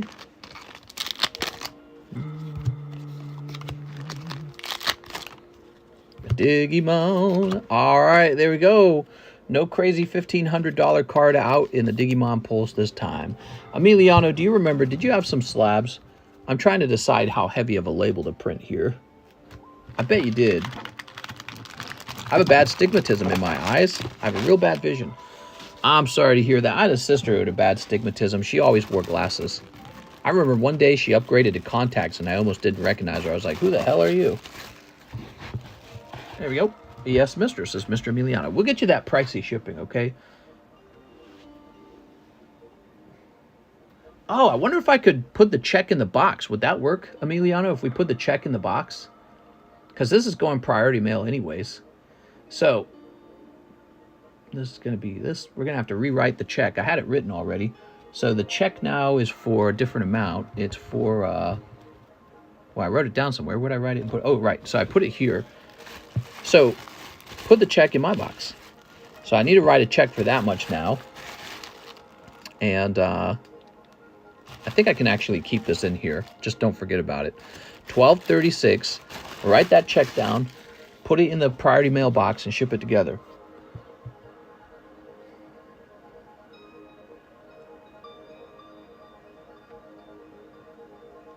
I'm tempted to buy the CGC 10 schoolgirl. She's my waifu. Oh my god, dude.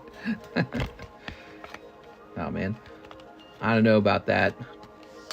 We were going to destroy it.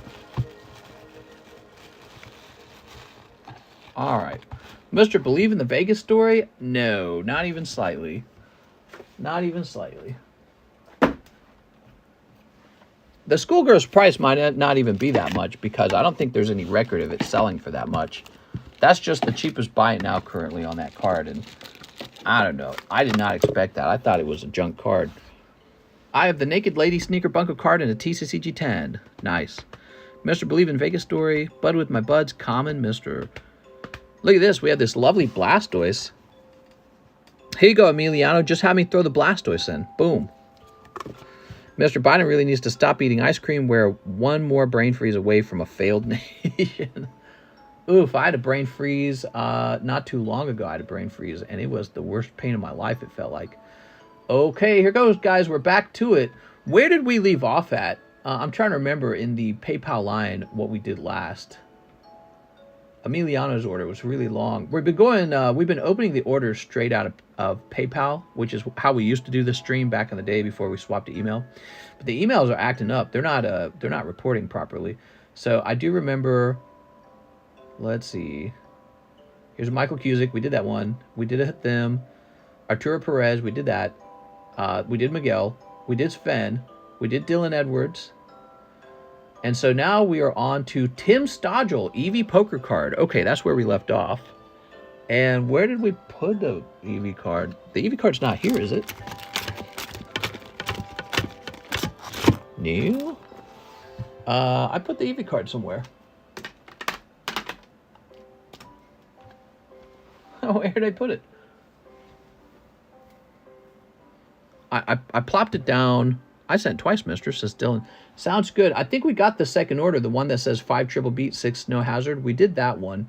If you ordered again after that, we'll have to find that order next, okay? Where did I put the Eevee?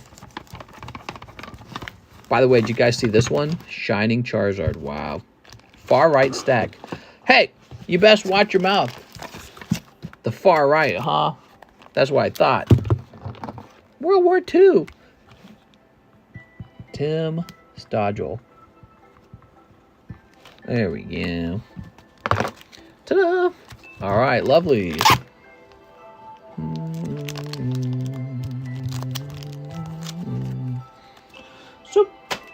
Subadan, one spot in the booby break. All right, booby break's moving, everybody.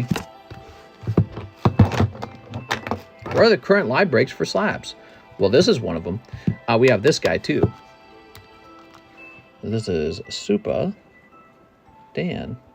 You want to see the breaks? I'll show you the breaks. There's a Super Dan break. There's a Blaziken break. Here's a booster pack break. Here is the Lickitung break. And then you can also make a donation to the Jeff Leon birthday slab. $19. Okay. Someone buy me that cheap Zard. Yeah, somebody buy me that cheap Zard. You know what'd be funny is if every time a hit came out of the live customs, we reduced the price of this by like $1. No, that would take forever. We reduce it by $5. Okay, Super Dan, 3 Disney 100s. You got it. 1, 2. Play the Snap My Back Bro. You know there's a way to activate that yourself, right? Do you guys know how to activate sound effects? So in the Discord server, we have a channel called Sound Effects. See it? That's in our server, TheCardconomist. Click on this channel, and you can see the price of every sound effect. So $1 and a couple pennies.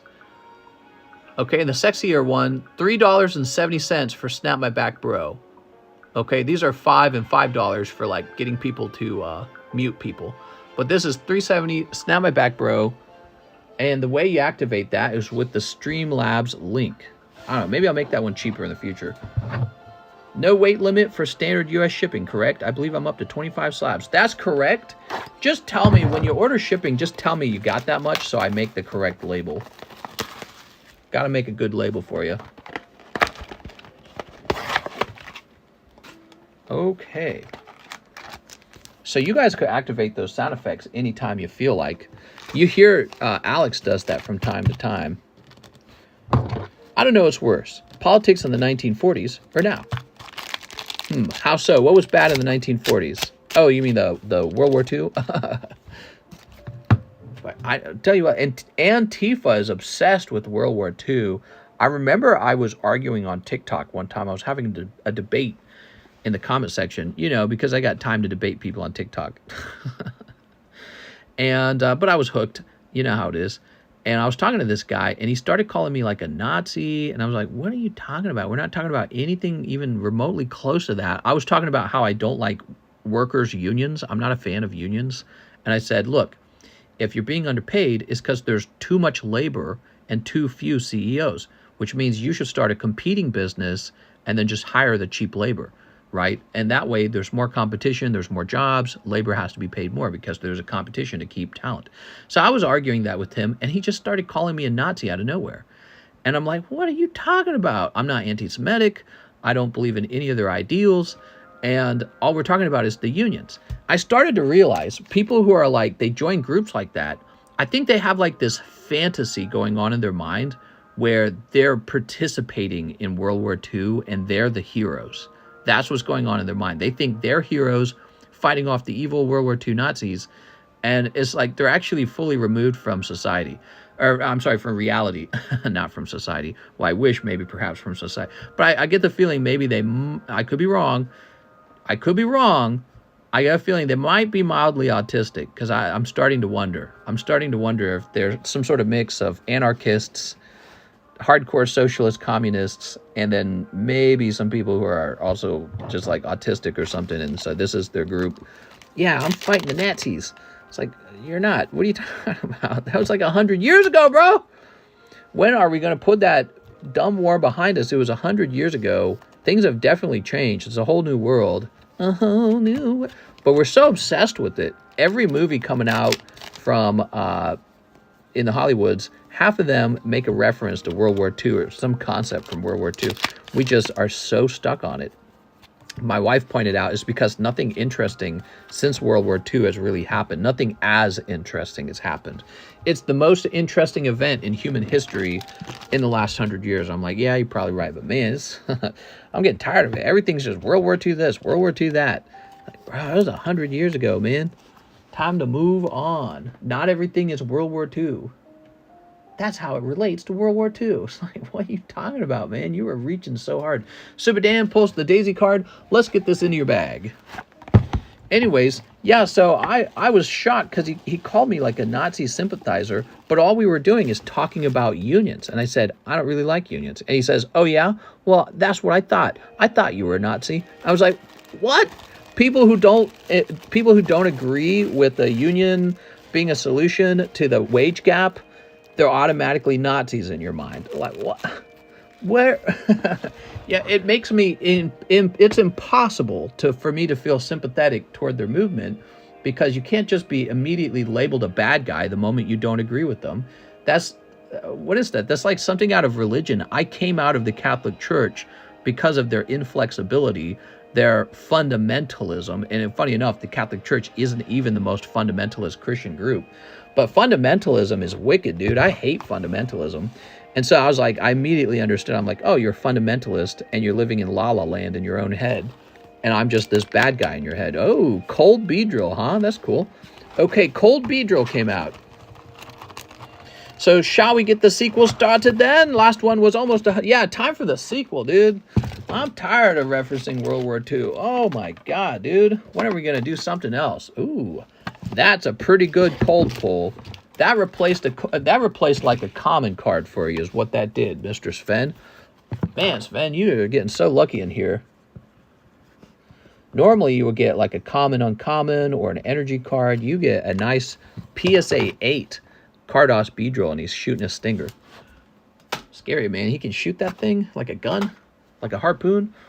Saw a video of dudes standing above a highway in Florida waving a Nazi flag and yelling, "Siege Heil." Only 100 years. Some people are crazy, mystery. Yeah. So that's another thing. So Matthew Fowler, that's the other side. That's like the far right. And they're still obsessed with it. They're like, oh, yeah, we're totally Nazis or whatever. Like, what? Dude, that's like 100 years ago. Create new symbols or something. God, it's so annoying. So, Mister, could you make one stack on the table, poker card slabs? I probably could. I had them earlier, and they weren't really selling, so I just took them down, and we just do breaks on them. Family that saw aliens went silent, they dead. Let's just agree that Disney should not make it. Hey, Sven, buy me something. I'll buy you back. Got to go into work now, mister. Everyone have a good day. You have a good day, Mr. TJT. Appreciate it. Dylan Edwards is back. 5 triple beat and 6 snow hazard. Ah, that's what he was talking about. He bought another round. You got it. All right. Yeah, it's a crazy world out there. Oh, do I need more snow hazard? Give me a minute. Let's go looking. I don't know if I have a lot more snow hazard. Yeah, I do. I lied. I got a ton more. Plenty of snow hazard. That's like a whole nother case. Is there a Pikachu poker card? I believe there is. Yeah, I believe there is. Nerds galore, says Mike Pike. Oops. I could probably offer you a very expensive Pikachu, but I kind of didn't want to sell it. I just wanted to hold it. Seems like a hold. Okay. Mister will believe in Vegas soon. Yeah. It's real! There really are aliens. Oh my God. Hold on. Come on now. Oh my God. Poop on your morning parade. Yeah, what the heck? Stop pooping on my morning parade. Why won't this open? Look at this stupid box, dude. Oh, there it goes. The moment I show you guys, it opens. God. Okay. Well, I gotta be careful with these Japanese boxes. Remember that time I cut my finger real bad and I made like a blood card out of it? And that sold for like $250? That happened with the Japanese box because they got this really thin cardboard and it is so sharp. Cut your hand on it. Okay, and then you said 5 triple beat. 5 triples. Mister's weak. I wasn't weak, I just couldn't get up. It's like I don't have enough fingernail or something. My fingernails are too trimmed maybe, I don't know. Couldn't get like a... Couldn't get a fingernail under the cardboard there. Weird. Okay. Weak fingers. Has to use scissors. Wife is pissed. That's definitely not true. I know that for a fact. Put this over here. Wife is very satisfied. Worst paper cut I've ever had was from a Pokemon card. Damn things are secret razors. Oh my god. Imagine there's a story of somebody committing suicide where they like cut their wrists, but they used Pokemon card for it. That'd be some pretty dramatic Pokemon news. There we go. Man dies after gigantic horde of Pokemon bulk falls on top of him. Okay, Dylan Edwards. Good luck, Dylan. Dylan's got... Oh, look at that, right off the bat. Hey, that looks pretty nice, actually. I like the texturing. That's pretty cool. Okay, you got this guy with the teeth that look like they're way too long for him to be able to eat. I don't know, guys. The design on these Pokemon is so goofy. Cold? Paper cuts are covered by my works insurance as boo-boos. Worst paper cut I've ever had. Too soft. Mister's weak. I already read all those. Kaparaja. Look at that Kaparaja. He's an elephant. Wow. Okay, there's the beetle. Orthworm. He's a worm. I cut my wrist once with the Lego sword. Yowza. What's the worst injury you guys ever had? I remember one time my finger slipped through the saw blade when I was working for my dad, and he and my mom were out for dinner because they like to go out to eat, but it very carefully trimmed this side of my finger. He's an elephant. It did not cut through the bone. It just like, so it trimmed basically like right here. It like went down the side of my finger, and it was like I had a square chunk of flesh missing out of my finger right on the side. It was insanity to look at. It was a perfect square cut into my finger, and it hurt like the dickens. And then, but it didn't hit the bone, so it all just grew back. Really wild. You wouldn't even know. I did that with a bagel cutter. Ew. For me, it was a bandsaw, like what they used to cut deli meats and stuff. I got pushed into a door hinge that was sticking out of a door, stabbed me in the back. Oh my god. I was a young lad in middle school, and I thought the shampoo bottle looked at me all funny, so I slid down the rail of our stairs once, and the handle fell off, and the metal cut my thigh open. Ooh.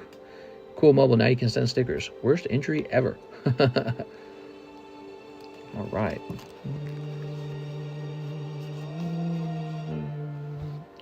Ooh. Okay, that's for our friend Mr. Dylan. Let's go grab his bag. We'll go grab his box. Mr. Dylan. Mm-hmm. Did he say he had a box? I can't remember now. Oh, yeah, here he is. Ta-da! Worst injuries ever. My brother cut his butt cheek open falling over in my dad's van. So back in the day, my dad had this big gray van for his job where he had to move a lot of equipment. They don't have windows and stuff like that. Well, they also don't have seats in the van. At one time, my dad was just taking us to like Home Depot for something, and there was only one seat and a passenger seat. There were no other seats, but he took like 4 or 5 of us with him.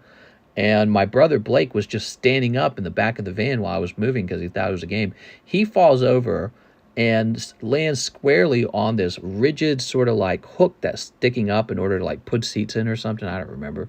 But it's just like this jagged, geary thing. He starts screaming, and, you know, Dad's freaking out. He brings him home. My brother Blake has this gigantic gash in his butt. And does he take him to the hospital? Of course not. My dad takes out a stitching kit from back when he was in the Navy. It's this long, curved hook. And he's like heating it up over a candle. He's like, all right, this is going to hurt. Oh my God, dude. So my brother Blake's, and he's about 10 maybe. He's like 10 years old. He's laying stomach on the floor in the family room. So he's laying and his pants pulled down. And he's got this big, nasty, bloody gash. And you can see the fat. You can see the fat underneath the gash. My dad's just doing this, and he is just screaming because it hurts so bad. That's one of those memories. Could have taken him to the doctor. Doctor probably could have used painkillers, but Dad's like, nah, we'll just do it right here. Hit them 6 crystal revenge. Got to save some money. I mean, you can't afford to go to the doctor a lot when you're a big family. It's very expensive, so they didn't like to take us to the dentist or anything.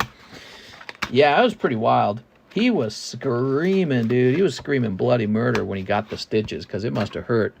But it all healed. From then on, he had a scar on his upper butt. And he would show it off sometimes. He's like, look at this scar. I gotta get some trash out of the trash can. There's too much trash in here.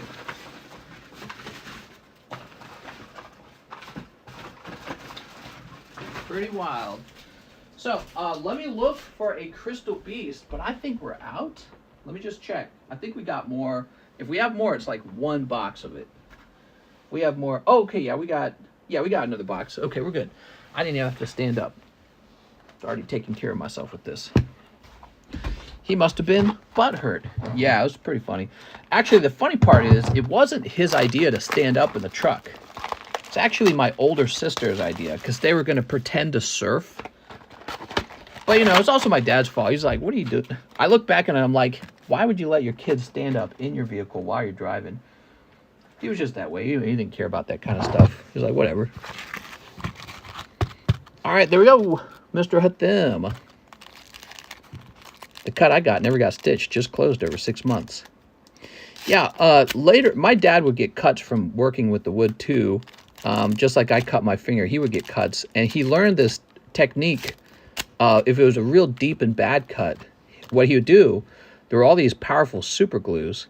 So he would get a Band-Aid, a butterfly Band-Aid. And first he would take the wound, because he would get those kind of cuts like constantly, scars and all.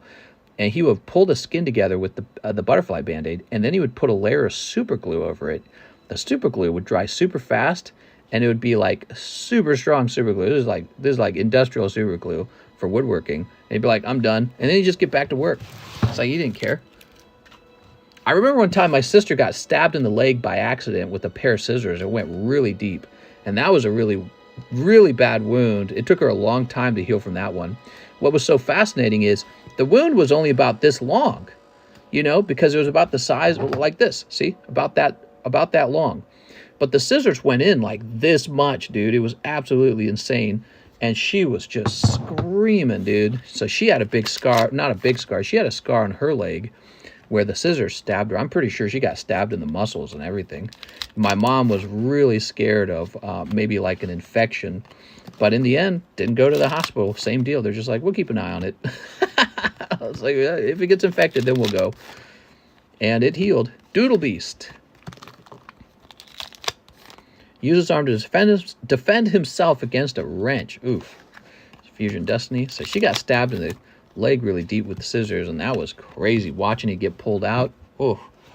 Because it was sticking out of her leg. The scissors were. All right, let me sit on my other leg. Alex, would you law stream or kill Dr. Blank for spanking you, tush red? All right. Very nice. Mr. Hatham. Grab this. And we'll grab a box. All right, no Starlight Rare in there. Boop.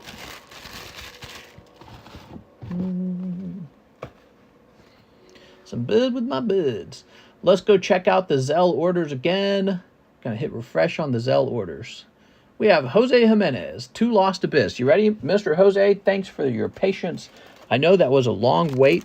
We ended up having a busy stream tonight, which I did not expect, and it is almost 5 a.m., so I have to prepare to go for our walk soon, everybody. Yeah, I agree, Super Dan. Put this over here. All right, let's see. What we got? Oh, Drapion. And cold.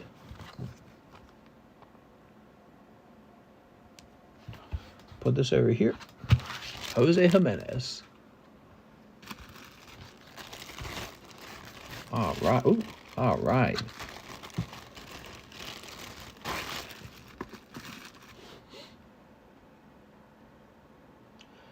Mr. Matthew Penna, one more spot on the poker break. You got it.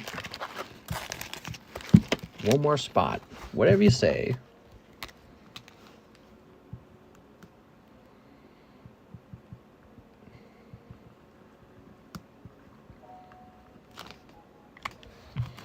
Ta-da! So this is 3 spots away from finishing.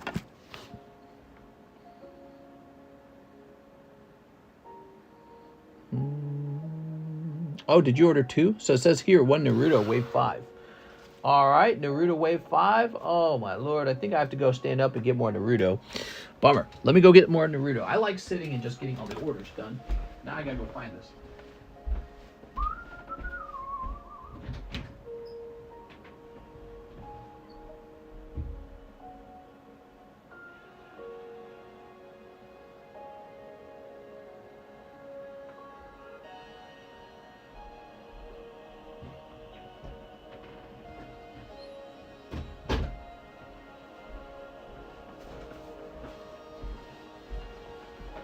All right, I'm back. Here we are. And Naruto. I don't know if I can do that for you, Matthew. We have laws about this, Matthew.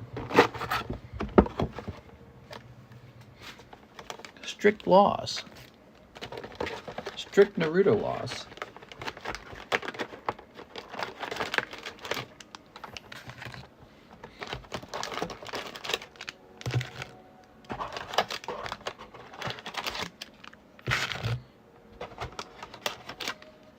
There we go.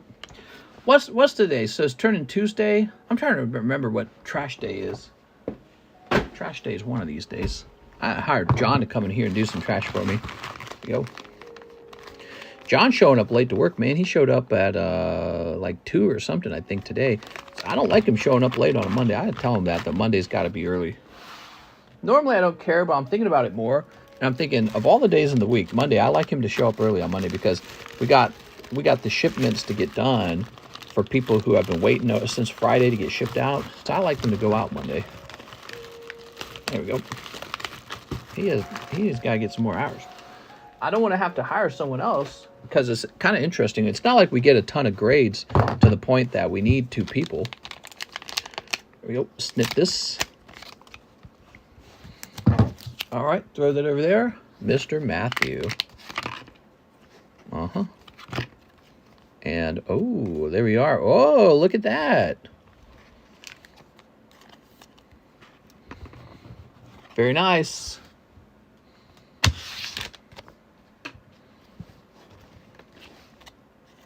There you go. Matthew Penna with an M.A. You would be in this box.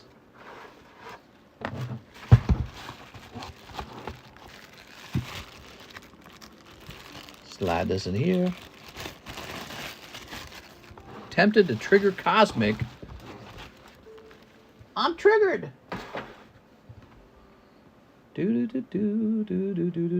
Jose E. Mendez here for Time Distortion Slab.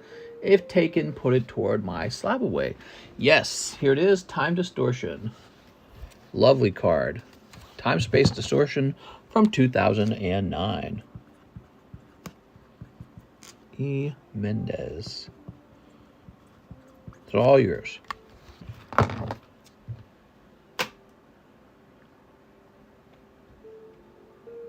All right, perfect. Let's go back to the PayPals and get a refresh on the PayPals.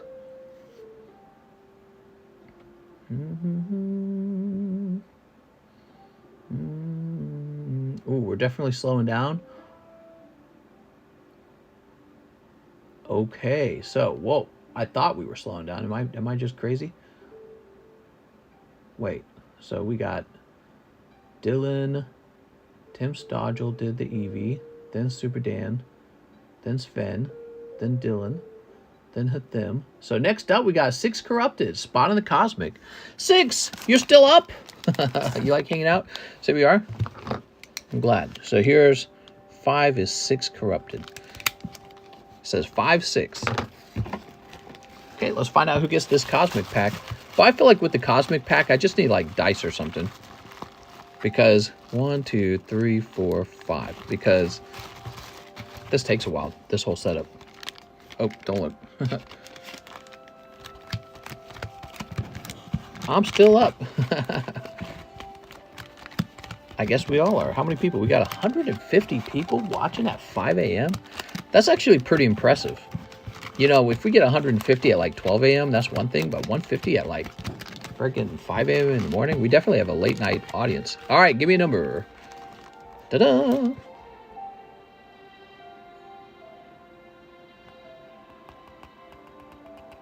I'm splurging for the membership, says Ryan.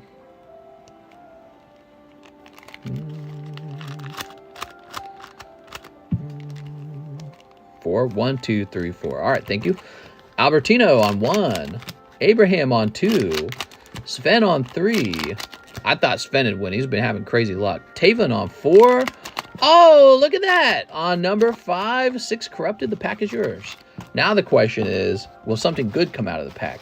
Probably not. Whew, so hard to get really lucky, you know what I mean? Let's see what we got. I'd like it if you got something hot. Azuriel Heliolisk. Woo! All right. That's because out of 36 packs in a box, there's only like 1 or 2 hits in the box, correct? Although with Cosmics, it's a little higher, right? 6 corrupted. You got Reverse Azuriel. At least you only paid 5 for it.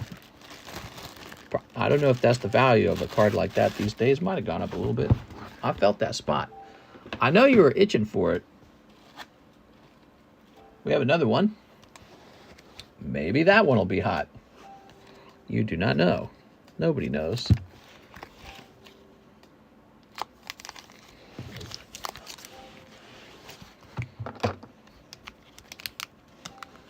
This is 5.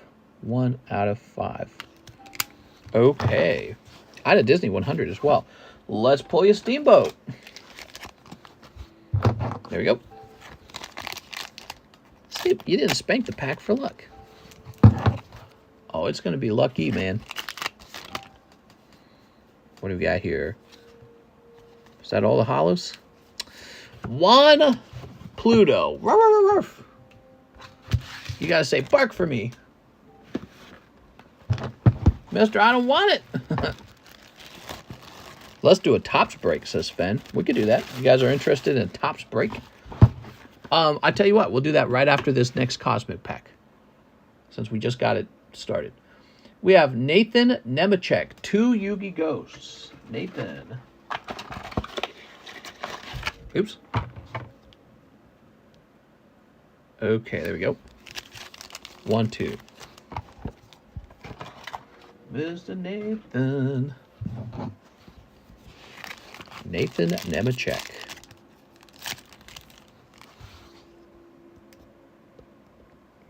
There we go.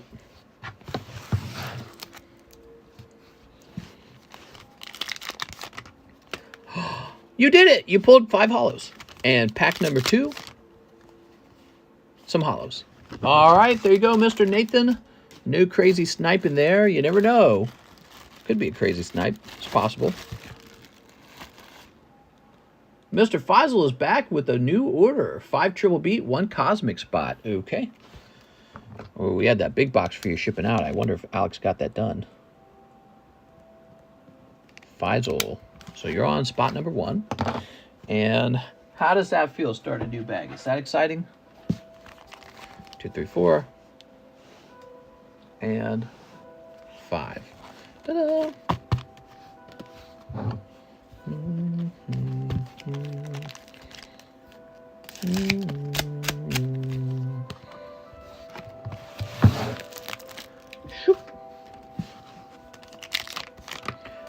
Cold on pack number 1 and super hot on pack number 2. Here's Oricorio. Oh, there's Tropius.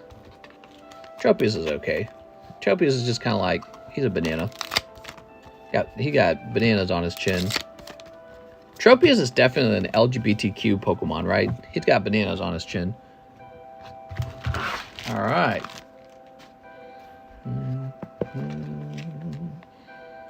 Shoop. Fresh baggie. All right.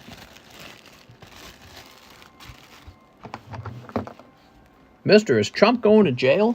Could. He could go to jail.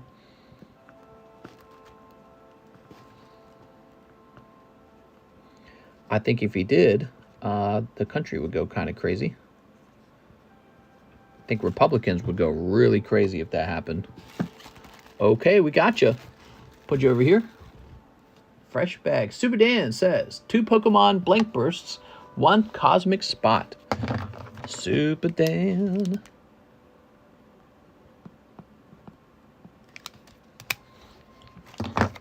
Let's get a Paldea evolved instead of cosmic spot. We can do that. Feeling bad about spot number 2? Put that there. Better hope spot number 2 doesn't get sniped.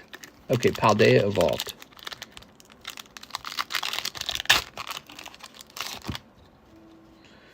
Baxcalibur. You want a Baxcalibur?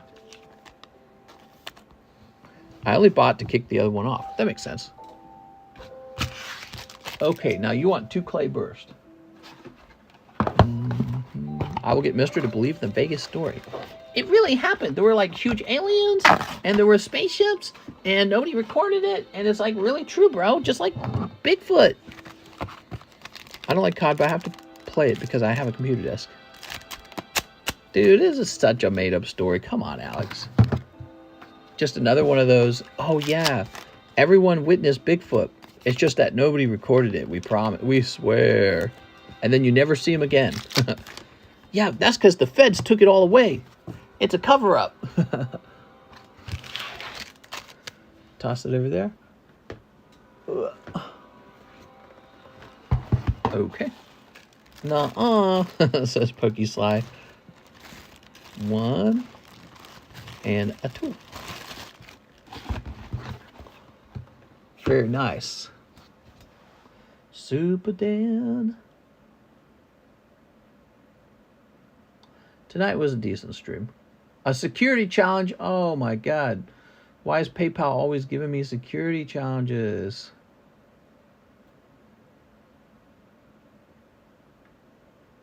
Motorcycles. Oh my god.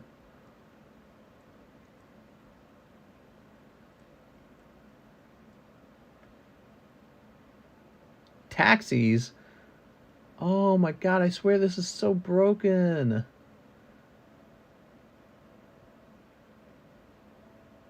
Okay, that's it. I'm not answering any more of these. This is so stupid. I swear PayPal breaks and it asks you infinite security questions because it breaks. There it goes. And now I'm in. All I had to do was hit back and not answer the security questions and it let me back in. That's so dumb, dude. Dude, they got to hire somebody who writes a better security code or something. I don't know. That's ridiculous. Fact is that people would be too paranoid to not try and kill the alien. Mr. Stop whining. Oh, man. That's one of my pet peeves is having to spend 20 minutes logging into my own account. Okay, now we have Dylan Edwards. 10 triple beat. Whoa! Triple beat bop. Be able to beat bop. Mister's a bot confirmed. 1, 2, 3, 4, 5, 6, 7, 8, 9. We got 9 there. All right. I'll admit the truth. I am a bot. Oh! I was just talking about being careful with the Japanese boxes. I just scratched myself. All right, come on. There we go. Might be almost out of triple beat at this point. I see the light coming up outside. It's 5:11 a.m. That means I got to stop, guys, because I got to go do my hour-long walk. I haven't even had a chance to relax. I'm calling no more orders, guys. I know we started a little bit late, and I know we missed our daytime stream, so I've been up extra late for you guys, but I got to go. Got to miss my walking, my exercise. That exercise is important. I'm surprised you went this long. Yeah, I need the sales. We are so out of money. Told you I spent all my money. I'm poor. There we go. Okay, we got Like a Rock. Like a Rolling Stone or something. Here is Hariyama. He's very hairy. Okay. Cold. He's as cold as ice. Something, something paradise. Do, do, do, do, do, do, do, do. Cold. Hydreigon. Cold.